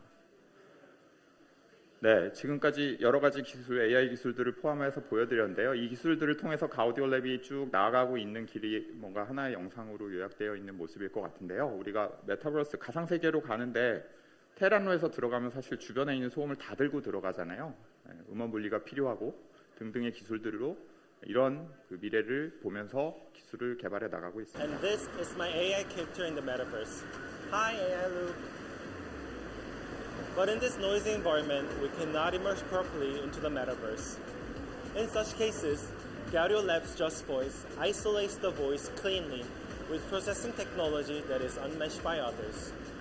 Just like this. That makes for a much more immersive metaverse experience, doesn't it? But the voice alone sounds empty and awkward. Let's add some sound to the environment with the sound generation AI, Foley. 생성해낼 A 수 crackling 있습니다. sound of bonfire would be nice. Lastly, what about adding special audio for even more realistic experience? 그리고 공간 음향을 이용해서 마치 그 공간에서 내가 소리를 경험하는 것 같은 효과를 줄 수가 있게 됩니다. A much more immersive experience to all forms of communication, including video conferences or phone calls. 꼭 메타버스가 오지 않더라도 저런 시나리오에서 바로 이용할 수 있는 기술이기도 하죠. And your voice into the new world. GaudioLab Just Voice. 네, 그래서 방금과 같은 과정들을 통해서 가우디올랩은 전 세계에 있는 모든 소리가 가우디올랩으로 모이고 또 그 모여진 소리를 잘 배합을 해서 가상 세계에 있는 모든 소리를 만들어내는 비전을 가지고 열심히 오늘도 가고 있습니다. 힘들게 가는 것이 아니라 사실 소리를 좋아하는 소리에 진심인 분들이 모여 있다 보니까 일을 하는 과정 자체에 화면에 보시는 것처럼 연출된 사진이 아닌데요. 늘 즐기면서 열심히 미래를 만들어 가고 있습니다. 네, 지금까지 가우디얼랩이었습니다. 감사합니다. 네, 대표님의 강연 감사드립니다. 이 멋진 강연과 함께 Q&A 세션을 진행하도록 하겠습니다. 대표님 잠깐만 무대로 와주시겠습니까? 네, 굉장히 많은 분들께서 질문을 주셨는데요. 역시나 이 흥미로운 주제이기 때문인 것 같습니다. 대표님 질문 드리겠습니다. 이 쉽게 풀어서 설명 주시면 굉장히 좋을 것 같은데요. 이 오디오 AI가 어떤 식으로 작동하는지 궁금합니다. 어려운 질문이 우리 조금만 이제 AI 공부를 하신 분들은 무슨 뭐 트랜스포머라든지 이런 이제 디퓨전 모델이라든지 이런 그 네트워크를 설계하는 모델들이 있습니다. 다 잊어버리시고 AI가 작동하는 원리는 사실 그 안에 우리 신경망, 우리 뇌가 어떻게 동작하는지 뇌가 우리가 아주 많은 뉴런들의 조합으로 만들어졌다고 하지 않습니까? 수많은 뉴런을 늘어놓고 입력으로 아까 우리 비빔밥 저가 예를 드렸는데 이제 믹스가 돼 있는 비빔밥을 저기다 갖다 놓고 그 전에 원재료를 여기다가 넣어준 다음에 요 비빔밥을 예를 들어서 수백만 그릇, 수천만 그릇을 다 넣어주고 얘가 어떻게 이렇게 됐는지를 한번 네가 고민해봐라는 숙제를 주는 겁니다. 그리고 비슷하게 나오는 방향으로 계속 트레이닝을 하는 거죠. 근데 그 과정에서 오디오의 경우는 사실 귀가 굉장히 중요합니다. 그 일을 하시는 분이 소리를 들어보고 여기서 이 길로 가봐야 될지 저 길로 가봐야 될지를 이제 결정을 하면서 최적화를 해내는 거죠. 그 과정을 통해서 그 AI 어떤 결과물들이 나오게 됩니다. 네, 여기 또한 또 흥미로운 질문이 있는데요. 이 소리가 깔끔하게 분리되는 게 굉장히 신기하고 감탄스럽다고 합니다. 이 혹시 이 일반인들도 써볼 수가 있는지 또는 어떤 사람들을 주로 타겟팅을 하시는지 질문 드리겠습니다. 네, 좋은 질문, 앞 질문도 마찬가지고 좋은 질문 감사드리고요. 지금 현재 저희 가우디올랩 홈페이지에 들어와 보시면 그 음원 분리 기술은 베타 서비스로 이용을 해보실 수 있습니다. 그냥 아무 mp3 파일을 올리면 악기가 분리되어 있는 소리를 들으실 수도 있고 그냥 소음이 섞여 있는 오디오 신호를 넣어도 분리된 것들을 체험해 보실 수 있고요. 이거는 그냥 베타이기 때문에 무료로 저희가 제공을 해드리고 재밌게도 얼마 전 해외에서 이제 전 세계 그런 음원 분리 기술 중에 가장 좋은 기술이 어딘지를 이제 저명한 영국의 미디어에서 자체적으로 블라인드로 이제 테스트를 하고 그 결과를 발표를 했는데 가우디올랩 기술이 당당히 1등을 했습니다. 그래서 지금 전 세계에서 가장 좋은 기술을 공짜로 써보실 수 있으니까 언제든 들어오셔서 확인을 해보시면 좋을 것 같습니다. 그리고 저희가 그것을 가지고 아까 노래방처럼 B2B 비즈니스 쪽, 그러니까 노래방 기계를 만드는 회사들과의 협업을 통해서 그쪽 사업을 하는 것들도 하고 있고 그 이외에도 굉장히 크리티컬한 음원 분리를 해야 되는 아까 우리 영화 사례들을 보신 것처럼 그런 곳에서 응용을 하면서 시장을 넓혀 나가고 있습니다. 네, 우선 1등 하신 거 축하드리겠습니다. 감사합니다. 네, 다음 질문입니다. 이 자연에서 청취 가능한 소리가 이 AI 기술을 이용한 소리가 이 사람이 들었을 때 과연 구분이 가능한지 또한 이 동일한 만족감을 줄 수 있는지 궁금한데요. 답변 부탁드리겠습니다. 네, 역시 굉장히 좋은 질문 감사드리고요. 그런 블라인드 테스트가 저희가 내부적으로도 많이 해보는데요. 재밌는 그 테스트일 거잖아요. 이게 자연 소리인지 아니면 AI가 생성한 소리인지 구분하기 어렵습니다. 보통의 사람은 두 개를 물론 잘된 경우이기는 하고요. 아직 AI가 완벽하지는 않아서 어떤 소리를 내줘 했는데 아직은 오류가 있는 경우가 있고요. 잘 나왔다라고 전제한 경우에는 그것을 다시 블라인드 테스트를 해보면 구분하기 어렵습니다. 네, 답변 굉장히 감사합니다. 이 멋진 강연과 함께 디테일한 답변 주셔서 대단히 감사드립니다. 여러분 다시 한번 큰 박수 부탁드리겠습니다. 감사합니다. 네, 다소 기술적인 내용은 어려웠을 수도 있겠지만요. 이 사운드 AI를 통해서 이 영상 콘텐츠 등 다양한 분야와 이 글로벌 시장을 공략한 전략을 들을 수 있었던 너무나도 값진 시간이었습니다. 감사합니다. 네, 오늘의 마지막 세션을 진행하도록 하겠습니다. 이번 세션은 스타트업을 위한 디지털 콘텐츠 트렌드, 기술 혁신의 관점에서를 주제로 틱톡 코리아의 박중혁 SMB 총괄님이 발표해 주시겠습니다. 네, 소개드리겠습니다. 박중혁 SMB 총괄님은 이 구글 신규 개발팀, 메타 글로벌 세일즈팀, 이 디지털 광고 분야에서 이 경력을 쌓아오신 디지털 광고 분야 전문가이십니다. 여러분, 박중혁 SMB 총괄님을 무대 위로 모시겠습니다. 큰 박수로 환영해 주십시오.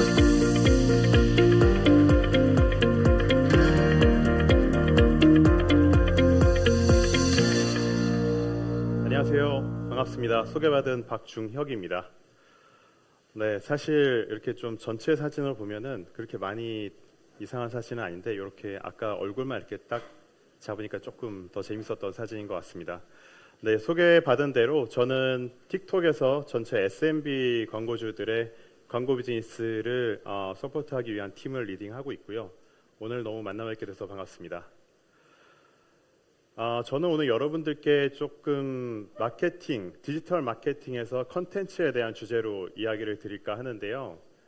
여러분들께서 이제 각자 제품이 있으실 거고 서비스가 있으실 것으로 저도 예상을 하고 있는데 정말 대기업이라던가 아니면 스파 브랜드처럼 우리가 공격적으로 마케팅을 진행한다라는 의미가 아니라 정말 최소한의 정말 필요한 그런 마케팅 활동을 한다라고 했을 때 어느 정도 숫자의 컨텐츠가 여러분들이 필요하시게 될까요?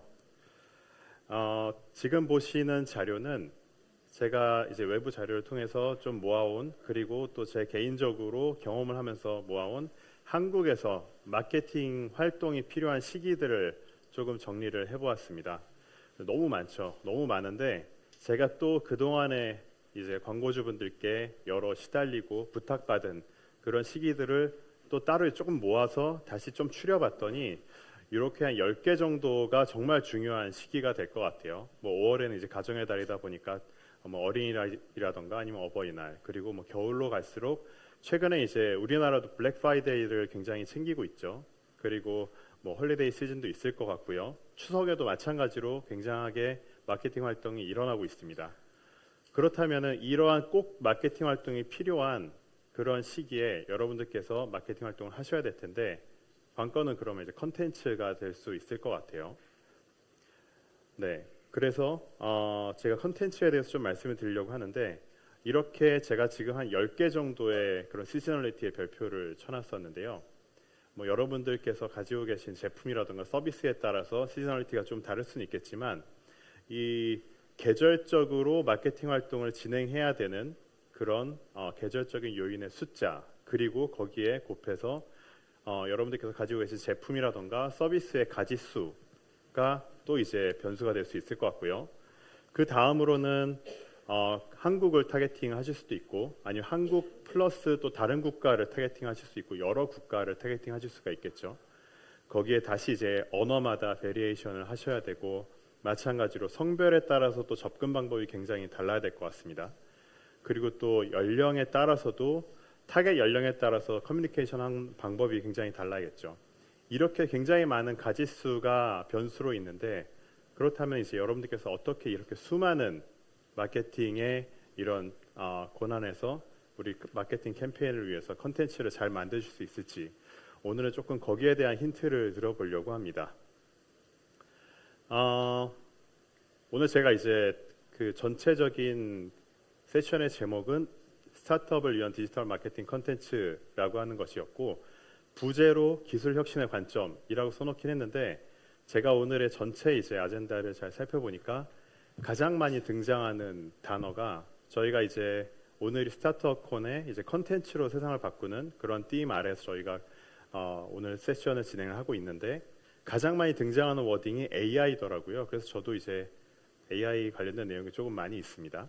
그래서 그 내용들을 바탕으로 제가 오늘 어떤 좀 화두를 던지려고 하냐면 이 기술 혁신이 여러분들의 마케팅 컨텐츠를 개발하는데 어떤 도움을 드릴 수 있을지를 좀 이야기를 하고 싶고요.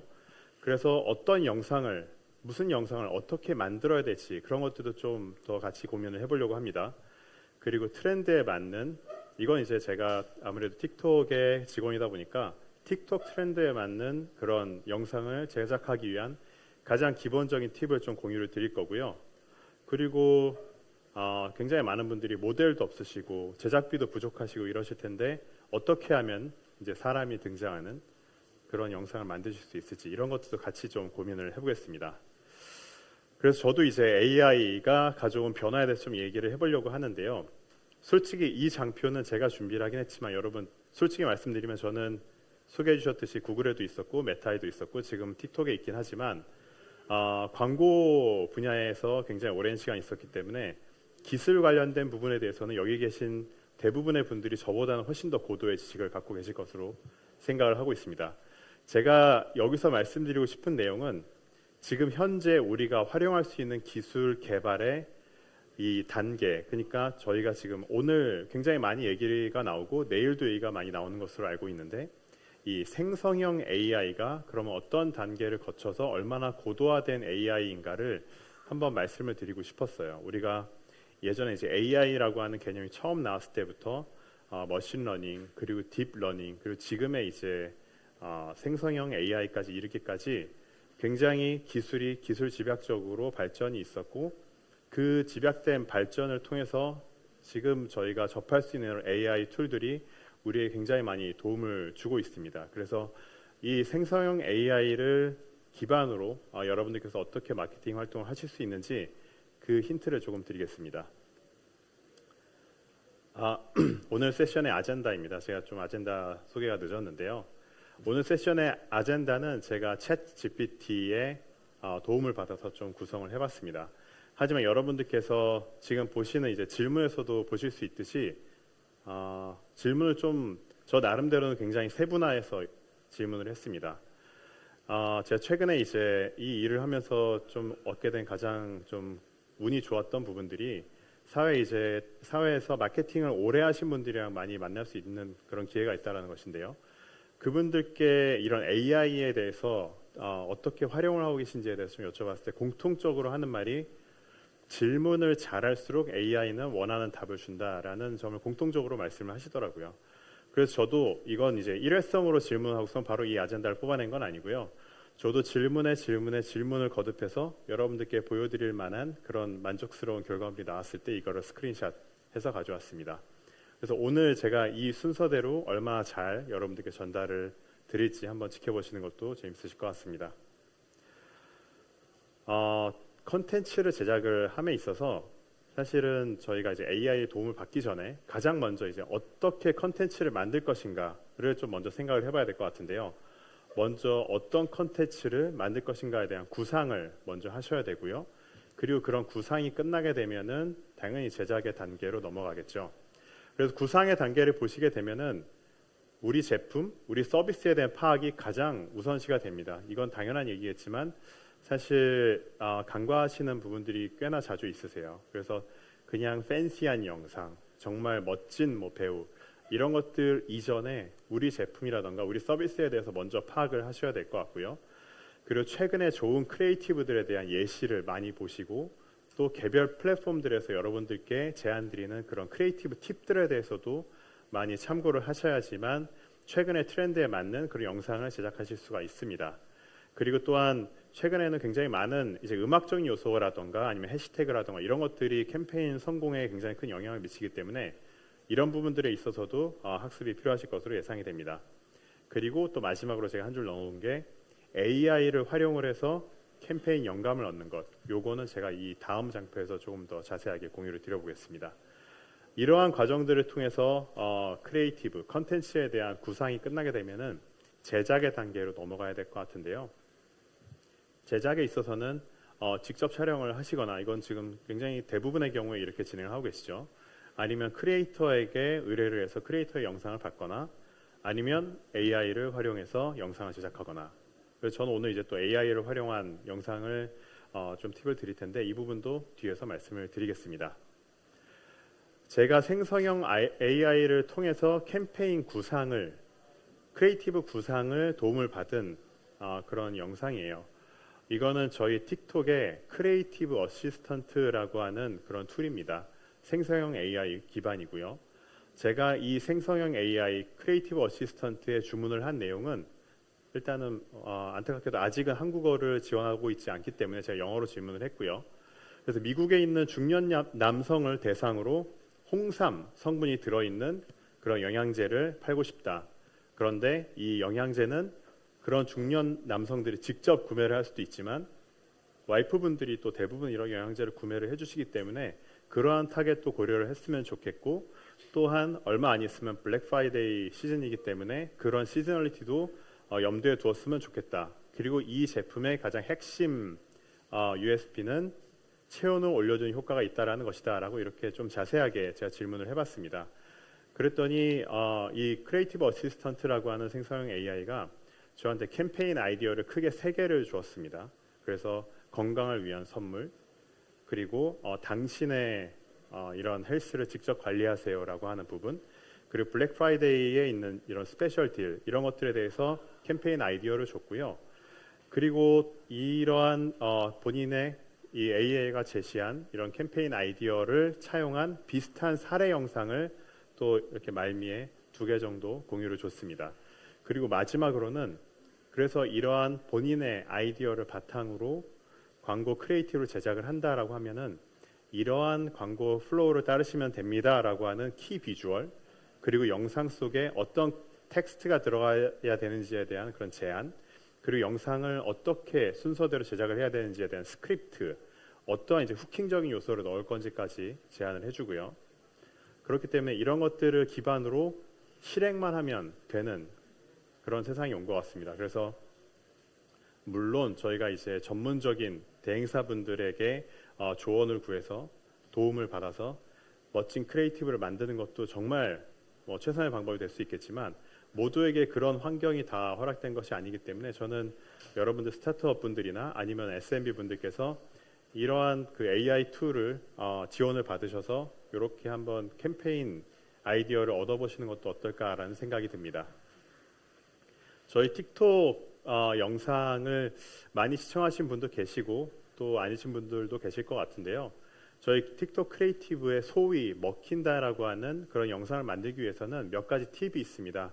뭐 그렇게 많이 어려운 건 아니고요. 어떤 것들은 굉장히 당연하고 어떤 것들은 아마 미처 생각하지 못하셨던 것들일 텐데요. 저희 내부에 이제 크리에이티브만 연구하시는 그런 팀에서 잘 되는 영상들을 모아서 봤더니 이런 공통점이 있더라라고 하는 그런 팁입니다. 그래서 당연히 이제 사운드를 활용을 하는 것입니다. 예전에 이제 그 일부 SNS나 그런 것들에서는 그냥 사운드 없이 빠르게 스킵하면서 넘기는 그런 영상들을 많이 이제 프로모션을 했었는데 틱톡은 대부분의 유저들이 사운드를 켜고 그 영상에서 어떤 사운드로 어떤 메시지를 전달하는지를 귀담아 들으면서 영상을 보고 있기 때문에 사운드를 활용을 하시는 게 굉장히 중요합니다. 그리고 마찬가지로 저희가 숏폼 동영상 플랫폼이죠. 그러다 보니까 굉장히 빠른 시간 내에 사용자들이 인게이지를 하고 만약에 본인의 그런 성향이라던가 아니면 그런 스타일에 맞지 않는다라고 생각이 되면 스킵하는 경향이 있는데 그렇기 때문에 굉장히 앞부분에 핵심 메시지를 노출하는 것이 굉장히 중요합니다. 그렇게 해야지만 조금 더 많은 소비자들에게 우리 메시지 전달을 할 수 있겠죠.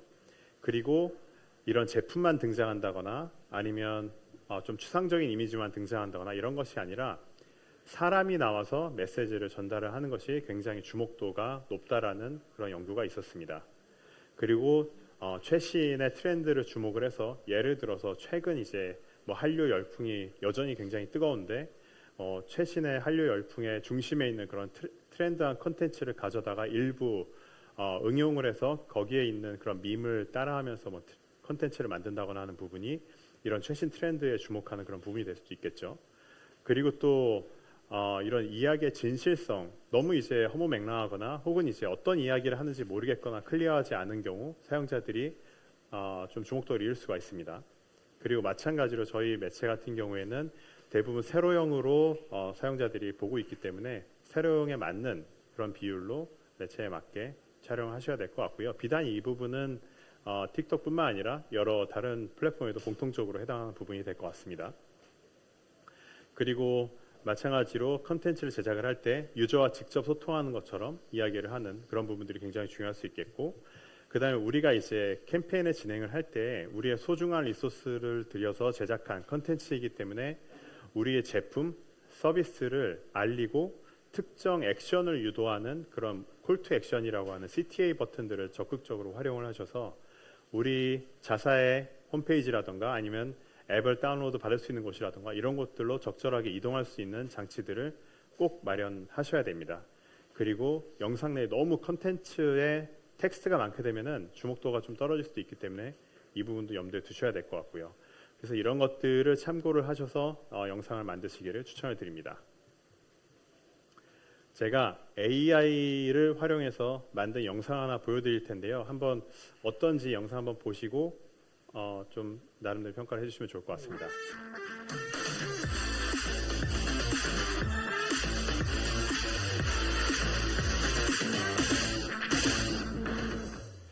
이 영상은 저희 Vcat이라고 하는 저희 자사 프로덕트는 아니고요. Vcat이라고 하는 저도 이제 이 일을 하면서 알게 된 저희 파트너사의 서비스인데요. 이 파트너사는 이 제품의 특정 이제 랜딩페이지 URL만 자기 서비스에 이제 거기에 입력을 하게 되면은 그 URL 내에 있는 영상이라든가 이미지를 긁어오고요. 그리고 거기에 핵심 메시지라든가 가격 같은 것들을 다 긁어와서 최적의 영상 컨텐츠에 대한 제안을 합니다. 그리고 그 제안을 그대로 이제 영상화할 수도 있겠지만 소폭 이제 마케터라든가 혹은 비즈니스 오너분들께서 수정을 하시고 그 수정한 결과물을 토대로 바로 이제 게시를 하실 수가 있죠. 대부분의 서비스는 무료로 제공이 되고 있는 것으로 알고 있고요. 일부 이제 프리미엄 서비스가 있는 것으로 알고 있는데 뭔가 폰트라든가 아니면 이런 특정 이미지를 입힌다거나 이런 것들이 있는데 제가 이 서비스를 홍보하고자 나온 건 아니니까 이 부분은 좀 차차 알아봐 보시면 될 것 같고 제가 말씀드리고 싶은 거는 무료로도 이용할 수 있는 이런 툴이 있고 이렇게 멋진 결과물을 URL만 있으면 만들 수 있다라고 하는 거를 좀 말씀드리고 싶었습니다. 네. 그리고 또 한 가지 말씀드리고 싶은 거는 사실 이런 게 이미 시장에는 굉장히 많이 오픈이 되어 있습니다. 그래서 지금 보시고 있는 이러한 그 크리에이티브 사례들이 전체적으로 다 이 Vcat이라고 하는 서비스를 활용한 그런 결과물들이고요. 뭐 비단 그런 SMB 우리가 이제 이름을 처음 듣는 그런 서비스들뿐만 아니라 뭐 나이키라던가 이런 대기업에서도 이런 Vcat과 같은 그런 생성형 AI 서비스를 활용을 해서 여러 가지 컨텐츠를 만들고 있습니다. 사실 이런 것들이 중요한 이유는 우리가 이제 매번 컨텐츠를 만들 때마다 하나의 컨텐츠에 엄청나게 많은 리소스를 투여하고 싶지만 사실 그럴 수 없는 현실이 대부분이기 때문에 이러한 서비스의 힘을 빌어서 좀 더 많이 컨텐츠를 쉽게 만들 수 있는 그런 환경을 조금 더 모색하고 있기 때문에 이런 결과물이 나왔다고 생각을 합니다. 그리고 제가 아까 말씀드린 내용 중에 사람이 눈을 보면 소통하는 게 굉장히 중요하다라고 하는 팁을 드렸는데요. 지금 이거는 이제 알리익스프레스의 크리에이티브 사례입니다. 지금 보시게 되면은 이 모델들이 한국어 입모양이랑 한국어를 지금 비교를 하고 있는데요. 사실 이 영상은 저희가 아바타입니다. 그래서 여기 등장하는 모델들도 다 실존하지 않고 이 입모양도 이 워딩에 맞게 이렇게 저희가 AI를 통해서 이렇게 빚어낸 결과물이라고 보실 수 있습니다.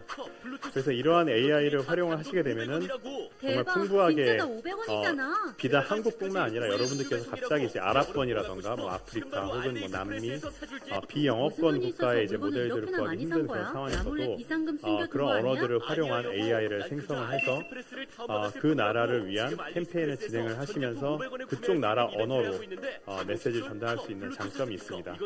사실 아직은 그렇게 100% 완벽하게 뭐 이 언어적으로 억양이 일치하거나 혹은 입모양이 일치하거나 그렇지 않은 부분이 있을 수 있겠지만 짧게 영상을 시청을 넘어가는 사용자들에게는 어떻게 보면은 그렇게 큰 문제가 되지 않을 수도 있을 것 같습니다.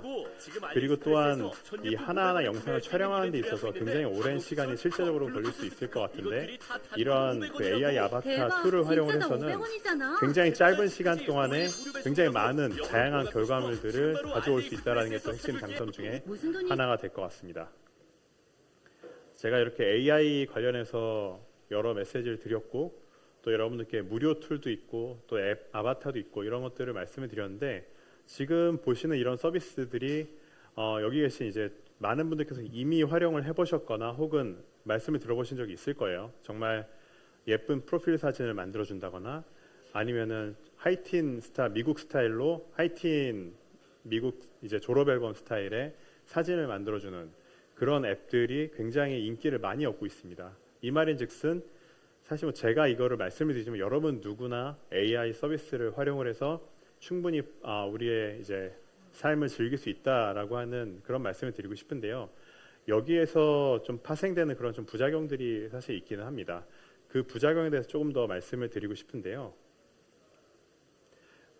AI 생성된 컨텐츠들이 어떻게 보면 실제와 그리고 AI로 만들어낸 그런 영상들이 잘 구분이 안 가는 그런 시점이 오는 경우가 종종 있습니다.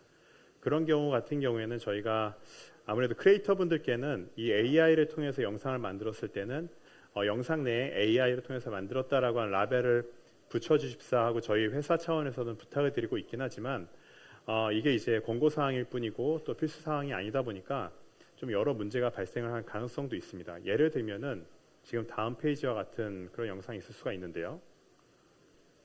Dear people of the internet, it is D. Donald, and I'm back on one of the greatest, most open platforms that has ever existed in human history.